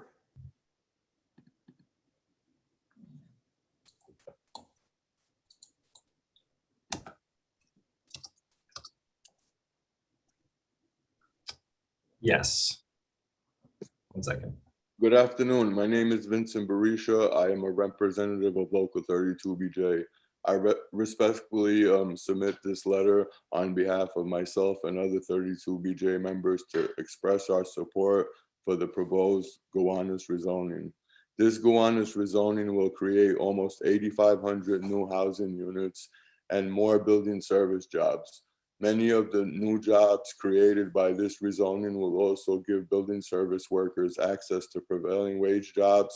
These prevailing wage jobs means that members of the community will have the ability to provide a stable life with security and dignity for their families. 32BJ works hard to protect the standards and lift up and protect the next generation of property service workers who will do this important work. 32BJ believes that this is important, that the Brooklyn community support new developments that create good jobs, and give existing community members access to affordable housing and good family-sustaining jobs. For these reasons, we respectfully request that you approve the Gowanus rezoning. Thank you. Thank you so much. Is Ron here on Zoom?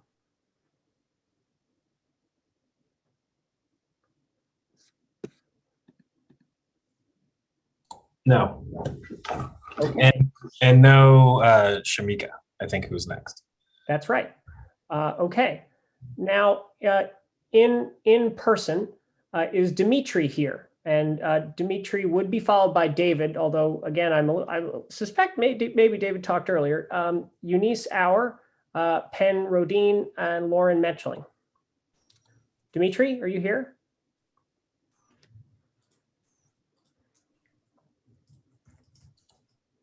Oh. Hi. Okay, good to go? Yep. Hi, my name is Dimitri Shenko, and I'm a professional musician, and I'm a tenant at 261 Douglas, Band Spaces NYC, and I want to speak against the rezoning. I want to talk in response to the Gowanus neighborhood rezoning environmental impact statement. And I would like to point out two major inconsistencies in the statement, both having to do with Chapter 3, socioeconomic. The inconsistencies can be found in the private business displacement section of Chapter 3, particularly on page 17. In the information section, it is written, there are 3 potentially displaced information sector businesses employing an estimated 27 people on the projected development sites. The information sector businesses are Band Spaces NYC, a recording studio, projected development site 13, and then they list 2 others. The potentially displaced businesses represent approximately 1% of businesses and 1% of employment within the information sector in the study area. First of all, Band Spaces NYC is not a recording studio. It is a musician rehearsal space facility with 90 units within it, a home to hundreds of musicians, at least 200 musicians, as several bands projects share each unit. It is one-of-a-kind facility in the surrounding area due to its large size and its affordable monthly prices. While there are a couple of more rehearsal facilities in the area, almost all of them are hourly spaces, and the ones that are not are a fraction of the size of Band Spaces NYC. Needless to say, they're completely overbooked with long waiting lists. Hourly rehearsal spaces are extremely pricey for musicians to afford. Having a 24-hour lockout space where one can pay reasonable monthly rent, store one's equipment, and practice at any given hour of the day or night has become a rarity in Brooklyn and New York City as a whole. By eliminating band spaces. Thank you so much. That's your 2 minutes. We really appreciate you coming here. Penn, is Penn here in person?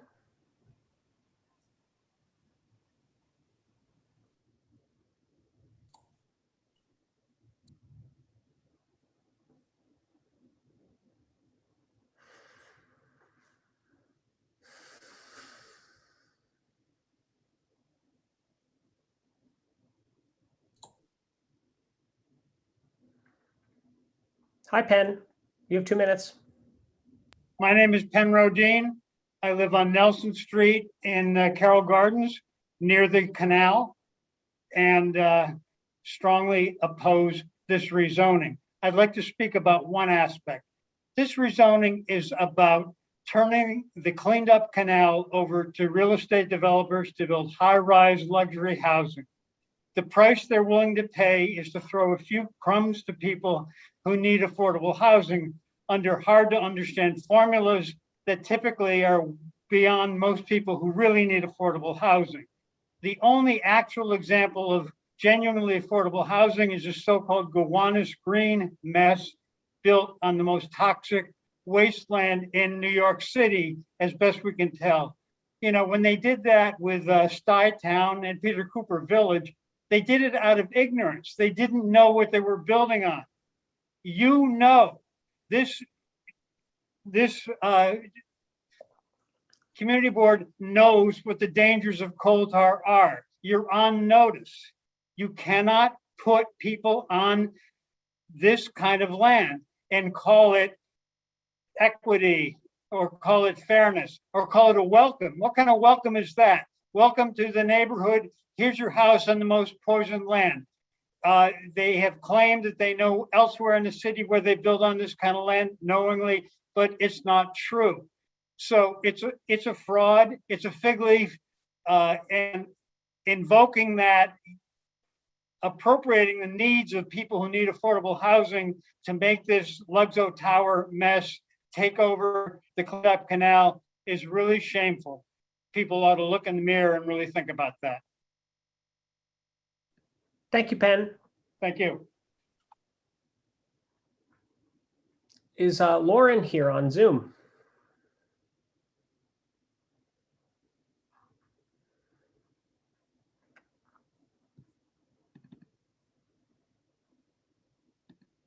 No. Okay. I'm going to read some people who are supposed to come up next. Marianne Young on Zoom, in person, Rachel Cole, Ross Morley, Jessica Roth in person, Victoria Cambranis in person, Esther Blunt on Zoom, in person, Robert Maloney, someone with just the name Riccobono in person, Bradford Reed in person, Kendra Elliott in person. So I have as next,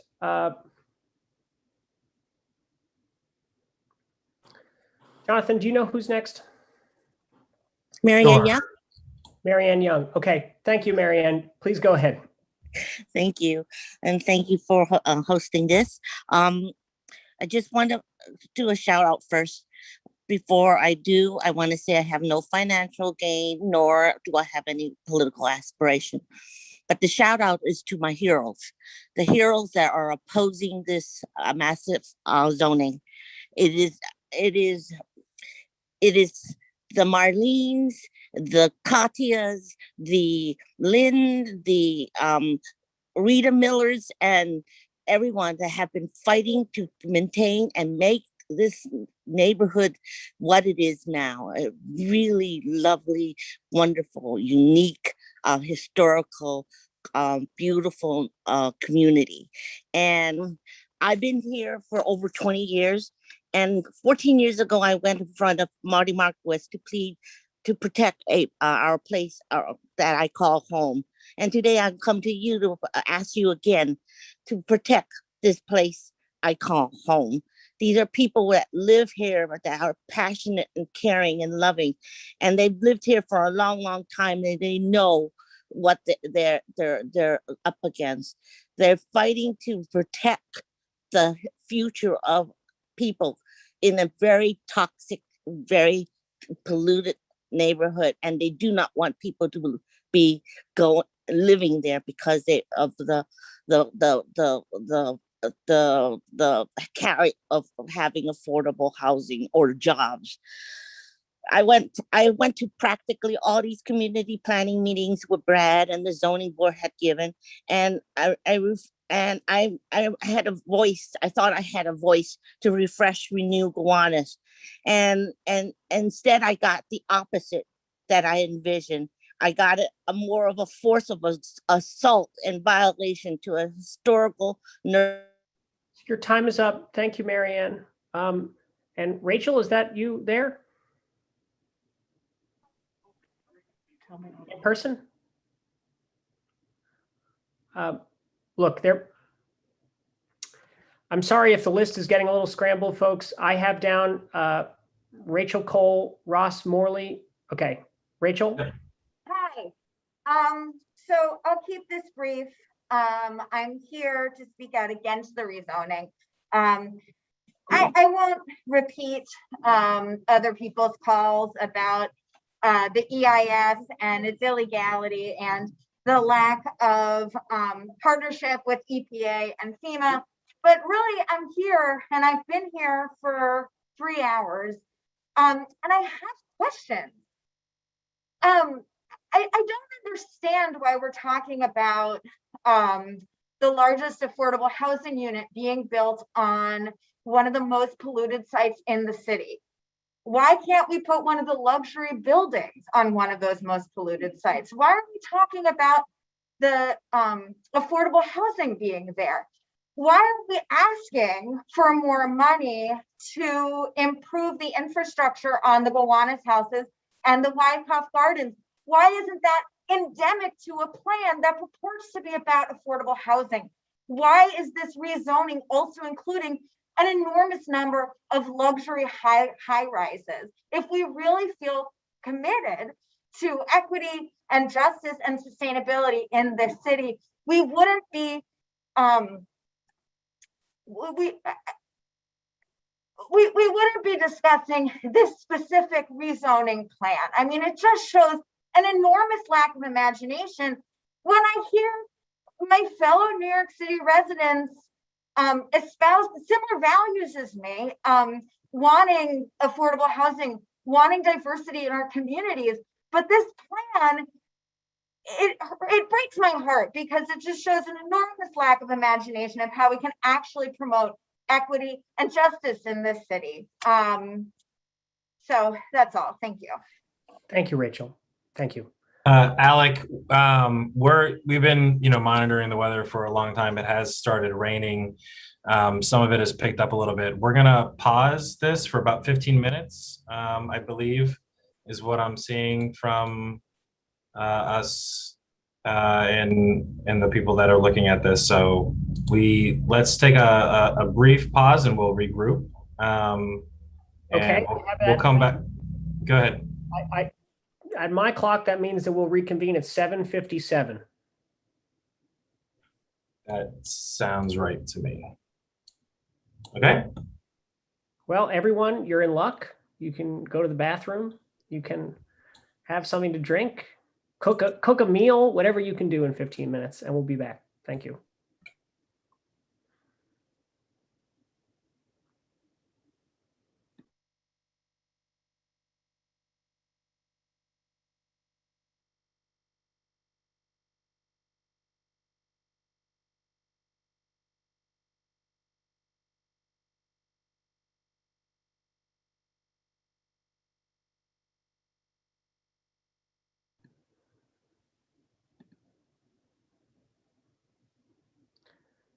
Sid, I see you raised your hand.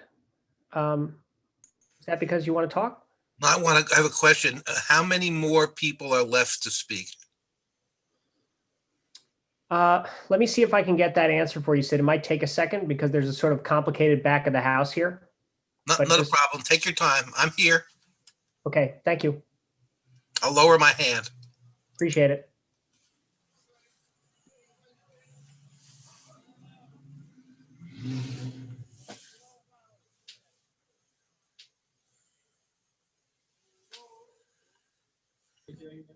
Are you on Teams right now?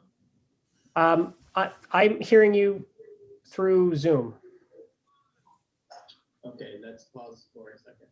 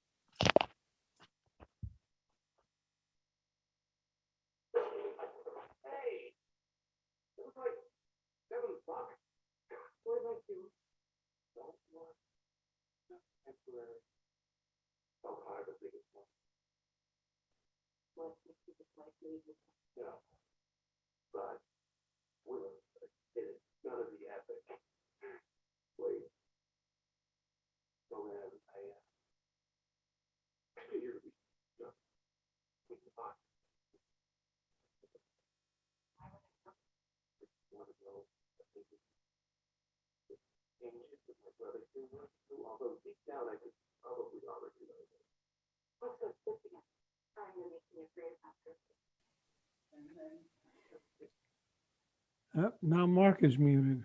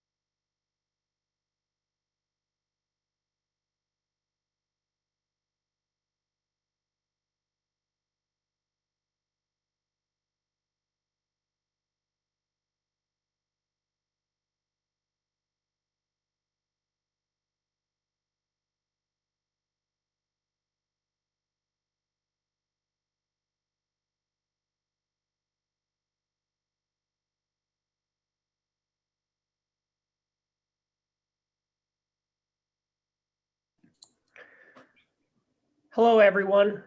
Thank you for your patience.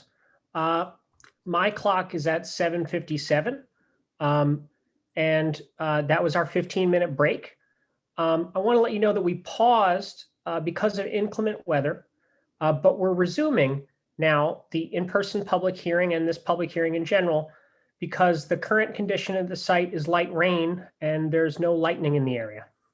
And that's what we were worried about. So I'm going to read off the folks who will be speaking next in order.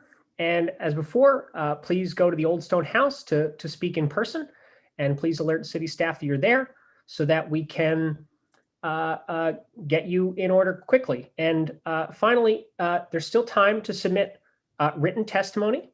You can do it to the, I'll find the email addresses and read them out in a moment by the end of this hearing or whenever this hearing concludes.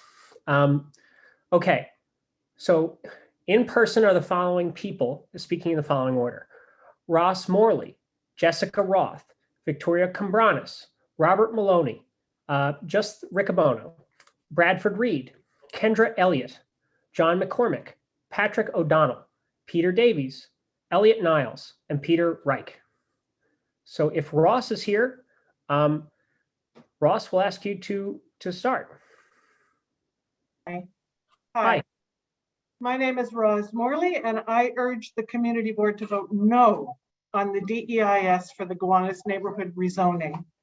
I arrived as a young musician to Carroll Gardens in 1981. I've lived here for 40 years, and I've watched the Gowanus Canal, and my kids called the Union Street Bridge the Stinky Bridge. We live on Union Street. And I would like to say that I've watched the EPA issue a Superfund designation for the Gowanus. The EPA, I feel, has the community interest at heart. And I've watched the city over the last decade and more fight the EPA because they didn't want to uphold their responsibility. And I think if we're talking about social justice, our representatives are speaking out of both sides of their mouths, because it's not social justice to not remediate public place and then to build a school and affordable housing on the most polluted site in the city. It's outrageous, and I think that the city should be ashamed of themselves. I think Brad Lander should be ashamed of himself. He speaks with forked tongue, and I think that this whole DEIS, the whole environmental impact study, has to be redone, and people should rethink what they're subjecting the community to. Thank you very much. Thank you, Rose. Is Jessica here?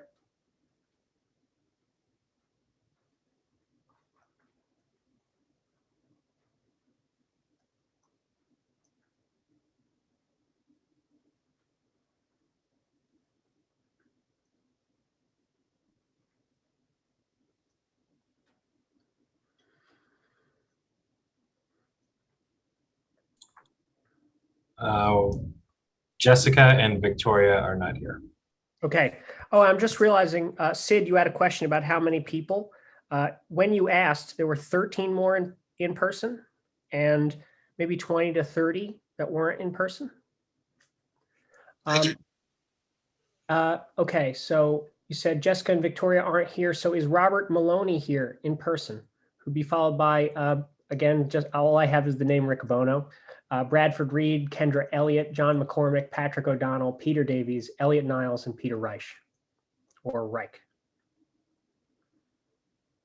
Hi, Robert. Hello. Hi. Yes. 2 minutes. We ready? Yeah, go ahead. Oh, I didn't know. Listen, I grew up here all my life. I'm 71 years old. I've been involved in the arts since I was a teenager. I worked at BAM for 40 years.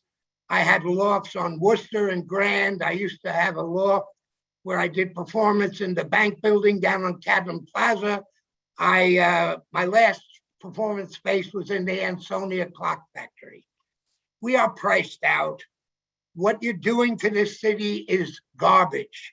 Just like what flows from the city of Park Slope down into that canal, sewerage and garbage.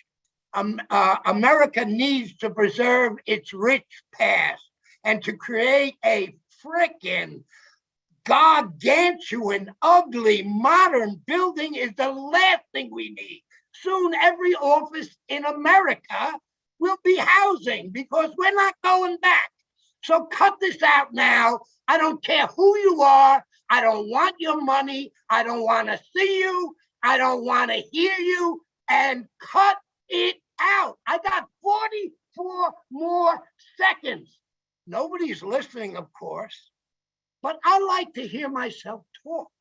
I asked before if I could use strong language, but you know, using strong language like fuck, shit, piss, only pisses people off. You people are spending money. You bribed everyone under the sun to get this done. You want to go fix up a creek? Go fix up the one in Queens where Mobile Exxon is still dripping water into it. Garbage, oil. We have the sewers from Park Slope running right now. Thank you, Robert. Thank you. That was your 2 minutes. We appreciate you coming here. I just have Rick Abono. So is that person here?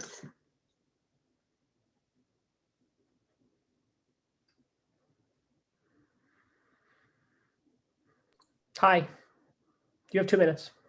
Hi, I'm Patrick O'Donnell. I live on Smith Street in a rented apartment I've been in for 17 years. Rezoning of the Gowanus was first floated in 2007. The public place RFP was issued in 2008. I believe that's 13 years ago. This is all pre-Superfund, pre-Sandy, pre-COVID. I asked Brad Lander once, why are you going ahead with an RFP that's 13 years old? He said, why bother changing anything? You know, listen, this rezoning plan is proceeding as if nothing has changed in the Gowanus for this country in 14 years. It needs to be set aside until the cleanup of the canal is finished, which is going to take at least 10 years. And all of the problems of the neighborhood, that's NYCHA, transportation, education, are addressed by the city. The deeper problem with the rezoning is that it's designed to benefit developers and speculators and not the residents of New York City. We're told this is the only way that we can get affordable housing, which will be, I suppose, 20 to 25% of the total luxury housing. This rezoning plan is the same thinking that's dominated policy in New York since 1975. No public goods are possible without a giveaway of public assets, public land, and decades of taxation and quality of life to enrich speculators and developers. This is the policy that gave us Donald Trump, literally. It's time for this to end. It's a new day in Washington, and we need to start new thinking and policy in New York City. The infrastructure bill that's being floated now will deliver billions to the city. The city can build actual affordable housing, repair and improve NYCHA and transportation and education without giving billions in assets to developers and speculators. The city can and should start working for residents and not for the Real Estate Board of New York. Thank you. Thank you, Patrick. Okay, so I have next on my list, Jack Riccobono.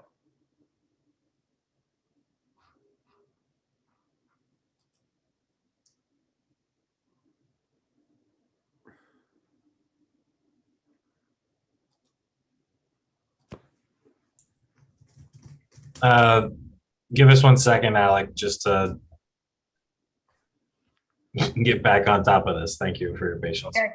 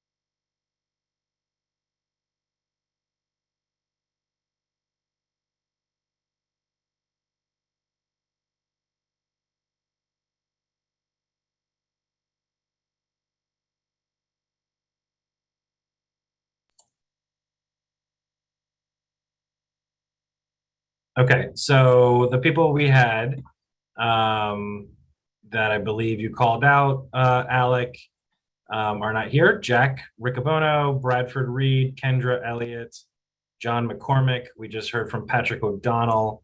We also had Peter Davies, Elliot Niles, and Peter Reich. If any of you are at in person, go to the Old Stone House, but we're not seeing you on the line. But we do have some people that that I think there's 3 more in-person people that we will have come in and they can state their names. So maybe we'll have that. Alex, or whoever's there, please just send them in. Thank you. And thank you everyone for your patience.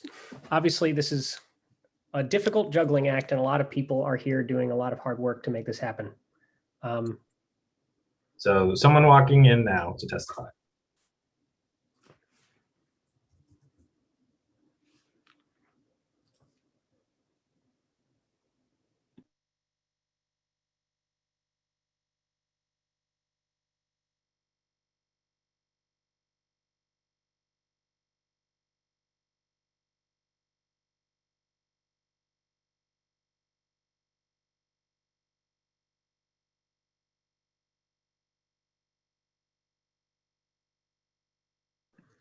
Hi, if you could just give your name and you have 2 minutes. Is that? Yes, good afternoon. This is Maria. I am Maria Roca from Sunset Park, neighboring Sunset, the neighborhood to the south, and representing myself as well as Friends of Sunset Park. And despite the rain and the thunder, here we are. So many people have spoken rather eloquently and covered I think pretty much all the salient points.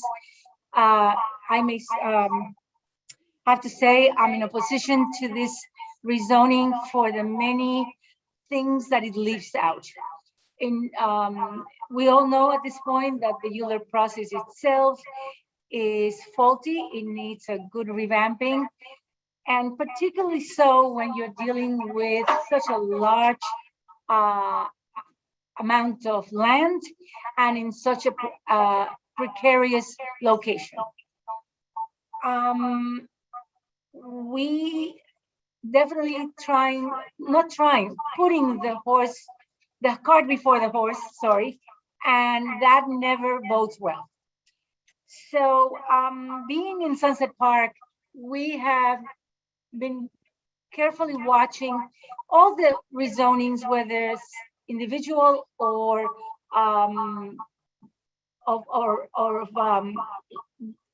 large rezonings, because no neighborhood in the city of New York is an island. Whatever happens in the neighboring area affects you sooner or later, whether it be the waterways, whether it be potable water and sewage supply, whether it be school seats, whether it be transportation that we all share. Thank you, Maria. Thank you. We so appreciate you coming here and waiting and speaking in person. I have Elliot Niles as next, followed by Ken Baer, followed by Matvey Yankelevich.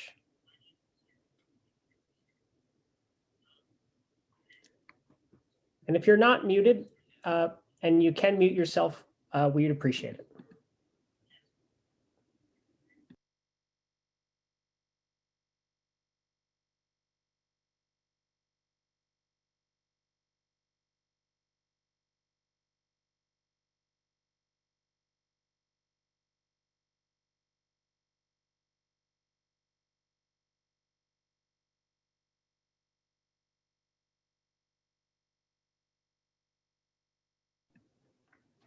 Hi, you have 2 minutes. Can we unmute the in-person testimony? Oh, there you go. Hi. When you're ready. I just need to adjust. Okay. Good evening. My name is Ken Baer. I'm a member of Friends and Residents of Greater Gowanus.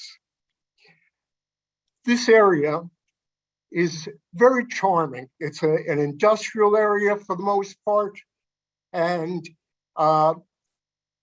it has developed organically. Many plumbing shops, ironworks businesses, car repair shops, and fitness studios have emerged organically. It would be a shame to lose these businesses that employ many people to fatten the wallets of developers. The current proposed rezoning should be dropped. And all the dollars and energy should be devoted to cleaning up this environmentally devastated area. People and businesses should not be uprooted from their homes. Thank you very much. Thank you very much. So that was Ken, and now I have Elliot and Matt Vey as the final in-person participants.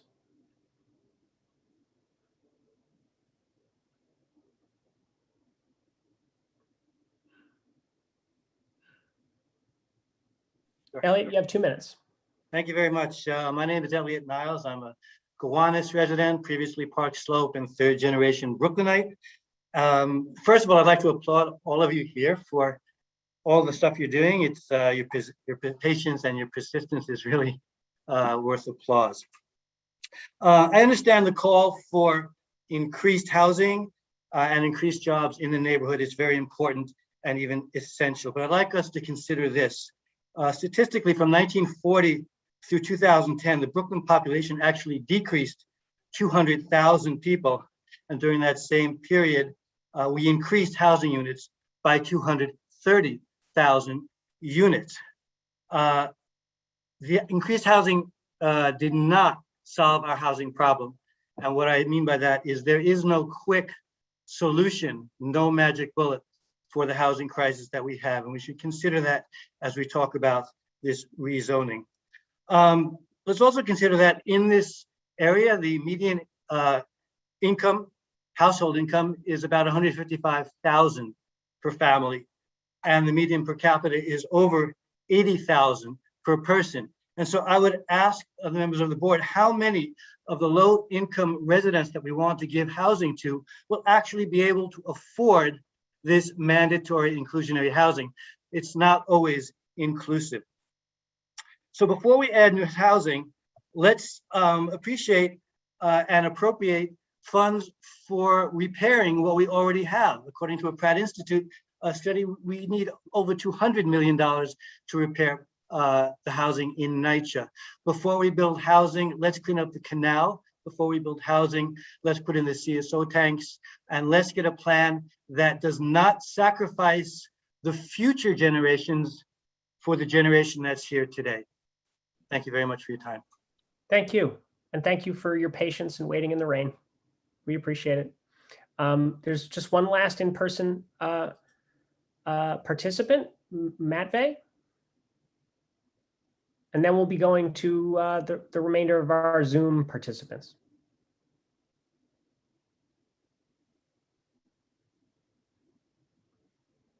Hi. Hi, I'm Matt Vey Yankelevich. I work with a small press and nonprofit arts organization in Gowanus at the Old American Can Factory. We are involved in a number of small press and arts nonprofit coalitions in the city that are trying to keep small arts organizations alive here in this city. It's becoming, of course, harder and harder. The kind of rent that we get in Gowanus is hard to find. It keeps us somewhat central now that Gowanus has changed, and allows access for lots of interns, apprentices, events in a neighborhood that is accessible and diverse. What I've seen here today, I don't have any prepared remarks, but what I've seen here today suggests to me that the way that housing is used as a cornerstone in this redevelopment push is disingenuous, if not cynical. I've been here for 15 years and I've seen the neighborhood change.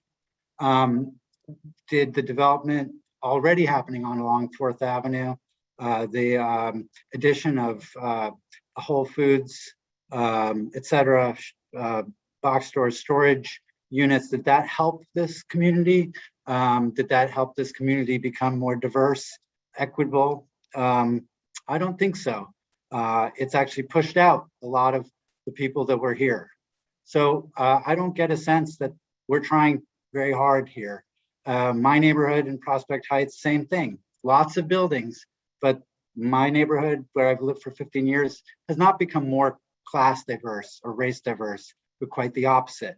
So clearly we have here a problem of vision, and you need to figure it out. This is not the way. Thank you, Matt Bay. Okay, so now we're going to go to Zoom participants. And the first person I have, is it Melissa Marshall?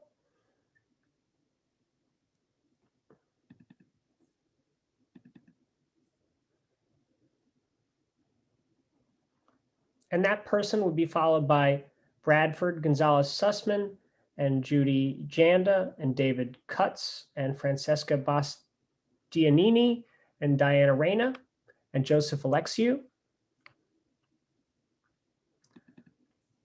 Can we promote Melissa or Ms. Marshall to participant?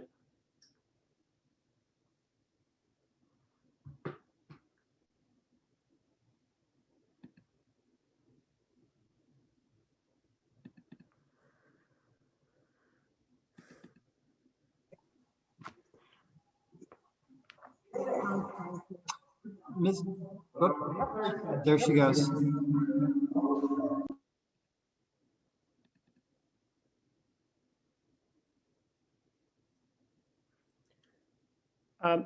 Ms. Marshall, can you unmute yourself?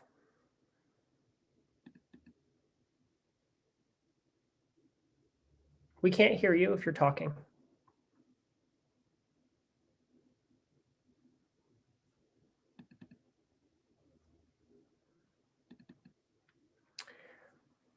Okay, well, production, I suggest we go to Bradford and then we'll go back to Melissa if we can.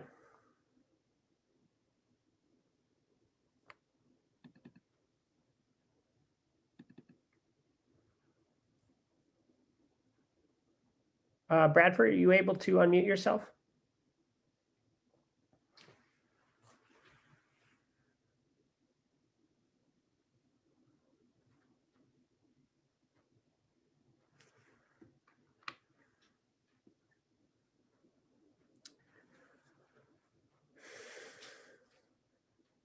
I don't know if we're having some, totally understandable absentee Zoom participation. That would not be anyone's fault. Okay, so then we're gonna go. Alec, so Bradford was promoted to panelist. So I mean, a little different than the in-person people where we call them and they may have left and we don't know. If somebody leaves from Zoom, they don't just show up. So it looks like Bradford is in the Zoom. I'm not sure if he's having issues or has left the computer. So we should, we've asked twice to unmute, so we should move on. I agree. Judy Janda, can we promote Judy?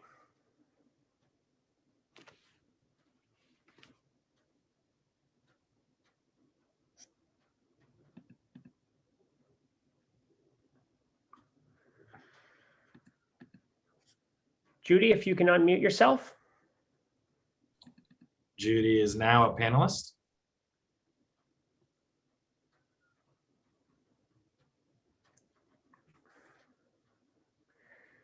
Judy, going once. Okay.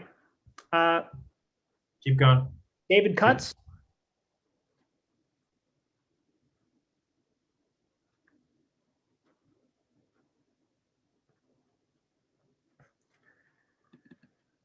David, you're promoted. If you can unmute yourself and talk. Hi. Hi, David. You have 2 minutes. So, hi, I'm David Kutz, the president of Arts Gowanus and an artist in the community. Arts Gowanus staunchly supports GNCJ's top 3 demands and will not support the rezoning unless they are met. Within the rezoning documents, the terms arts and artist appears over 200 times. In chapter 1, it states, and I quote, "Former loft buildings have been reused and converted to space for artist studios, a trend that has led to property investment and spurred employment growth." Arts Gowanus has reviewed the list of artists that participated in our 2019 Open Studio event. At that time, 217 artists will be directly affected by the rezoning, but the DCP has neither studied this group nor provides any mitigation. We know that the zoning text includes the unique 0.3 FAR for the Gowanus mix, but there's no requirement that developers take advantage of this bonus, nor are there any provisions to assure artists will be able to afford it if it's built. Will we permit this rezoning to dislocate artists yet again? It's time for a new and better way to assure our creative community can survive. To that end, we're negotiating with a group of developers, hoping to find an agreement that will provide affordable and sustainable artist workspaces, but this agreement is not yet realized. If Arts Gowanus can achieve its goal with a fair agreement with GNCJ's caveats, Arts Gowanus will support this rezoning initiative. However, Arts Gowanus insists that CB6 and the New York City Council not approve the Gowanus neighborhood plan without adequate protections for the creative community that help make this neighborhood so valuable. Thank you, David. David, that was your 2 minutes. I appreciate it. Thank you for waiting so long, David. Is Francesca here? Can we elevate Francesca? And also, when we have a chance, Alec, we have one more in person, John Garrity, who was registered and came to the in person. So, all right, well, let's do that right away. Let's not have anybody out there.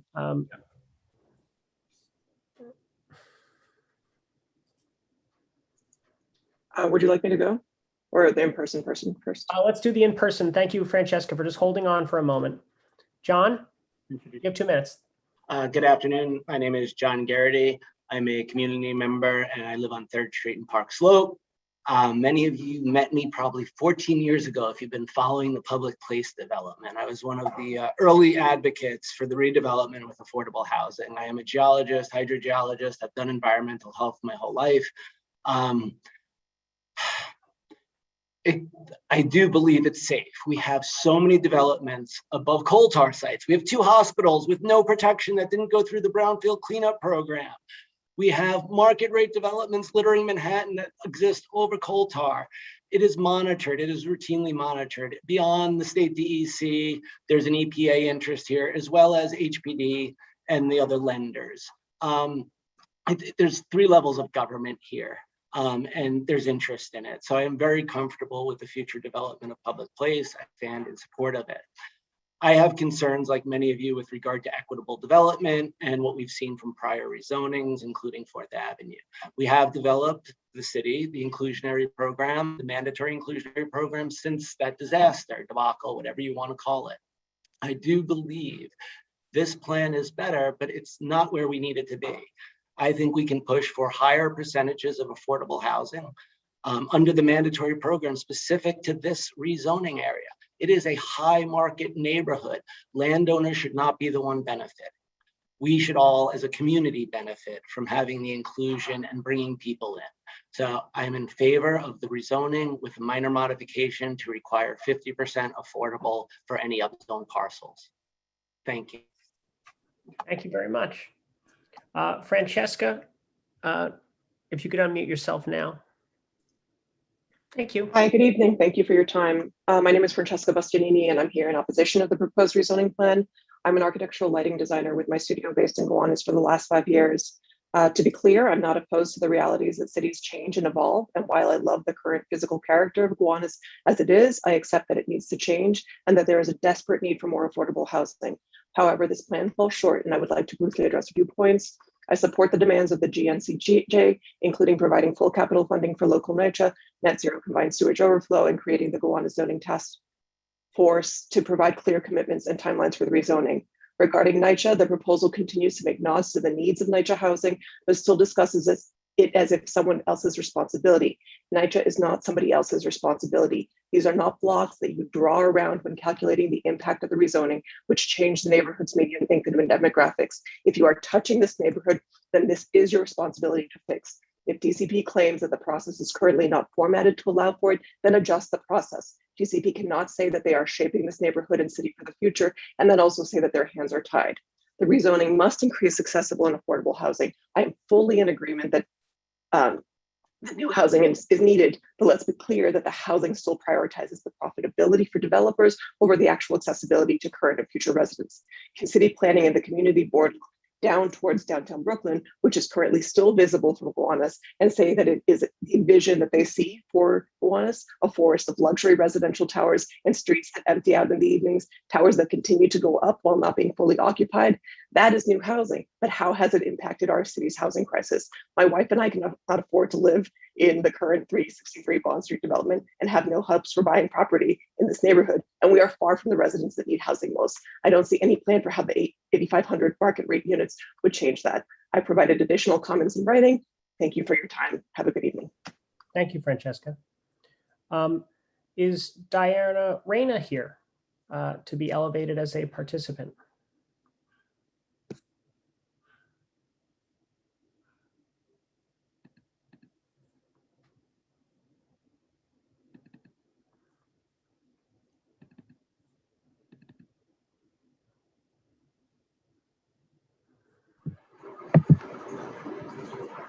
Hi, Diana. You have 2 minutes. Hi, good evening. Thank you so much for having me. My apologies for missing my slot earlier.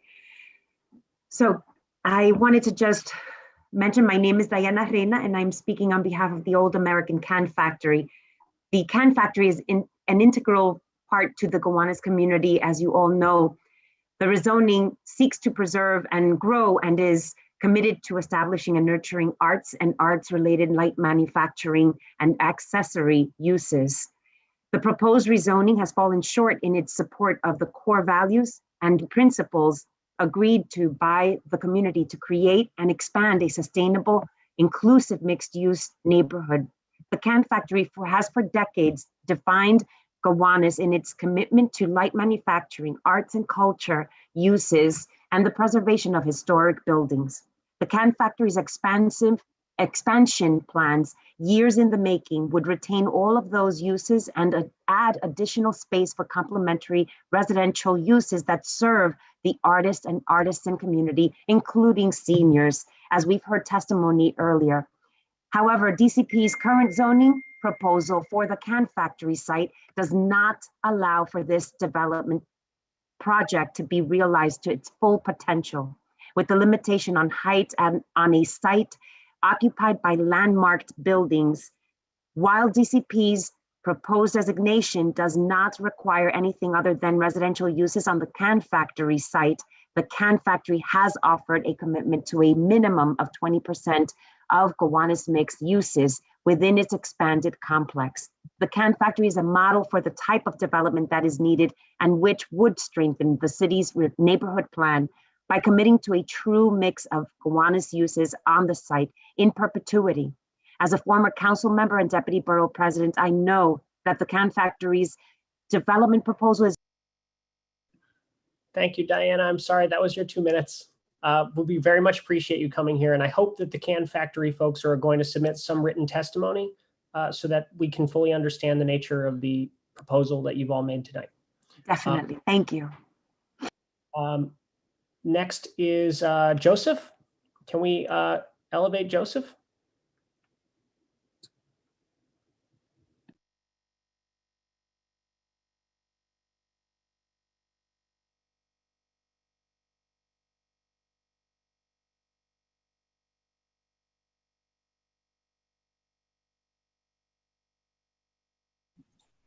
He's promoted and Great. You have 2 minutes, Joseph. Hi, thank you. Sorry, it got so dark. I don't have the right lighting. My name is Joseph Alexiou. I'm a former Gowanus resident. Now I live just on the other side of Flatbush in Prospect Heights, which is still a place where the raw sewage can run down into the canal. So I consider myself a greater Gowanus person. Some of you may also know me as the author of the history of Gowanus, Brooklyn's Curious Canal. I bring that up not only to talk about myself, but because Gowanus is a story, and this rezone is a story. Specifically, it's a story that New York City's trying to tell us about how best they believe our collective neighborhood and land should be used. And there's an alternate story here that many, many people have spoken to about how they don't believe that this rezoning is correct. I don't believe that this rezoning is correct. I don't think that all rezonings are incorrect or that this one doesn't have its potentials and possibilities.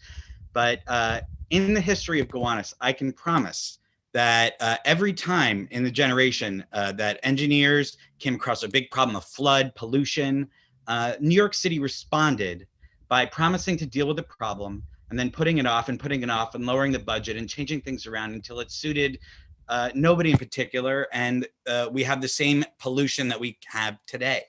And the way that we can remedy this is by not ignoring the biggest signs in front of us, which is that this is an environmental disaster.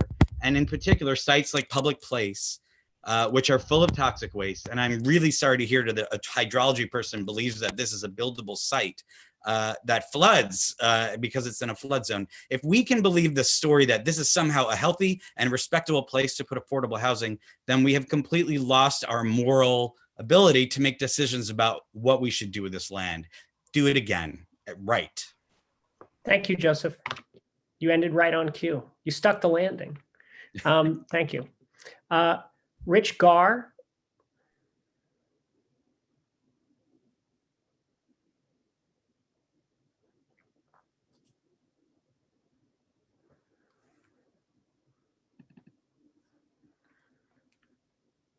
Rich, if you can unmute yourself. Oh yeah, there I am. All right. You guys can hear me? Yes, 2 minutes. All right, thank you. My name is Rich Gar. I used to have a studio at 94 9th Street in Gowanus until my second kid came along, but I spend a lot of time there. I use it as a uniquely beautiful grounds for inspiration and for my own artwork. I do art walks around Gowanus in Brooklyn. I have been doing that for about 10 or 12 years. I urge this rezoning to be reconsidered. It wipes the architecture, the community, and the character of the neighborhood away. Artists will be gone without significant affordable space. NYCHA residents will be left with their broken homes. Dedicated specific improvements for adjacent NYCHA housing and reasonable housing heights for the new buildings should be baked into any new rezoning. Numerous sites over 20 stories are not reasonable. Just a few $1 million for new air conditioners or a playground at the NYCHA homes are not reasonable. Of course, I want affordable housing and I want diversity, but not at the expense of the current community. This rezoning looks too tall, and I see no real guarantees for NYCHA or for affordable art spaces. I echo voices like Shahana Hanif, David Kutz, and Joseph here, and the Gowanus neighborhood for the Coalition of Justice. I also advocate for the artists of Gowanus who have seen many rent increases over the past few years. 5 seconds. Anyway, please reconsider. I like the idea of rezoning, but not this one. Thank you, Rich. Appreciate your patience. Triada, can we elevate Triada? I'm sorry if I'm not pronouncing your name correctly.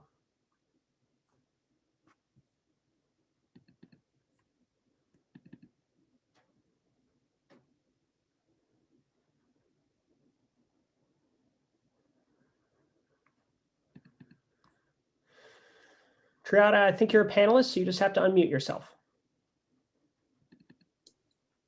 Oh, There you are. am I good? Okay. Yep. Hello, everyone. My name is Triada Samaras. I'm opposed to the current rezoning plan and urge a complete pause in the process. I bought my home in Carroll Gardens in the mid-90s. I'm a single mother and working artist. I worked many years to be able to afford my home here. I'm a member of the Gowanus Canal CAG Citizens Advisory Group and a co-founder of CG Cord Coalition for Respectful Development since 2007. In my opinion, well, the city of New York is in non-compliance with the EPA.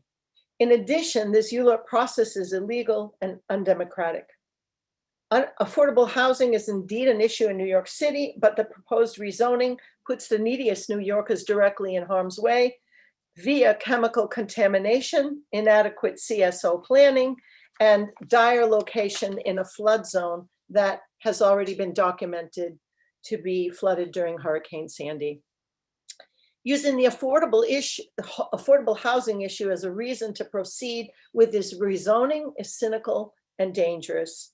It is completely irresponsible to railroad this community, especially at a time when we are trying to recover from a pandemic and for the city to ignore our rights as a public. I am opposed to any rezoning until the city becomes compliant with the EPA's administrative order and the CSO situation is rectified. In addition, I am opposed to any location of people on coal tar sites until we have had a much more extensive study into the harmful impacts of coal tar on residents in closed buildings. Thank you very much. Thank you, Triada. Jeremy Welsh Loveman.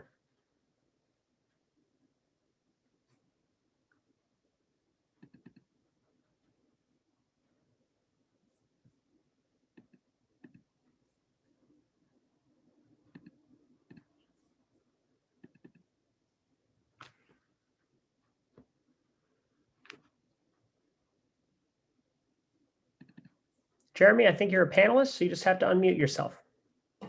Oh, sorry about that. I didn't see that option come up. Thank you. So I want to comment in strong support of the Gowanus rezoning. I think New York City needs a lot more housing, both market rate and affordable. Additional housing here will reduce competition for existing units, lowering rent for renters throughout the city. Even if the new buildings are expensive, those potential high-income residents would have lived somewhere else. Trying to block this rezoning because you think the buildings will be expensive just means current units will become more expensive. It won't reduce the number of expensive units in total. The percentage of units that are rent restricted to be affordable also doesn't really matter. What matters is the total number of affordable units. Each unit is someone's life getting better. Building housing in New York City is very expensive.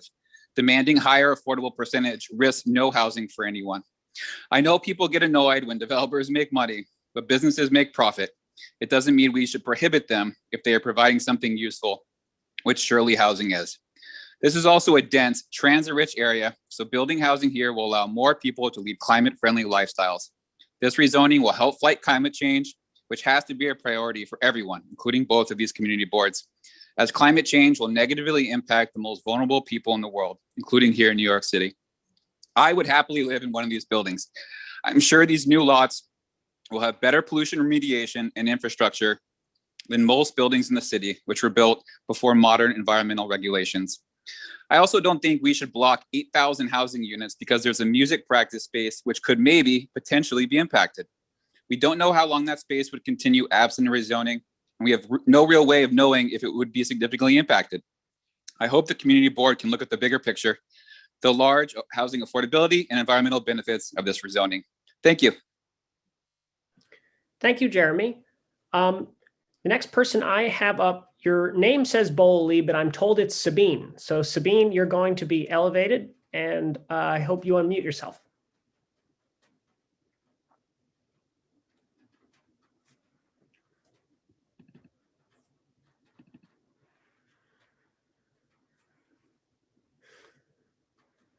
You're now a panelist, if you can unmute yourself. Oh, hi. Actually, it is Borley. Oh, I'm sorry. Sabine did. No, it's okay. Sabine did actually log in on mine because she didn't get her invite. I think they spelled her email address wrong. Okay. But thanks. Hi, my name is Borley, and I'm the Chief of Staff at Fifth Avenue Committee, which is a nonprofit comprehensive community development corporation. And our mission is to advance economic, social, and racial justice. I'm in support of the Gowanus Green, and the overall rezoning helps to affirmatively further fair housing. I also support GNCJ's demands and priorities, including upfront capital funding for local NYCHA communities and ensuring local accountability related to the commitments associated with the rezoning. We really want to advocate for the city to invest in local workforce development, adult education, bridge programming, and expand SYEP for local low and moderate income residents. The economic inequalities in CB6 track along racial lines, and the city really needs to make a significant multi-year funding commitment in efforts like FAC and SBIDC's Stronger Together integrated workforce development program, which supports public housing residents in Gowanus and Red Hook. People forget the history of CB6, which was predominantly people of color. Today, Gowanus and the surrounding communities are very different. I am a Park Slope resident and I grew up here as a child, and it's not what my parents saw or what I saw growing up. Right now, CB6 is over 60% white, while the city overall is 32% white. We are a minority majority city, and that's not reflected. We're a proud development partner of Gowanus Green, which will build 950 units of affordable housing. That's about a third that's being proposed with the Gowanus rezoning. And we need affordable housing. If not here, then where? And it's going to be on a safe and healthy site. Like we've been here for 43 years. Why would we want to do that and not be here for another 43 years? So thank you. Thank you. I next have Jay Marcus. Jay, you're going to get promoted to a panelist. Dan, I hope you unmute yourself.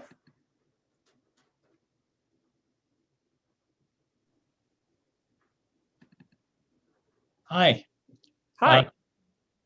I'm Jay Marcus, and I'm also with Fifth Avenue Committee with Bora. And I do want to make sure I make the point, we are an economic and social justice agency, and that's why we support the demands of GNCJ, and also why we are a co-developer along with Jonathan Rose, Hudson, and the Bluestone organization for Gowanus Green. And we are proud and feel that this will be an important addition to the Carroll Gardens and Gowanus community.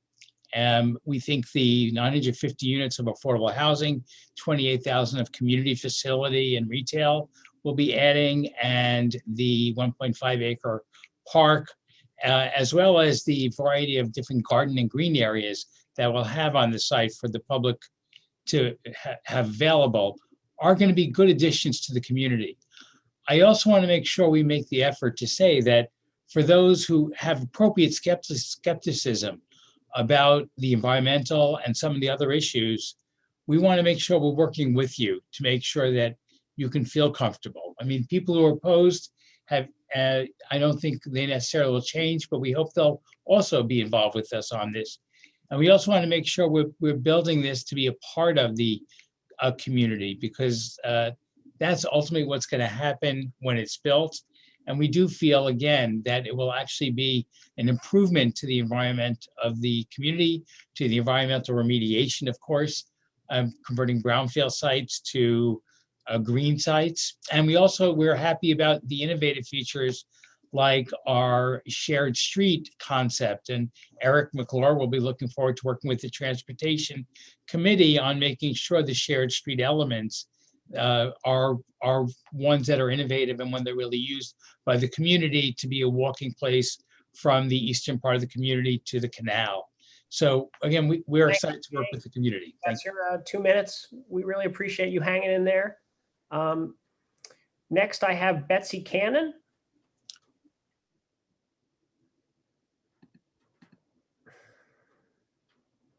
Betsy, I see you're on the panel, so if you can unmute yourself. Hi. Hello, thank you. Hi, I'm Betsy Cannon, a congregant at St. Lydia's Church and a member of the Gowanus Neighborhood Coalition for Justice. As a person of faith, I stand firmly with GNCJ's top 3 demands: that we have full upfront funding of capital needs for our NYCHA neighbors in Gowanus houses in Wyckoff Gardens, net zero CSOs due to the rezoning, and the creation of a task force to hold the city and all parties accountable for commitments made through this process. We know that the rezoning is going to take decades even after the alert process is over, and we'll need local oversight in place. For too long, rezonings have benefited those who look like me and come from similar economic backgrounds as I do, to the detriment of others. It is immoral that we would consider allowing developers extravagant revenues while not taking care of our neighbors in NYCHA housing.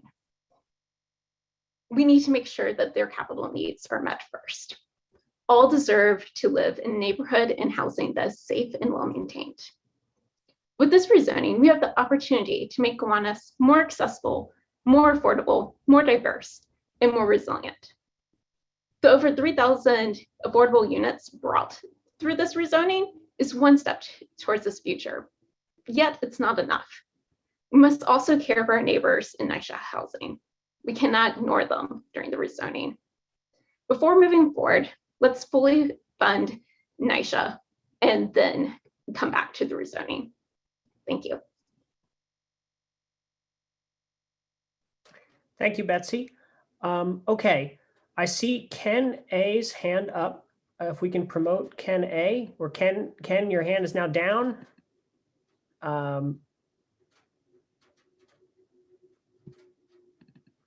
Ken A, you're a panelist. You can start talking.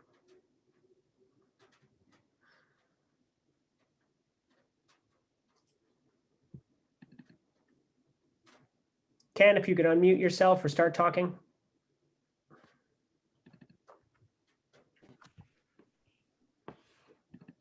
We still can't hear you, Ken. Hi, can you hear me now? Yes, I can. You have 2 minutes. Great. Cool, thank you. So I am a resident, longtime resident of Brooklyn CB2 for over 10 years now. And I would like to express my support for upzoning for as much as affordable housing in the area as much as possible.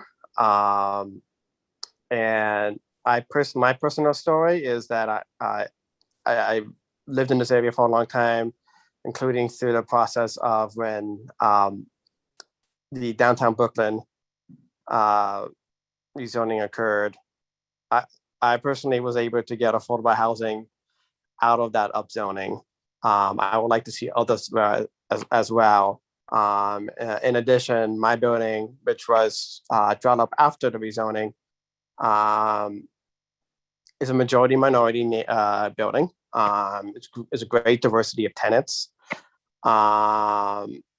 which is, I think, a great thing for a city that is often listed second or third on the list of most segregated cities, to have integrated affordable housing and have affordability be a key part of that plan. I think it's great. So for other neighborhoods to do the same thing, and for support of it. So I encourage Brooklyn CB2 and also Brooklyn CB6 to be supportive of the rezoning, as I personally have seen it drop down rents for myself and others, and encourage integration and encourage affordability. Thank you, and I yield the rest of my time. Thank you, Ken. Okay, so now we have gone through at least once everybody who we believe registered, but under the court's order, we cannot conclude this hearing now. Let me read you the language. In the event that all registered participants have testified and it's not yet 11 p.m., the joint hearing will be recessed for 1 hour if it is before 7 p.m. or for 30 minutes after 7 p.m. So it's after 7 p.m., so we need to take a 30-minute recess. If upon the joint hearing resuming, no additional participants have registered to testify, or all participants registered have testified prior to 11 p.m., the joint hearing will be closed. Now, to be clear, this is an extension for the purposes of ensuring that registered participants, people who already registered, who are not able to testify, have an opportunity to testify. It is not an opportunity for folks that didn't meet the registration cutoff to testify. So what we will be doing is taking a 30-minute pause, coming back, and then cleaning up if there's anybody who has,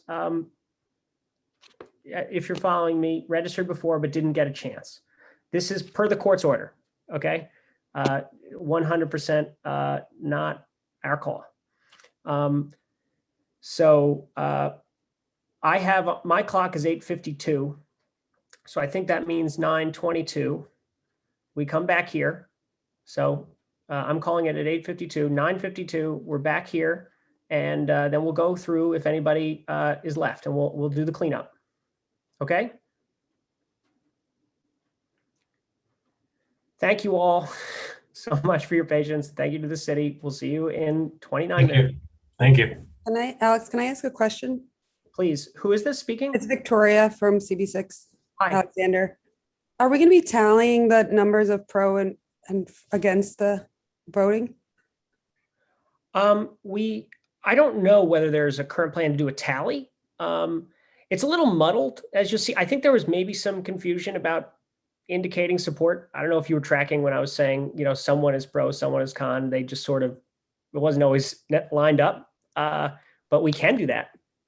Many of the people that were there in person, this is Peter, said, they had registered for one, but they ended up speaking both directions. I mean, we can do a tally, but I won't guarantee that it's 100% accurate. Yeah, I don't know how good an indication it will be for us, but could we? Okay, I think it would be difficult. And as a CB6 member, we can still wait to make a testimony at later date, right? Oh, you cannot. Community board members who are members of the committee considering it are not permitted to testify. I'm making sure. I thought that's what the case, and that's why I didn't register. Yes, but you'll have opportunities to talk about this, right? At our full board meeting and the committee meetings that are going to consider this and the related ULER. Yeah. Great. I think you did a good job organizing this, and there wasn't any major Zoom problem. So congratulations on that part. Thank you for your work. Honestly, the city did all of the heavy lifting here, and they did. Hundreds of people are involved in making this happen. It's a gigantic expenditure of resources and time. But if you had been at the park, there were literally dozens of volunteers from city planning. So yeah, so let's do this recess, and then we'll be back. Hey, Alec. Yeah. Hey, Alec, Lenny. hi, it's Lenny. How are you? You're Good, being super modest. Yeah, I know we're giving credit to the city, but you're doing an amazing job chairing this public hearing. So let's not let that go unnoticed. Fantastic job, my friend. Thank you, Lenny. That's very kind of you. Okay, I bet everybody wants to take a recess. I know I do. All right, so 9:22. Okay. Sounds good. See you then. All right, thank you.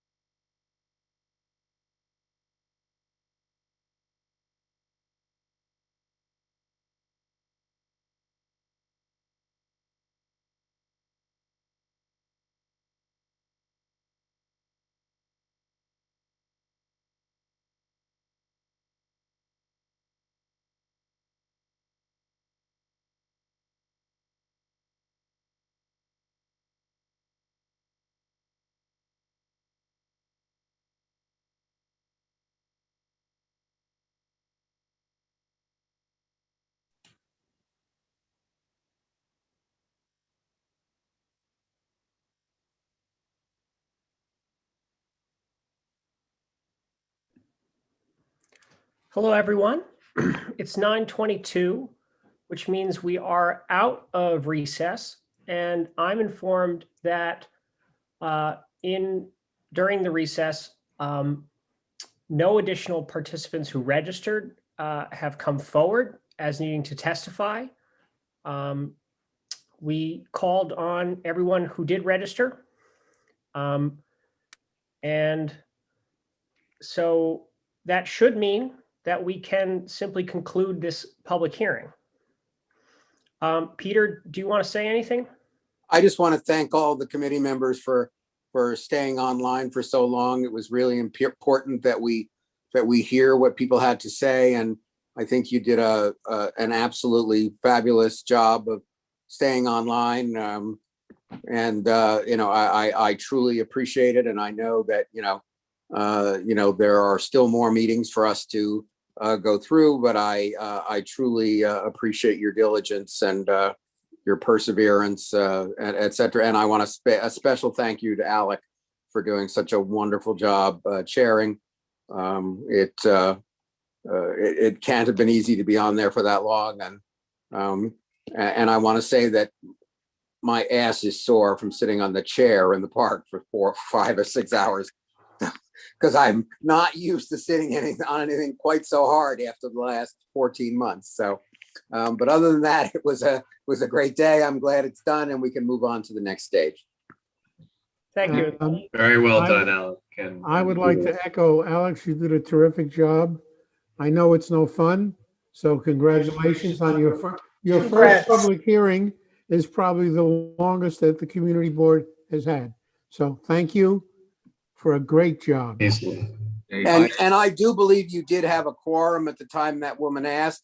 I counted earlier, and there are plenty of people online. Yeah, I did a quick count too, and right. we had a quorum. Sure, I just didn't want to begin a back and forth right. with participants, and if a committee member called for a quorum, that would have been fine. But we had a quorum both for committee and the ULURP requirements from the start of the public hearing until you just took the recess. I haven't counted since when we just came back. And since there's no motions were being made, so a quorum wasn't required anyway. So actually, a quorum is required for ULURP. Oh, okay. There you go. And we met that quorum. I just wanted to agree with everybody what was just said. And can we make sure that whether Ty or the office or whoever sends out the link, please, to everybody to the recording of this, so we can look back at it. Plus, there are some written comments that were left at the park, and we'll try and make sure that those copies are available to you electronically after we scan them. Great. I just also want to to the extent that there are still members of the community listening, I want to thank everyone for who participated and waited and testified. It was one thing that was remarkable to me was that while there's extraordinary divergence of views on this project, I could really only count on maybe one hand the number of comments that I found sort of disrespectful or untoward in some way. I thought it was really a remarkable showing by the community of respect for each other's views. I would like to second what Daniel just said. I was just amazed at Alex's talent as a curator of community opinion. And also I am so impressed with our neighbors. I just can't believe how well informed and respectful everyone was tonight. So it was a long slog, but I think it was really beneficial. The number of young people who were there, giving opinions on the need for affordable housing, I thought was very admirable. Absolutely. I was very impressed. Okay. Anyone else have anything they want to say before we conclude today? Motion to adjourn. Yeah, well, seconded. So Alec, I did want to say this. I do want to say that, I think this was an excellent model of collaboration of community boards, collaboration of city planning, the city of New York, quite frankly, who helped, with Do It and all the other logistical pieces that went to make this successful. But more importantly, I want to highlight the way it was a collaboration between community board and community. Given the people who stayed in the rain, who weathered the drizzle that turned into rain, and then, just the respect that went along with this. I'm starting to be a new fan. I'm finding a way to see that we can use Zoom for all public hearings, because it was really cool to be able to turn people off past the time limit. That was really cool. I agree with. I got to figure out how we talk to Governor Cuomo, whoever the next mayor is, but I think all public hearings should be Zoom, and you can just click the button and keep order. But in all seriousness, it was just a great collaboration, and I'm glad to be able to be a part of this with everyone on the phone, both district managers, everyone involved. I just want to say thank you for both Community Board 2 and 6. Yeah, I'd like to second my colleague Lenny. This is Carlton Gordon again, and thank you. You did a great job, Alec. You have a stronger bladder than me, so you really held up very well. I think we'll be doing, I guess, our part next week at our landmark land use committee, and of course, we have again realized that we have 4 big blocks, if you want to call it, of the full. Of the full proposal by the city on this, but we'll deal with them. It's interesting because it's going to be up 4th Avenue, up by Bergen Street, and those blocks have values, so it should be interesting. Well, thank you, everyone. I won't detain you a minute longer. So we so appreciate it. I think that our hearing is concluded, and the recording will be sent to everyone. And thank you to the city for running everything. Thank you. Thank you all. Good night, everybody. Good night, everyone. Good night. Thank Good night, you. Thank you, everyone. Good night.